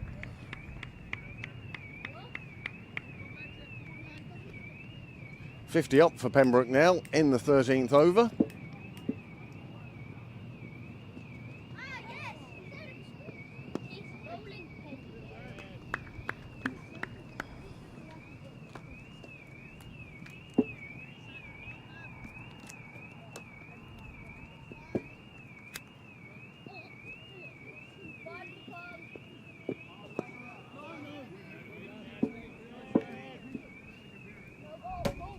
After that first loose delivery, this has been a good over. 3 dots in a row. All patience play a part in this now.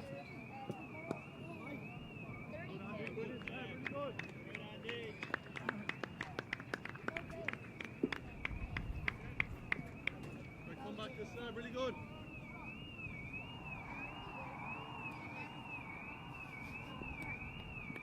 Hard arms to cheer.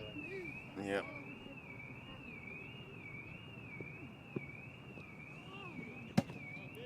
Taking that one out of the keeper's gloves almost. And through for a handy enough second. Good over for Pembroke, 6 runs coming from it, 4 at the beginning, 2 at the end. And the score now 52 for 2 after 13 overs. Pembroke is slightly ahead on runs. 46 for 3 was the Merrion score at the same point. Merrion, of course, left 6 overs out in the middle. And that is one of the reasons why it seems to be a simple enough equation for Pembroke now.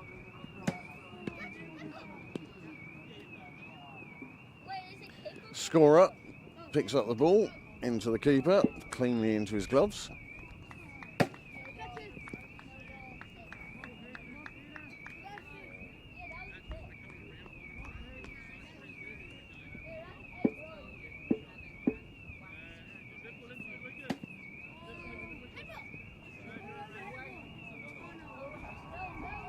Bowler has decided to go around the wicket to Bolton.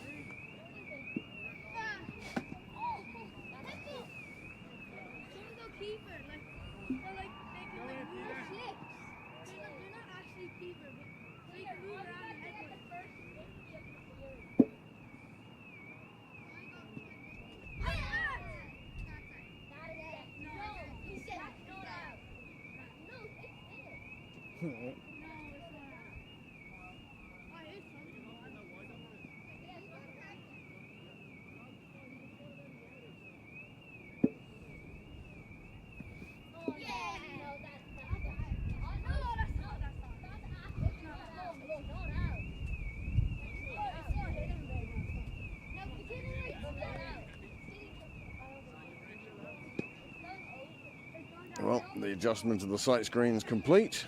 I think it made a tremendous amount of difference.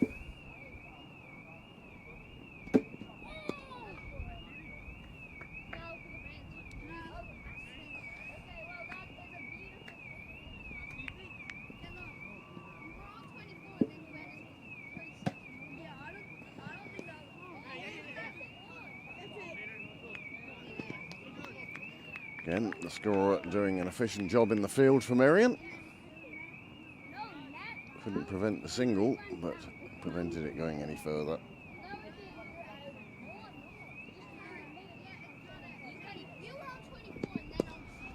Bolton's gone big again. There is a man underneath it, and he's taken the catch. Puts his hand on the ground. But that is the end of Joe Prendergast going for the big shot. He departs for 12. 54 for 2 becomes 54 for 3. Merrion's hopes of purloining a victory here at Sydney Parade remain a hope. Prendergast taking on the big shot, but all he could do was find the fielder. Well set, safe hands. Hand goes down, well inside the rope.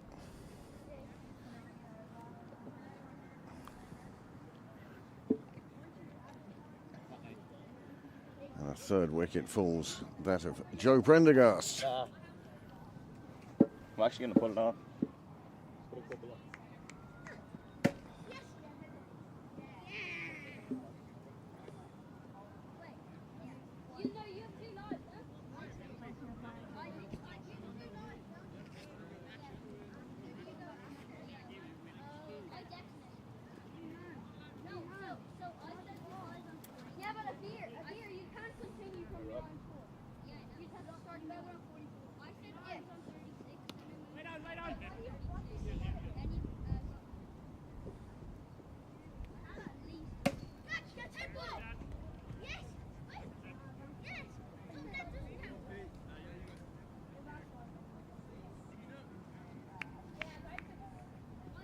Sunil Gupta, the new batsman. He joins Bolton in the middle.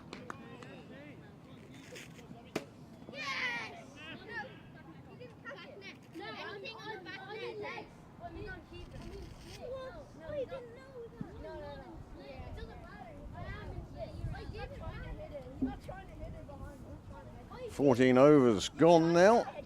Pembroke 55 for 3. And that's where Merrion were after 15 overs. Do Merrion feel they're ahead? Do Pembroke feel that they're letting this game slip? The leg spin and out from the St John's end with a full length delivery to start with.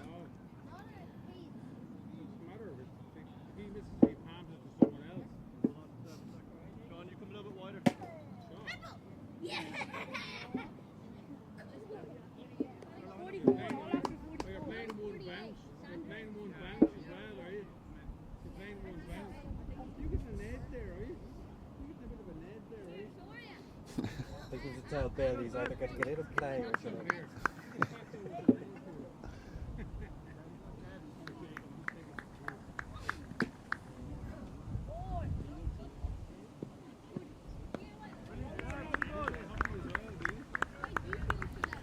Bit of life in the Merrion fielders now. Pembroke 3 wickets down. They're in need of a bit of a partnership. Who is it to give it to them today? Will it be these two?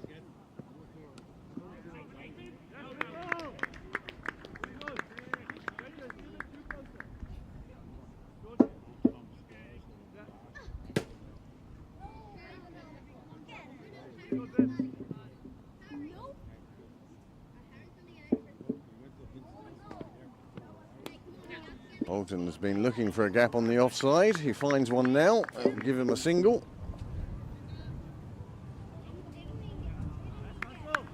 And nice backing up by today's scorer, who is on the field as 12th man, as Tom Squires, in opening the bowling, took a return shot that hit him right on the wrist and has done him some damage. Bolton goes long, there is a fielder underneath it, another catch is taken, and Pembroke really are doing their best to throw this one away. 54 for 4 now, 2 wickets in 2 overs. And this is poor batting from this Pembroke side at the moment. Somebody needs to just put their head down and get Pembroke to 100, 120 and stop the fall of wickets. 4 down now. Merrion suddenly realising they are very much in this game. Dijkstra with the ball, it comes off the side of the bat. Doesn't have the strength to carry, and the fielder does a fine job in taking the catch. And that is a 4th wicket falling, and Bolton on his way for 18 runs.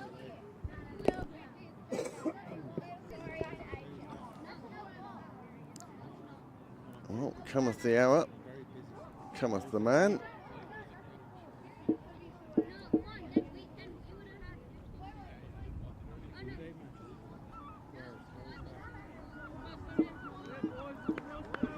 Merrion very much back in this game now, and you can sense it amongst the fielders, amongst the bowlers. Now they will be missing Tom Squires and his 5 overs. But at the moment, it's the spinners. Falkin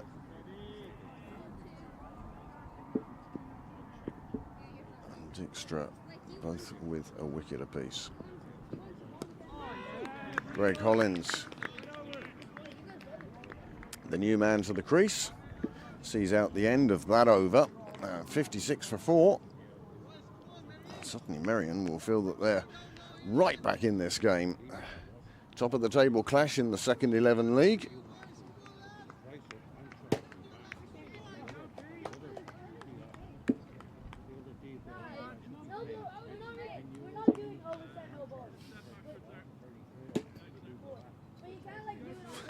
Four. Over in Clontarf now with 5 overs remaining of the Irish innings. 111 for 2. A lot of bat in that one, I felt. Orla Prendergast has moved on to 34 from just 27 deliveries. Leo Paul 7 from 10. And doing exceptionally well in Clontarf. It looks like they're going to set a good target for Pakistan. Not an impossible one, but a good one. Give their bowlers a chance. Here, Pembroke doing their best to give Merrion a chance. Still 129 away from the finish line. 4 wickets down.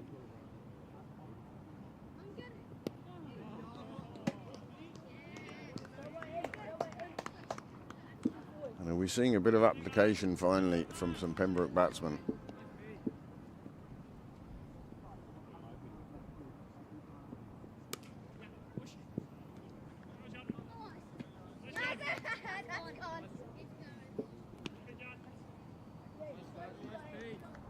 Shot screw the wicket from Gupta. You know he has the shots. Greg Hollins, the sort of man you'd want in the trenches beside you.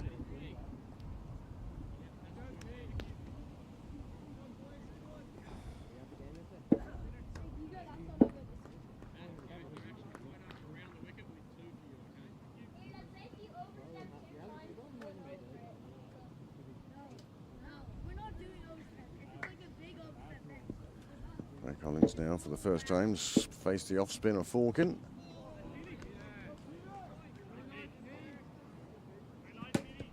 Very straight and correct batting from Greg.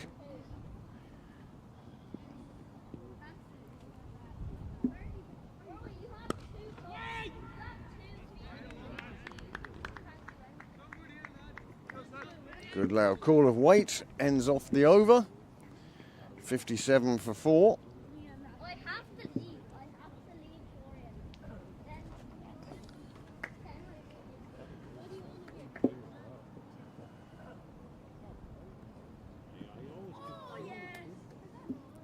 How vital is that 10th wicket going to be for Merrion?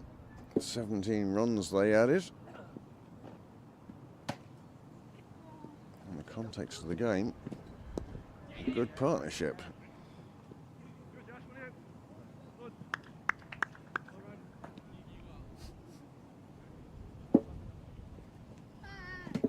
Jake, what age your man Aaron here? No, Andy here, so. Garrett, yeah.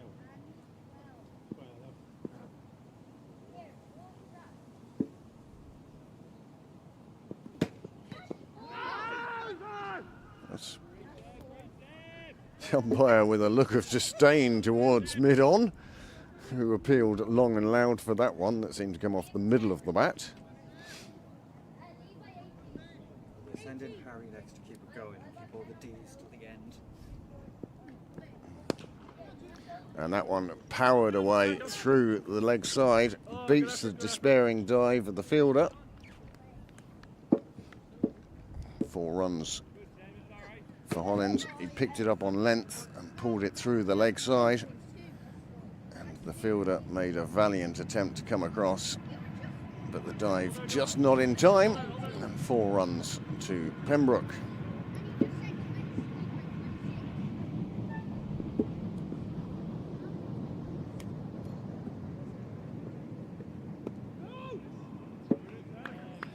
Bat and pad firmly together from Hollins on this occasion.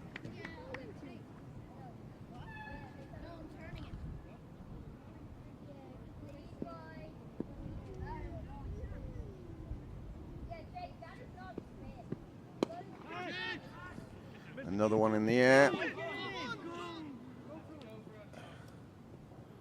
Falls in front of the fielder.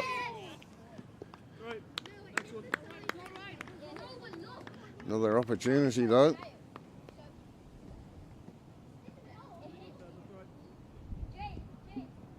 I never thought anyone had a hope of getting to that. Well, most of the fielders thought so. The important one who was running in towards it decided no. And the end of another over. It's in the air.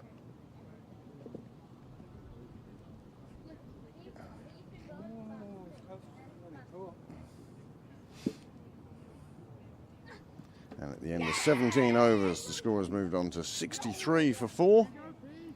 By comparison, Merrion were 68 for 4, so this one from nowhere is bubbling up into a fine finish.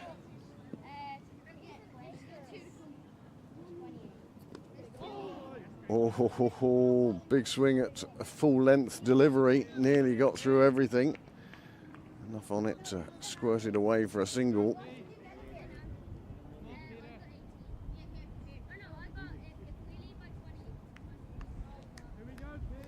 A little fortunate on that occasion. Pembroke will take all the fortune they can at the moment.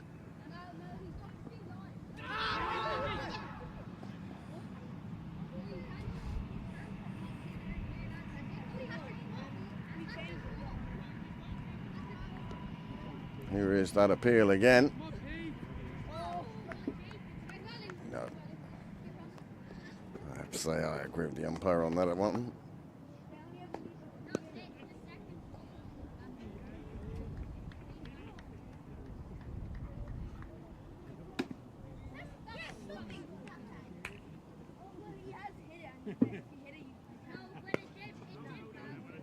Front foot drive to no avail.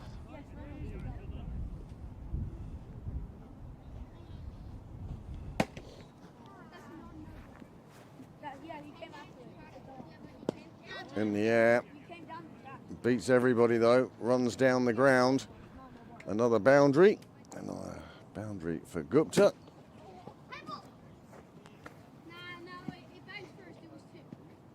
A little more aerial than perhaps he would have liked. A little bit too close to his partner for his comfort too.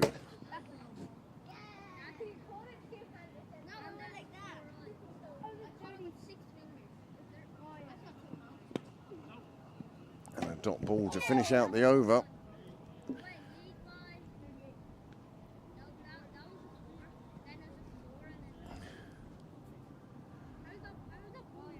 Good over for Pembroke. 5 runs coming from it.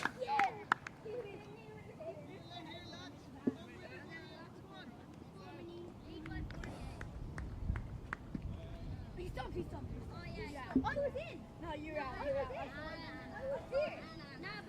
124 for 3. Prendergast still there. Rebecca Stokell now joining Orla. Orla 41 from 33. Short ball pulled away to the leg side. There are 2 fielders there and neither one of them within a roar of stopping that. 4 more onto the total. Gratefully accepted by Pembroke. 72 for 4.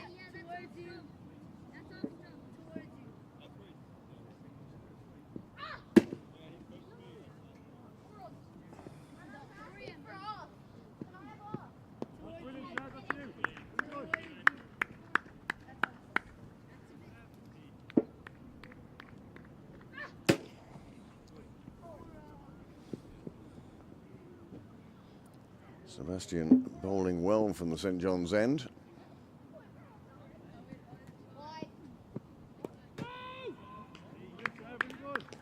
Very loud, decisive call from Hollins.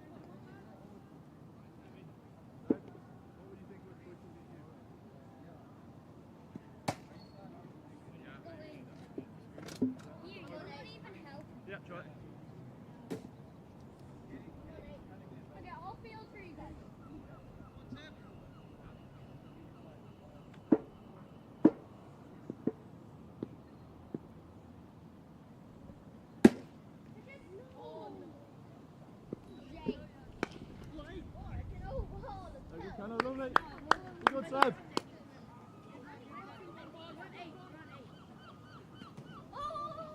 Bowler getting encouragement from his fielders, and also encouragement from his figures. In his 4th over now. Really good. Lovely save. Under 17 Girls Cup Final on tomorrow. If you're in the area, pop down Sydney Parade and cheer on the young women's side. Brilliant save, really good. Right over.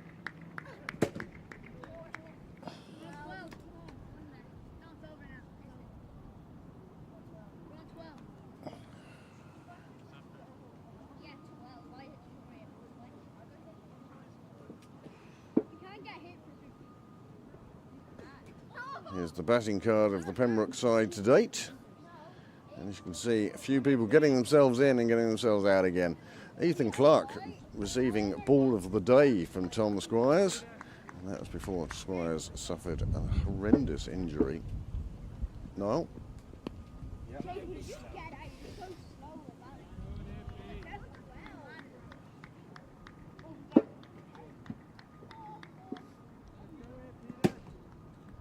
Pembroke need a bit of a stand here now. Still 31 overs to go. It's not like they're short of time. But are they short of batsmen? This is one of those days, a famous Pembroke saying of, we bat all the way to 11 and then going ahead and proving it.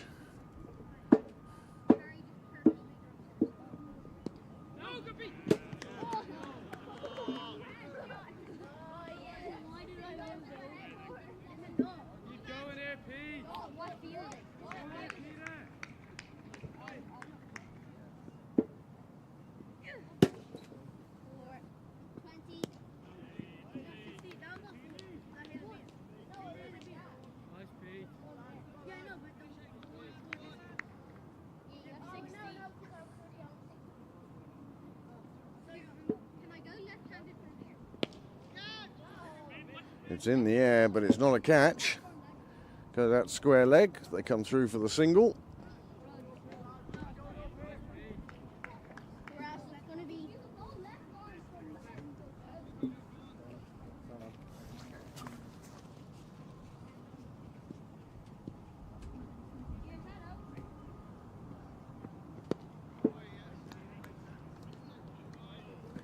A solid pat back to the bowler. It's just the one run from the over. 73 for 4 after 20 overs.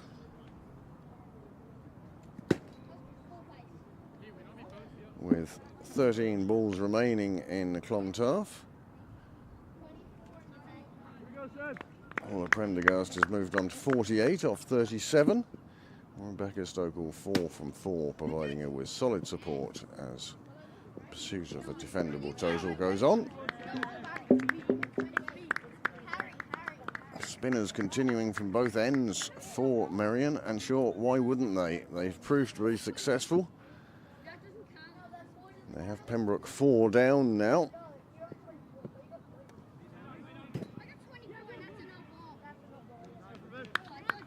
A slight misfield turns a dot ball into a single. Both batsmen on 10 now. Another example of batsmen getting themselves in. The question being, can they keep themselves in?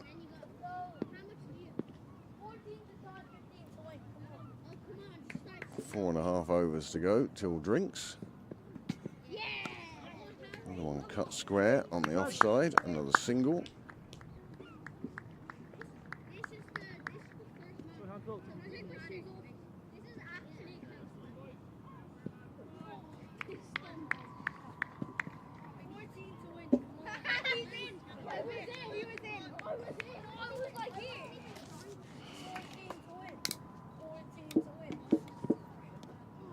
Uppercut down towards third is running down to Nook's corner.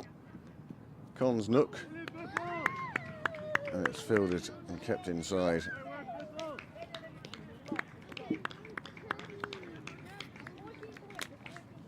Good hustle from the Merrion fielder. 2 welcome runs for Pembroke seconds.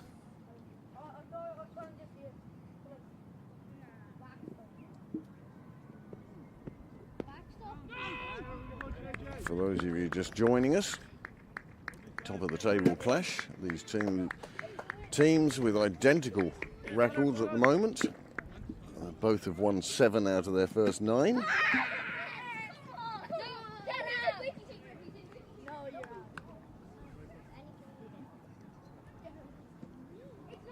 So you're telling me it should be a tie? No, I'm telling you it should be a super over. Niall still in hunt of a super over. 21 overs have been bowled. 4 coming from that. 77 for 4.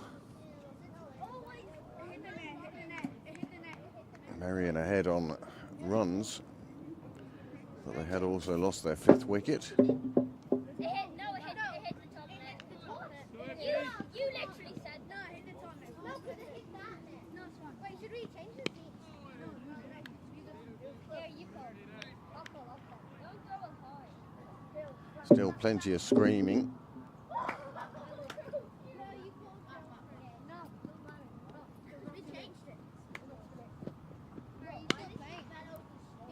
Down the ground, single taken.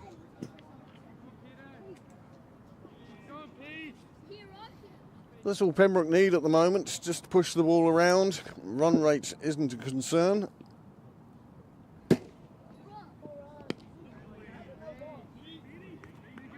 It's all about wickets here. Wickets for Merrion in chase of victory, or lack of wickets, and Pembroke succeeding in chasing down the runs.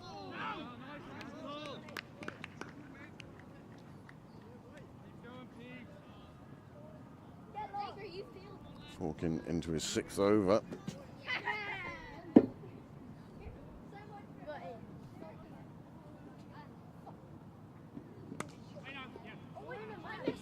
Nice shot through the offside, finds the fence, ends up at Michael Sharp corner. That's a lovely shot from Gupta, just lent into this.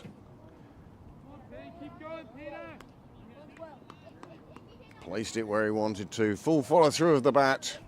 Sees it crash into the fence. 4 more runs for Pembroke. Takes them into the 80s.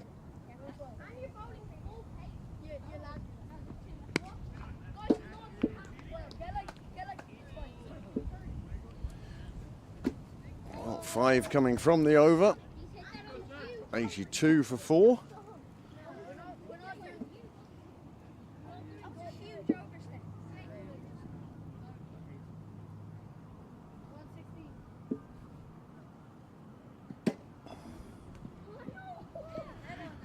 They're into the last over at Castle Avenue, and I can tell you all the Prendergast has reached 54 not out of 43, and Ireland have reached 140 for 4, and still 5 balls remaining.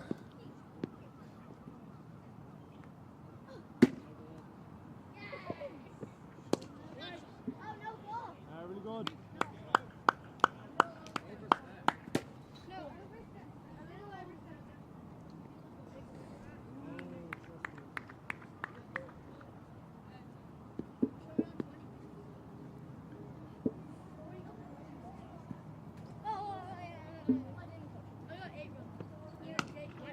Good, Andy.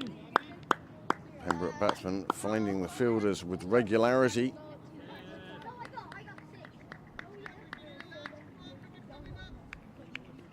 Drinks break coming up soon.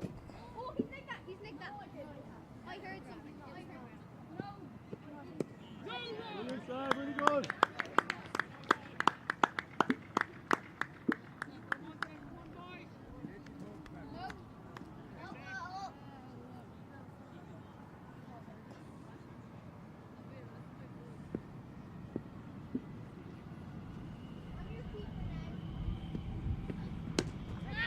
Pulled out to the off. Off. Well stopped by the fielder. He attempted to go for the catch, but it bounced well in front of him and ricocheted off his body, and just a single. But again, an opportunity as the Pembroke players once again try and find runs through the aerial route. And this one a bit high up on the bat, not getting the length that he wanted, and probably to his good fortune.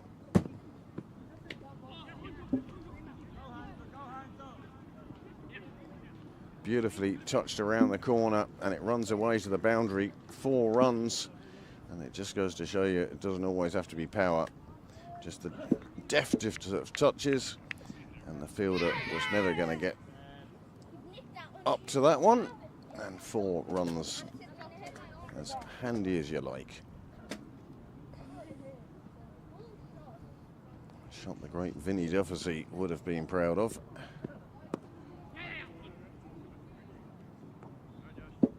Immediately afterwards, another single taken to close out the over. 6 runs coming from it. And the cheer in the nets will tell you that another wicket has fallen in Stumpy. Well, how happy or not is that bench at the moment? Still batting to come. You see Dermot Tucker there. We know that Dan Murray is there. One wonders how the hand of Tom Squires is now. Say, it's like a fairground balloon. Shiny and big and inflated. And there's going to be a change of bowling now from the nursery end. This partnership has been together for 8 overs. And Pembroke women now, the Irish women, 149 for 4. 2 balls remain. All the Prendergast 58 not out from 44 deliveries. And Laura Delaney now in, 5 from just 2.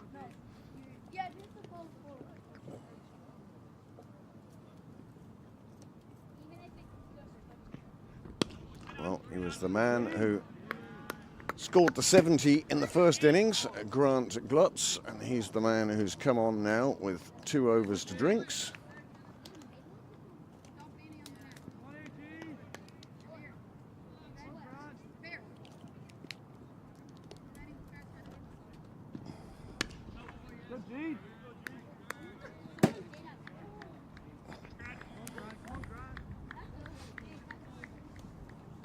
Important for Pembroke that they don't lose a wicket in these overs before and just after drinks.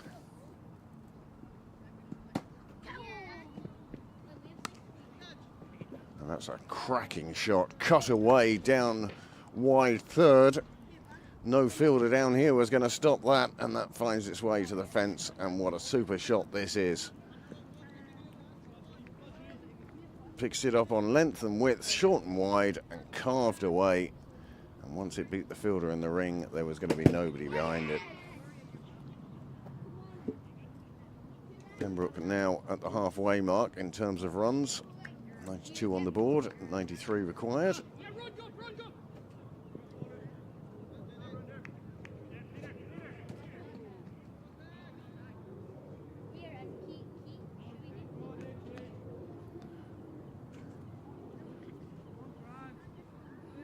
Definitely over halfway now. As the wide and the extra bye taken means that Pembroke have moved on to 94 for 4 and just 91 required now. So the chase going very well with required returns to run rate. But this isn't about run rate anymore. This is all about wickets. Can Merrion find another 6 wickets? Can Pembroke prevent them taking those 6 wickets? Because if Pembroke bat the 50 overs, one feels that, well, they will reach their target quite comfortably.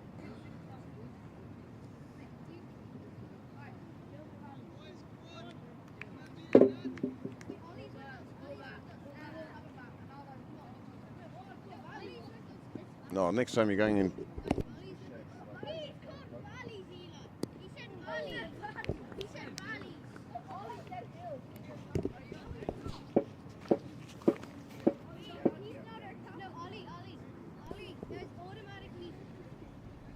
It's as much to remind myself, actually. Otherwise, I'll just sit here during the drinks break.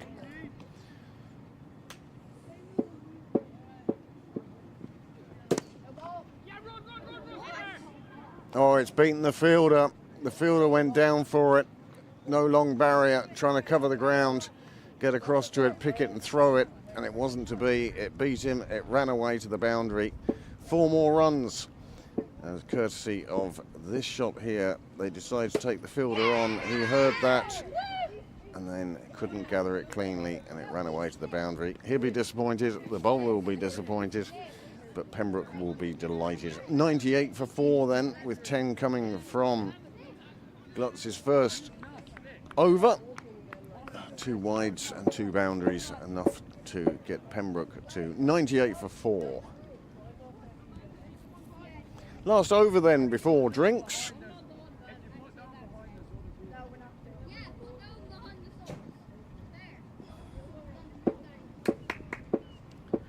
Leg spinner has bowled well so far today. But he gets away with that one a little bit.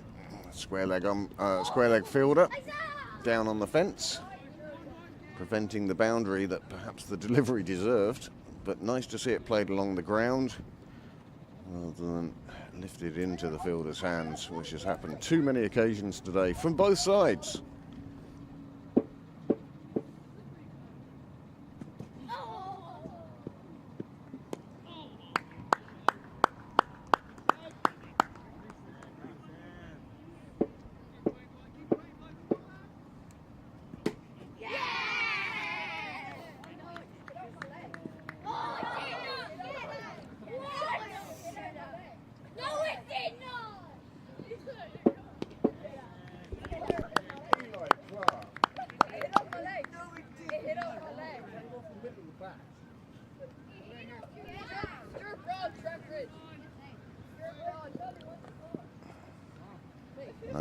For 4.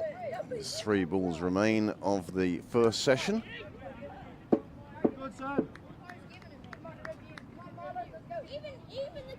And Pembroke would have reached the safety of drinks, they hope, without losing a wicket in these last 2 balls.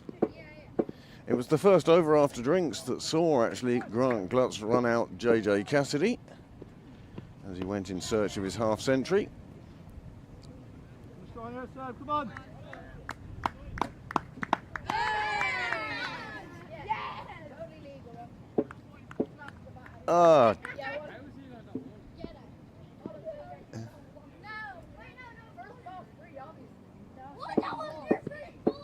tries the googly, played away on the offside. It will bring up 100 for Pembroke, and they are 100 for 4 at drinks, and these two have done exactly what their side required. They have dug themselves in, they have stuck around, and they have put on 44 runs since the 15th over, and they have done everything right. No chances given, trying to keep the ball on the ground, and it has proved to be successful. Meanwhile, in Castle Avenue, I can tell you that Pakistan are going to require 156 for victory in 20 overs. And many congratulations again to Orla Prendergast, who scored 64 runs off just 46 deliveries. And they managed to get there with the help of 29 from A.V. Hunter and 36 from Gabby Lewis, 11 from Leah Paul, 5 for Rebecca Stokell and 6 not out for Laura Delaney. Fine total, and they'll have a good chance of defending that in the second 20 overs that will begin in about 10 minutes time out in Castle Avenue. Meanwhile, we will have enough time, I suspect, to just go quiet for a moment.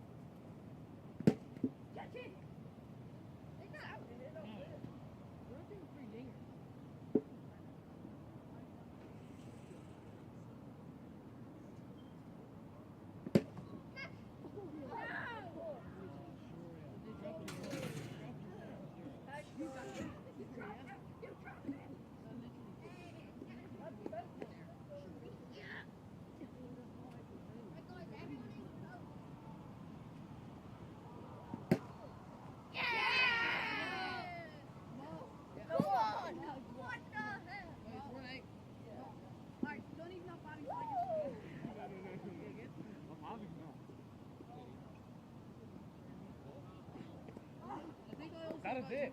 Didn't I? That is it. I got you. Didn't get me yet. Haven't got me yet. I also got Davey. And then I think Davey had a 6 in the vegan. Hello. Excuse me, didn't it? No, what's out the net on the floor? 25. No, I had the net on the floor. On. 25 is the net.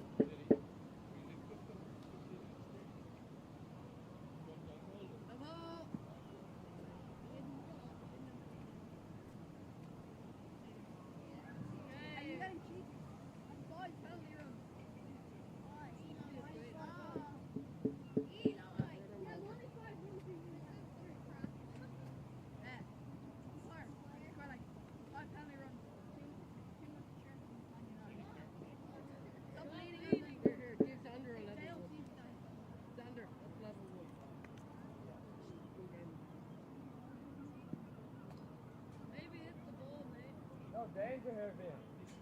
Any danger if you making contact? You say no danger. Any danger. Yeah. I just have a head up. We've got ultra edge behind us. Ultra edge is one of us.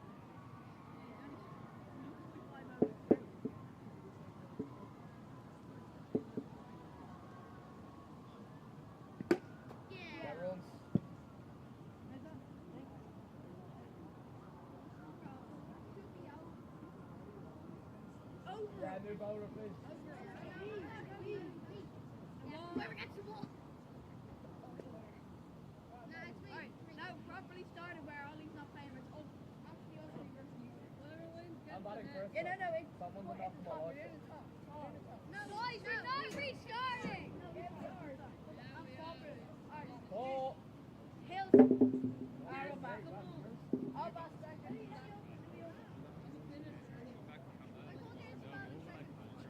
Not a finisher, but excuse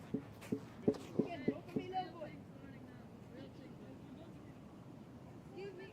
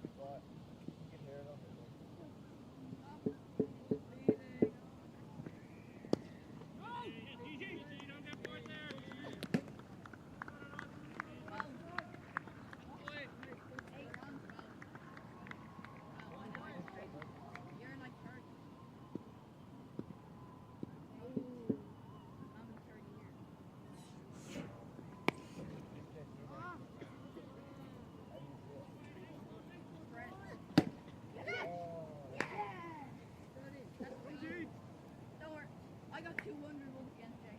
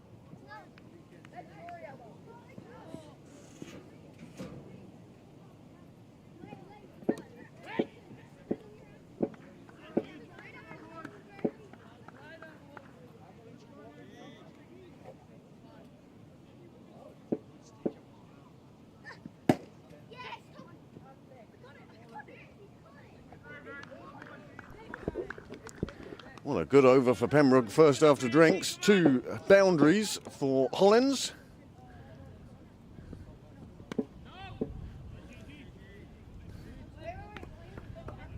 8 from that over. Means a successful over for Pembroke. I've missed it though. This was the second one.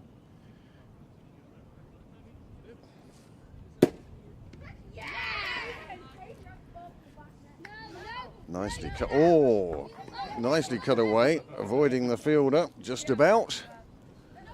Again, we had said how well these two have done before drinks in keeping the ball on the ground.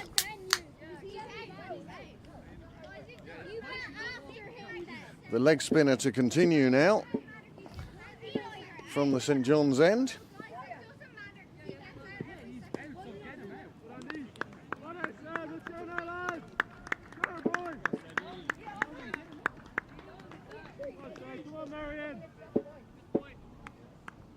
Eli.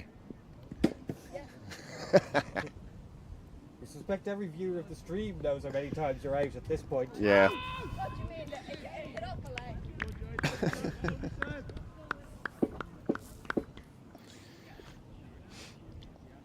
Many thanks to those of you who have remained with us. 25 devices currently tuned in to this second 11 Premier League game. The 2 table toppers in action here. Merrion and Pembroke were tied at the top on 160 points. Both with the same number of bonus points, both with the same number of wins.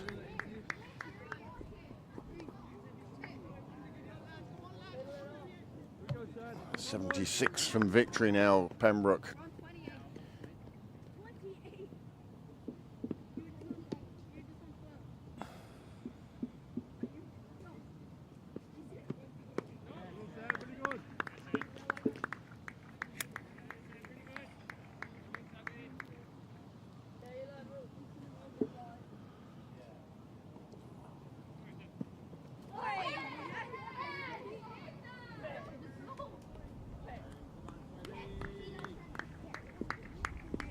Into his 8th over now, Sebastian Dijkstra.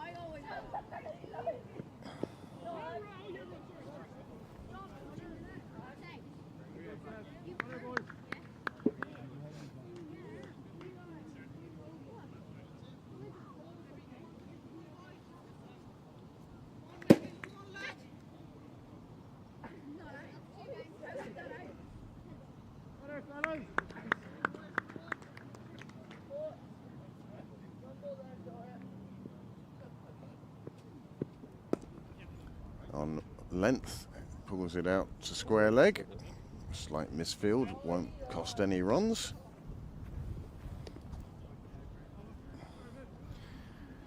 And 3 off the over brings Pembroke that little bit closer. There's 74 required now in 23 overs.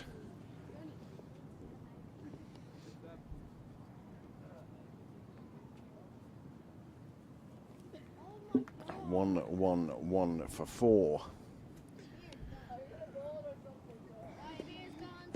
David Shepherd, somewhere in the great beyond, now bouncing on one leg. You're on 1 foot. Yes, I am.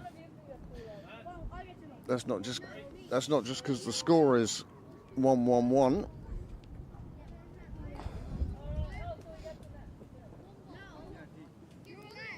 Change of bowling now at the nursery end, and I feel this is where Squires is being missed.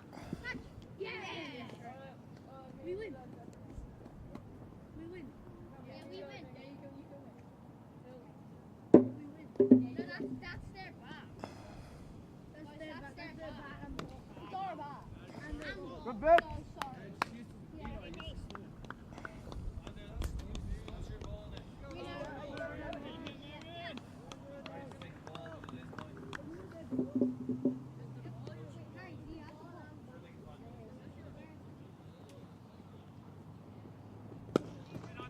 Good bit. Back to the bowler.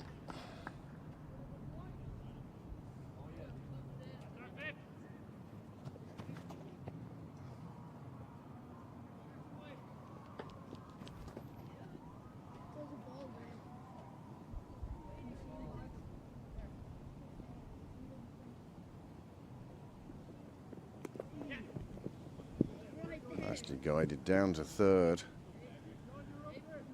Deliberately opening the face of the bat.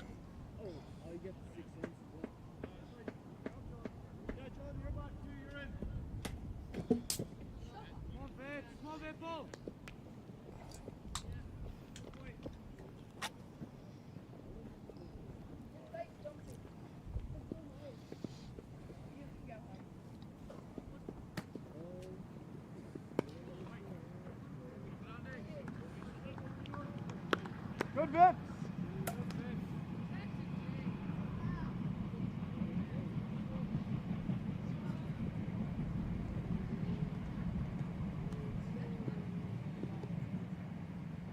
Catch up from the nursery end. Up and down seam bowler. Just angling it in towards the right-hander. Good opening over for him so far. Just the one single taken.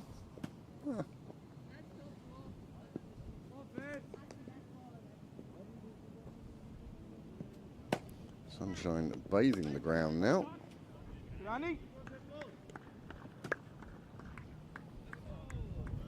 Early evening sunshine in August.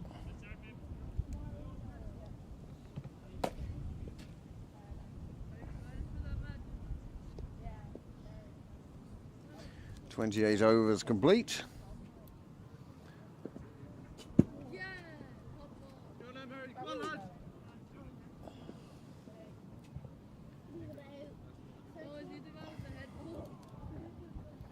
Leg spinner, just 2 overs remain for him. This will be his 9th.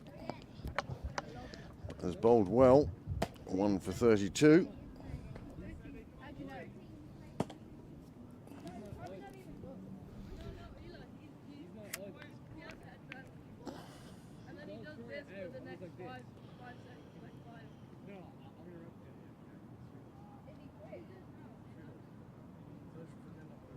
John, you got a short turn.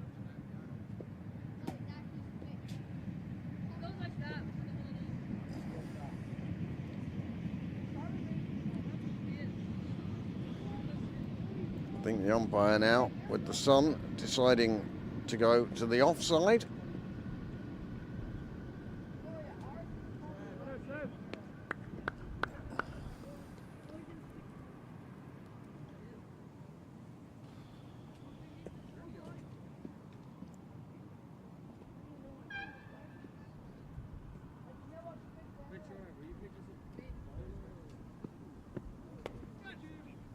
Down on one knee to drive it out square on the offside. Nice shot.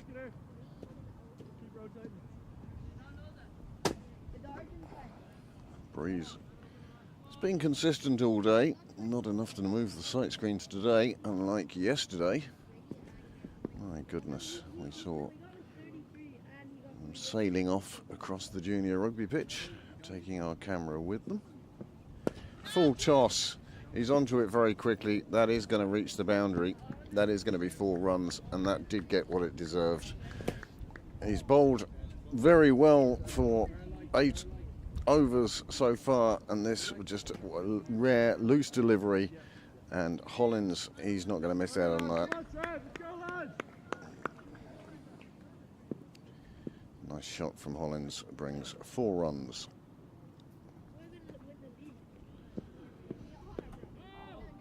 Circumspect defence to the next delivery.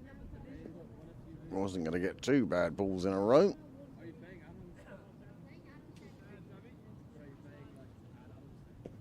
Hollins has moved on to 31. Gupta not far behind on 30. It's been a very even partnership. Hollins again on length, looking to pull through the leg side. Onto that one perhaps earlier than he wanted to be.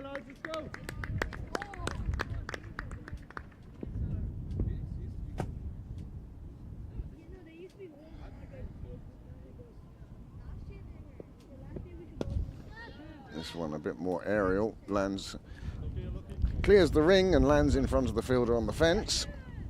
Safe single. Is that the sign of a more expansive mindset, or just reflective of the ball that was delivered?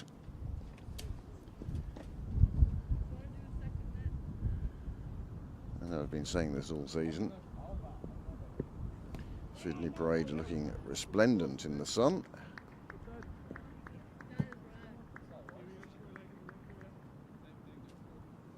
Another over done for Sebastian.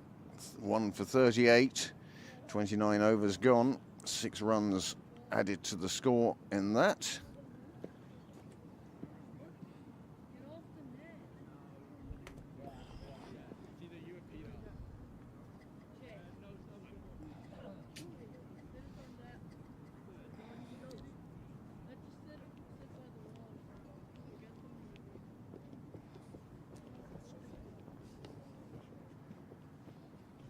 There he is, half century to his name in Stumpy. Half century, 50 for 3 I counted. Eli Clark, flip, flop.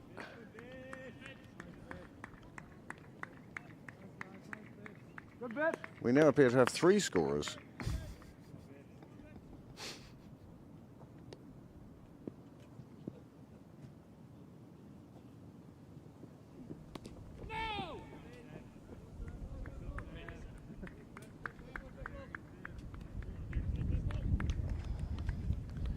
Pakistan women heading off at the rate of knots, 31 without loss from the first 3 overs.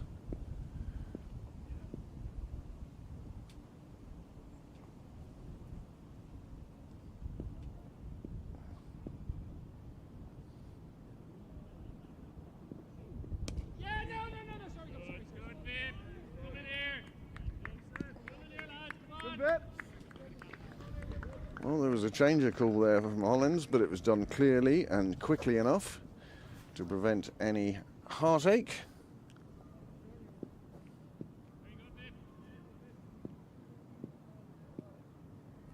Kennedy appears to be warming up again.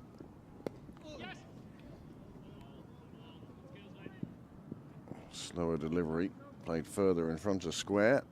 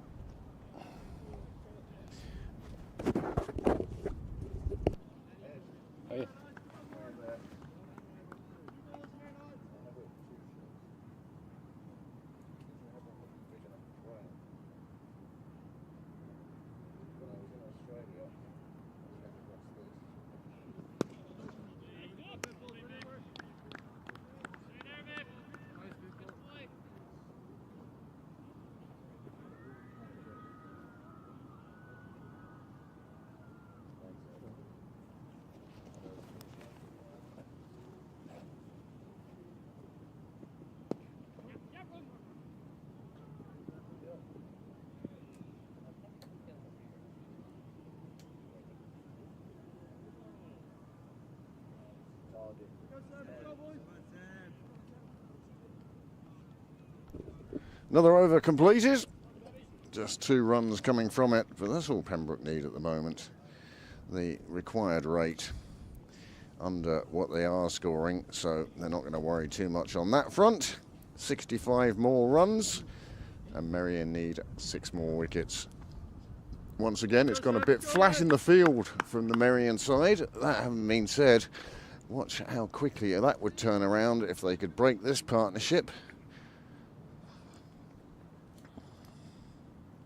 Extra into his final over.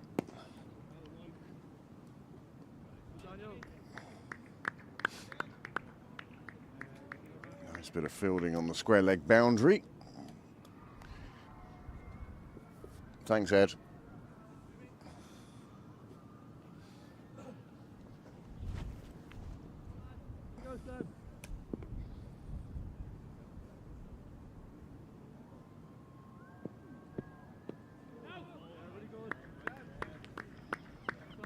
Been most impressed by the mindset of Hollins and Gupta.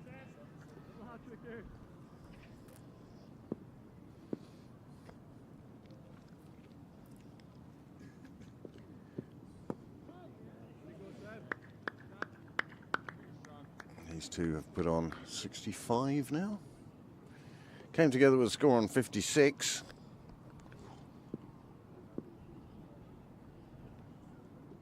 '65 partnership.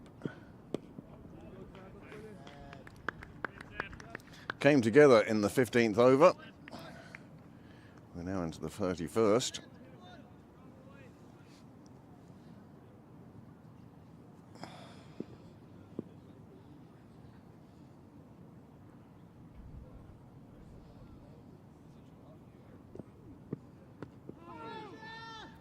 Well, there's a lot of bat involved for an LBW. I didn't see anybody catch it before it hit the ground.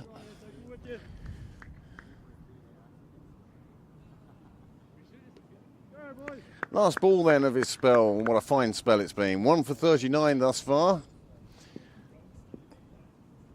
Sebastian has done a lot to keep his team in this.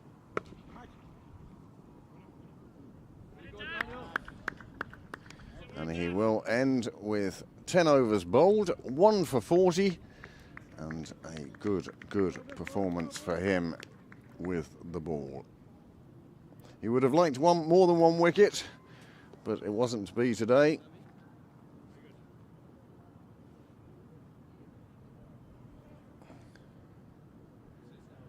He can be pleased with his day's work with the ball.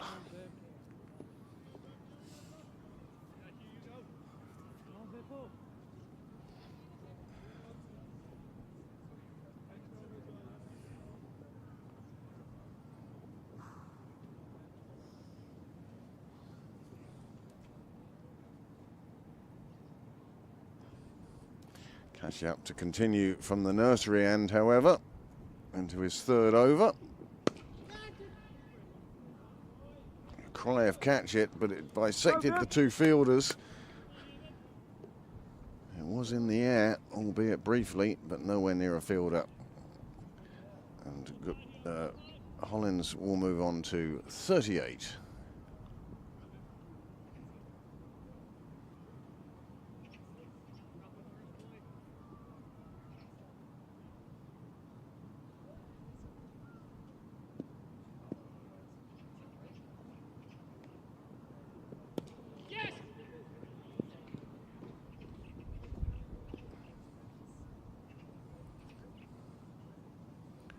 Nice single taken as well. Just chipping away at that required total.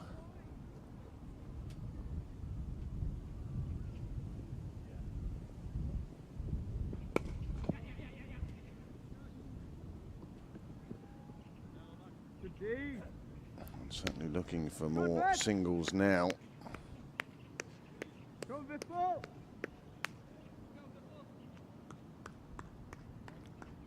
72 the partnership now. Now it's into a figure I can work out easily.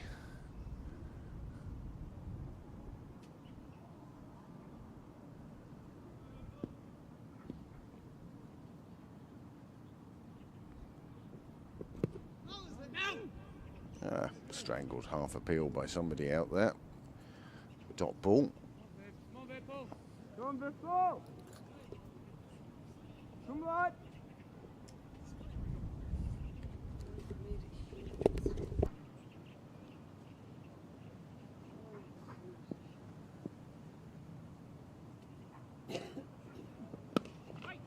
Good, Pep. Come on, Paul.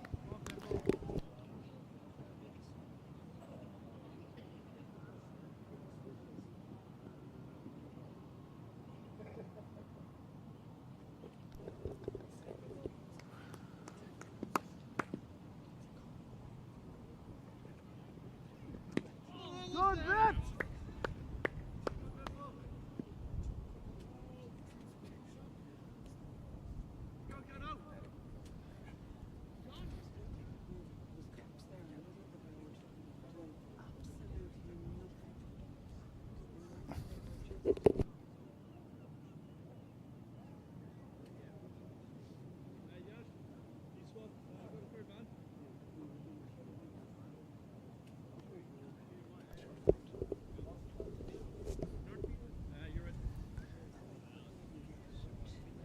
Nutley.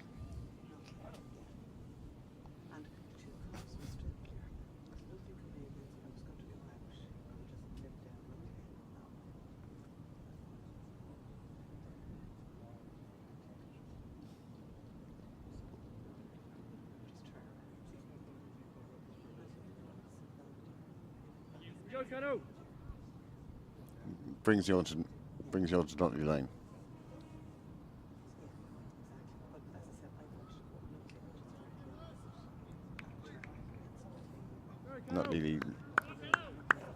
Nutley Road, you're quite right. Some discussion about the traffic problems of Dublin 4 this afternoon. Plenty of horse boxes around. It's like the equivalent in England would be horse boxes and tractors going up and down Mayfair. That's the same one on the Monopoly board.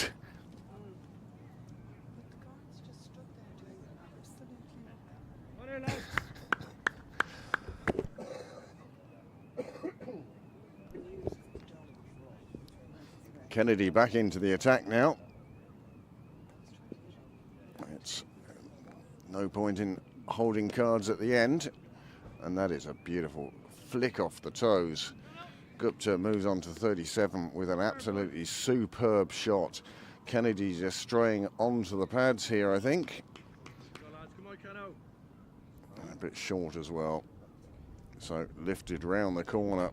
A free hit for Gupta. 3-4 runs for Pembroke. And the total required, well, it's down near 50 now.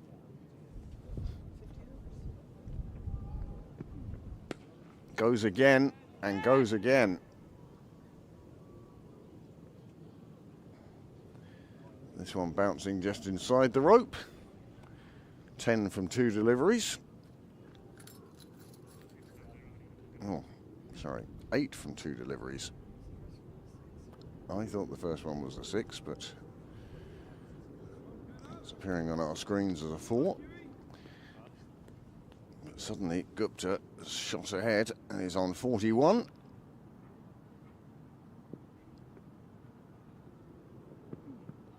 And goes again.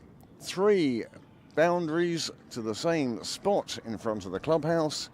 Kennedy just straying in his line and Gupta not straying in his efforts to put it over the fence. A lovely, lovely shot. Nice follow through. Nice high back lift, nice high follow through. And he's played that beautifully. 3 4s in a row. Kennedy will be wondering why he came back.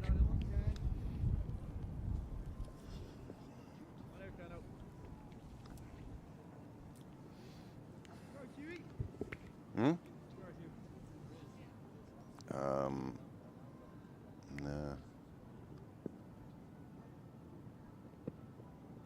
Oh, this one's a bit aerial in front of the wicket. The keeper's called for it. He's come all the way for it, and he's put it down. Well, after 3 successive 4s, Gupta has given a chance And it's been put down. The keeper came a long way for it. I don't think he realised quite how far he was going to have to go. In the end, he ended up with his hands stretched out in front of him. And he wasn't under it and he wasn't set. Maybe best left to one of the fielders on that occasion.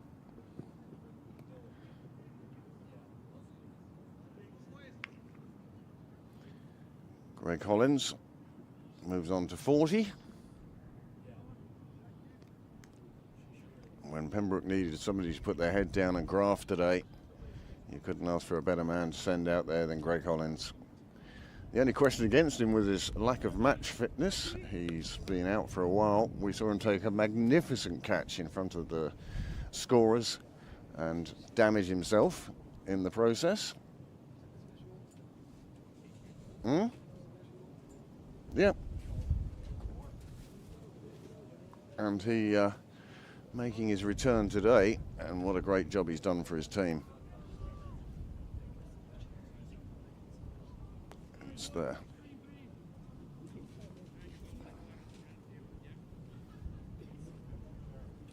Yeah.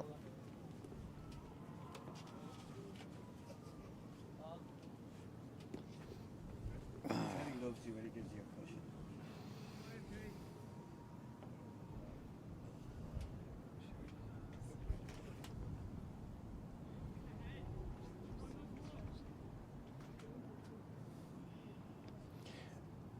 And on Sunday as well.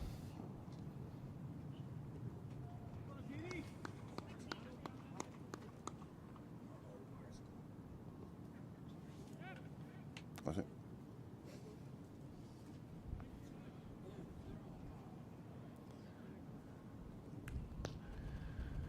Well, sight screens are clipped together again. Bit of brown paper and sealing wax.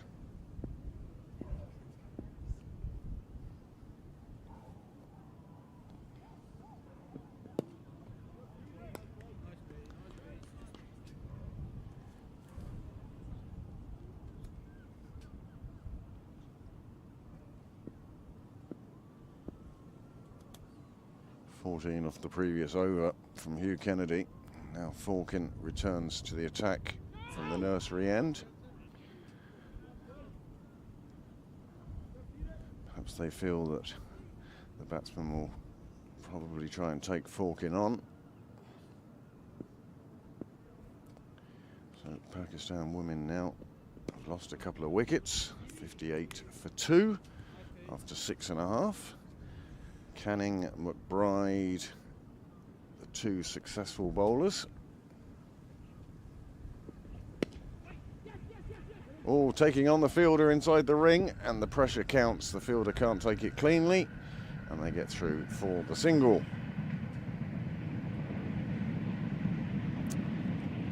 Sunil Gupta now 4 short of a half century. Oh! I thought the commentators cursed. Well, my goodness.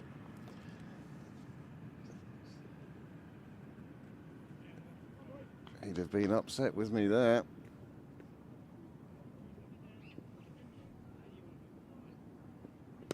And there, that's how you reach a half century. Deposit it onto the roof of the clubhouse. An absolute superb shot through over extra cover, over everybody. And that is a half century of 54 deliveries. Well done, Sunil Gupta. Another guy who, when his side have really needed it, has stood up. But he wasn't going to miss out on this one. And look at that follow through. Holds the pose and deposits it on the top of the clubhouse.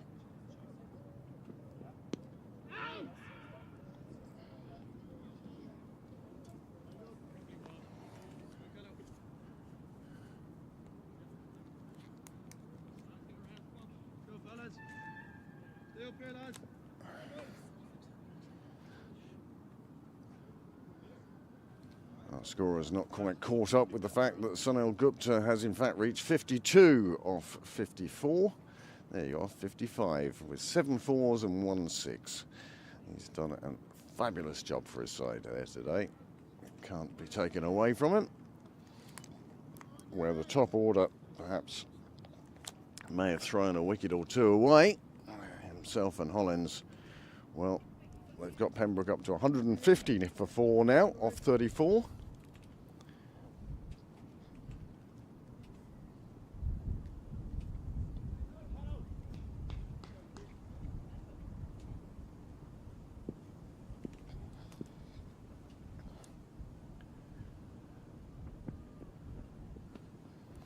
Well, the umpire's going to give an extra run to Pembroke there for that one down the leg side. Stay up here, lads, let's go.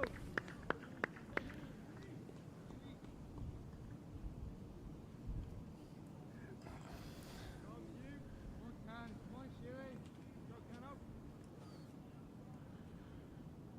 on, 34 runs required now by Pembroke. Kennedy in again. He received a bit of punishment from Gupta in the last over. He bowled, 14 runs coming from it. He may be happier at seeing Hollins down the far end. Mind you, Hollins himself is on 41.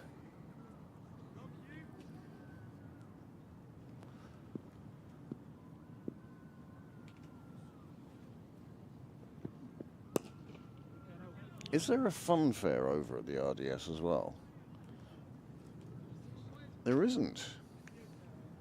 I'm just hearing the screams of young girls.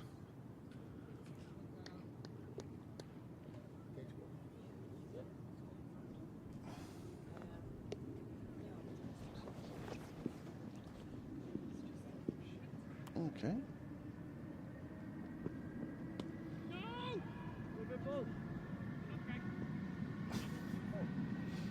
For another year. Sure, we'll see them all again on December the 7th. And we'll see them all again then for the spring show.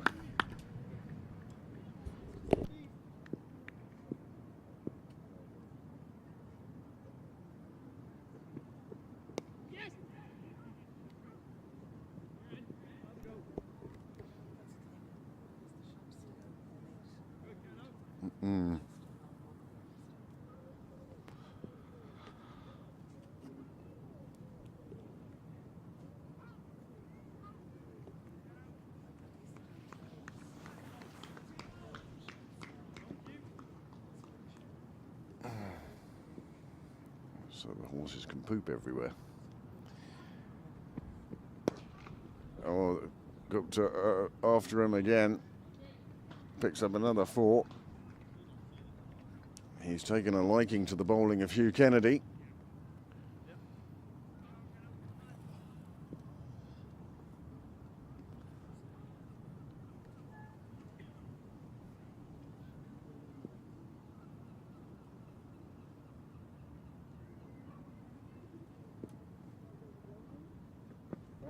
Kennedy goes short. Gupta goes after it. First time I've managed to do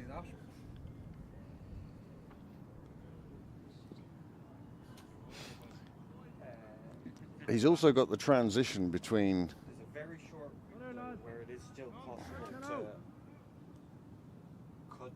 try and cut off the replay and end up cutting it back, cutting it back.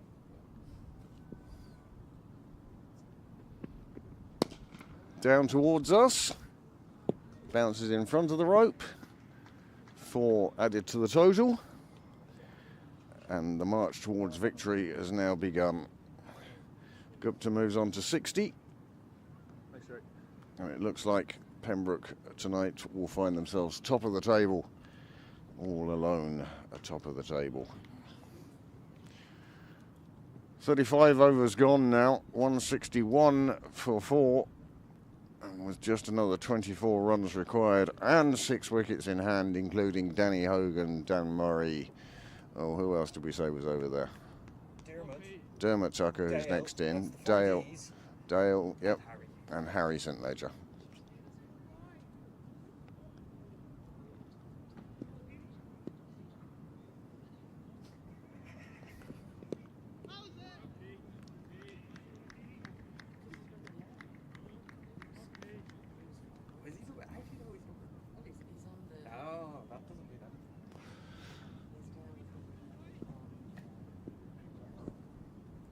Okay, that's just then round the corner, Hollins moves to 46 with grace.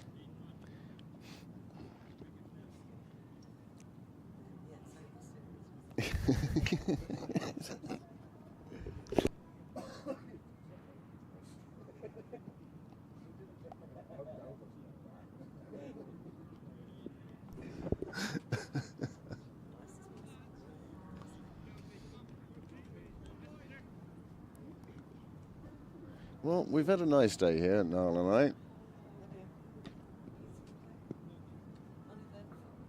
It's been kind of good cricket. After all the runs scored yesterday, it's been amazing to see a tight game, and at one stage Pembroke were sort of slipping behind. But these two came together with the score on 56. They've had a 100 partnership, and they're just meandering their way towards victory now.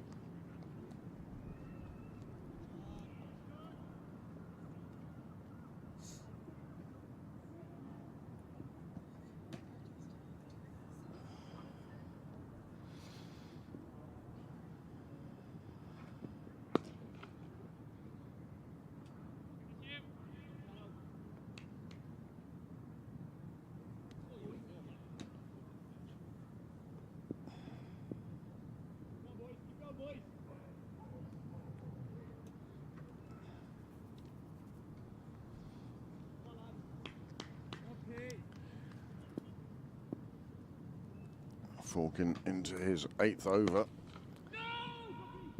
Ends it out with a resounding no from the batsman. Hollins remains on 47. 36 overs gone, 167 for 4. And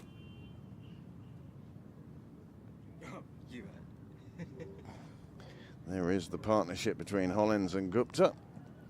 111 now, 59 for Gupta, 47 for Hollins. Gupta has in fact moved on to 61. 2 runs he'd scored before he was joined by Greg.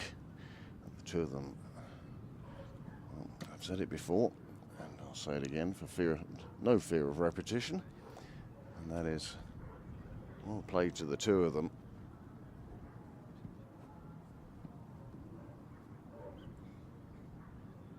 They have had some application, dedication, and whatever else it is used to need to be a record breaker.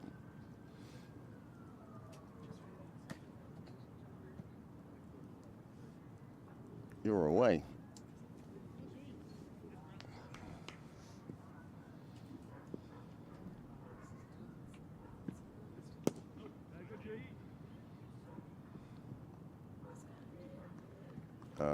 He did, he scored 70 odd.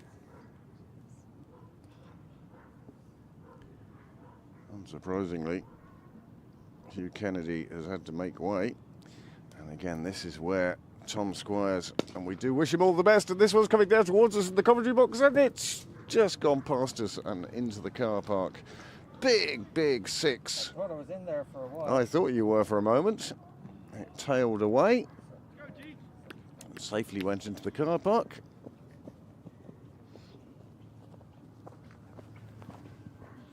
Oh, just there by the car. Left rail. Yeah, somewhere in the blue sky. I saw A streak across the screen as it headed off to the car park. Well, just 12 runs required now.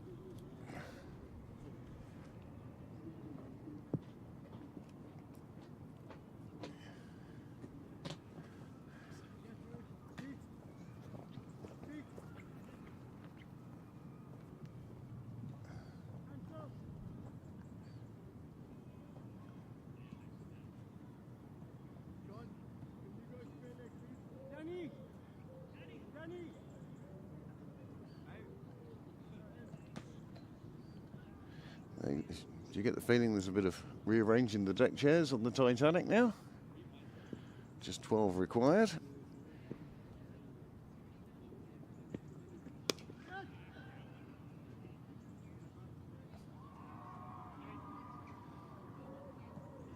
I'll give Hollins 3 deliveries in which to get the 3 runs he requires for his half century. Great return to the side today.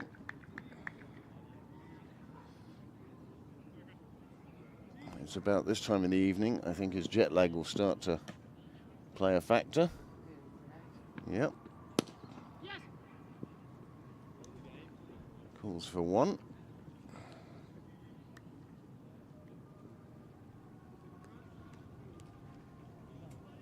And these two really have just taken this game away from Merrion, ripped it out, well, not even ripped it out of their grasp. Took it out of their trolley, perhaps. 6 onto the fence. Do let that go. Danny, are you close to that?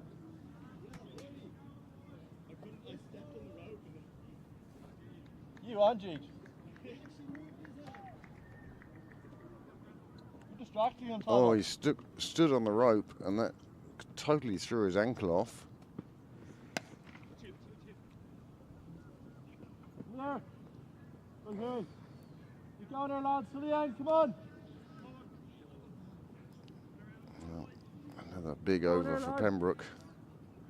15 coming from that. And suddenly only 3 more required. Thing is, Greg Hollins requires 3 more as well.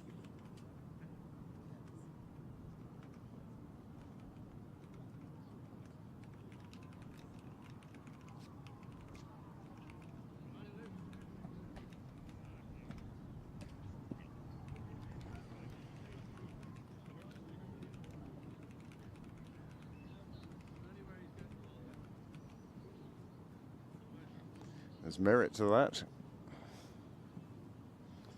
Same way wickets have been nothing for ties. Yep.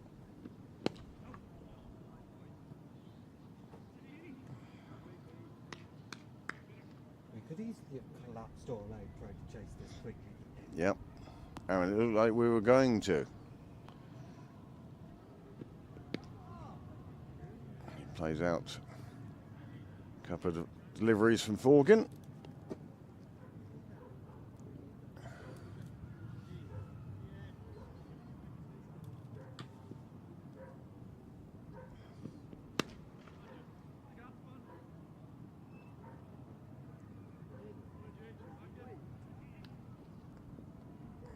Two required now.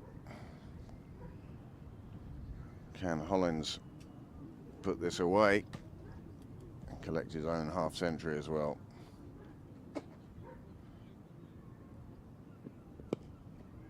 This has been one of the partnerships of the season for me here at Sydney Parade.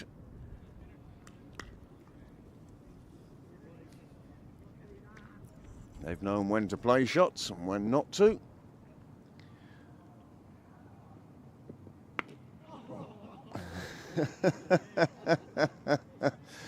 Greg Hollins looking for that boundary that would bring him the half century, onto it just too quickly. He was lucky that it hit the toe end of the bat. Gave the shirt to Ed, by the way. And instead he goes big and down the ground. That will reach the boundary. That will complete the game. That will complete. No. Oh no, it's saved inside the boundary. And he's taken the wood. And they have taken one.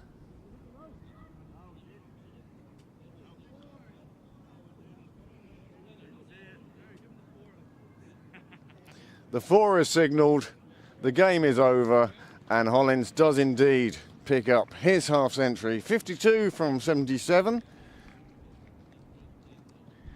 And Sunil Gupta with 76 off 66. And those two, well, I'd be hard picked to pick between them for man of the match. Andrew Bolton with his 4 wickets in the first innings. He did a lot of the damage for Pembroke. Merrion, well, they were handicapped in the end.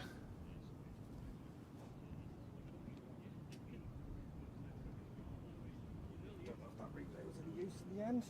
No. Hit the replay button multiple times there, trying to guess when to. Well, there you have it. Pembroke top of the league now. Victory ahead of Merrion. Merrion very much handicapped by the loss of Tom Squires, and we wish Tom all the best. He took one massive blow to the hand. It was at the end of the 10th over.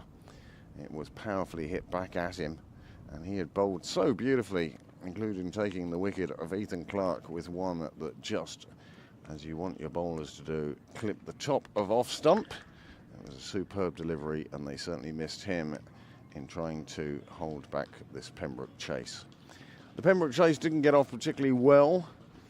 Too many wickets given away, one felt, without the due application, and they felt that this target was perhaps not one that was going to trouble them.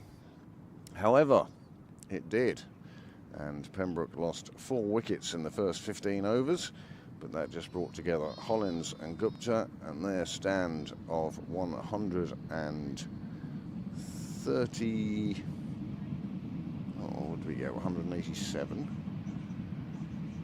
for 4.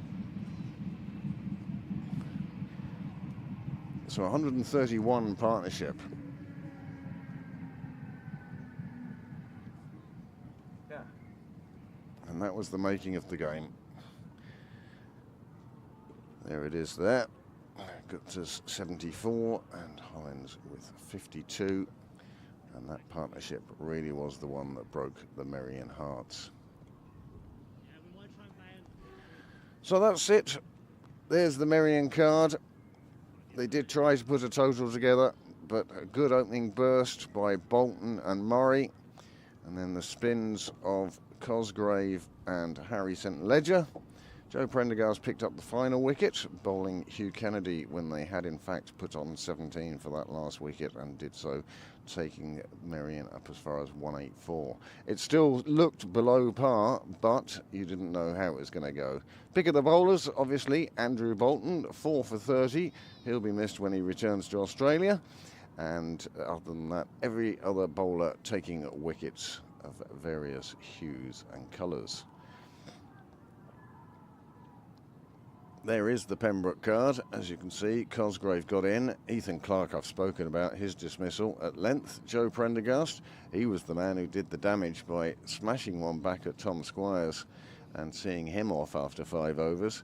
Andrew Bolton with a little cameo came in, but it took grit and determination of Gupta and Hollins, and their partnership of 131 was enough to see Pembroke home with only 4 wickets down. There are the Merrion bowlers, and as you can see, Tom Squires just 1 for 18 off 5 overs. He'd been going so well, and it was unfortunate from a point of view, from Merrion's point of view, that he wasn't able to finish out his spell. Grant Glutz and Kashyap, they came together for 6 overs, and those 6 overs cost 42 runs, and that was part of the problem for them there. The partnerships, well, small ones at the beginning, but the one at the end, 131, and that saw Pembroke from what looked like a bit of trouble of 56 for 4. In fact, became a winning total of 187 for 4. Many thanks to Niall and to Amanda and to Graham, our scorer, and to everybody who's helped out this weekend on Pembroke Cricket Live. We hope you've enjoyed our coverage. And today certainly a lot less windy than yesterday was. There is the match summary for you, but for me, Craig Senior, I'd say thank you very much for your company, and we will talk to you again very soon.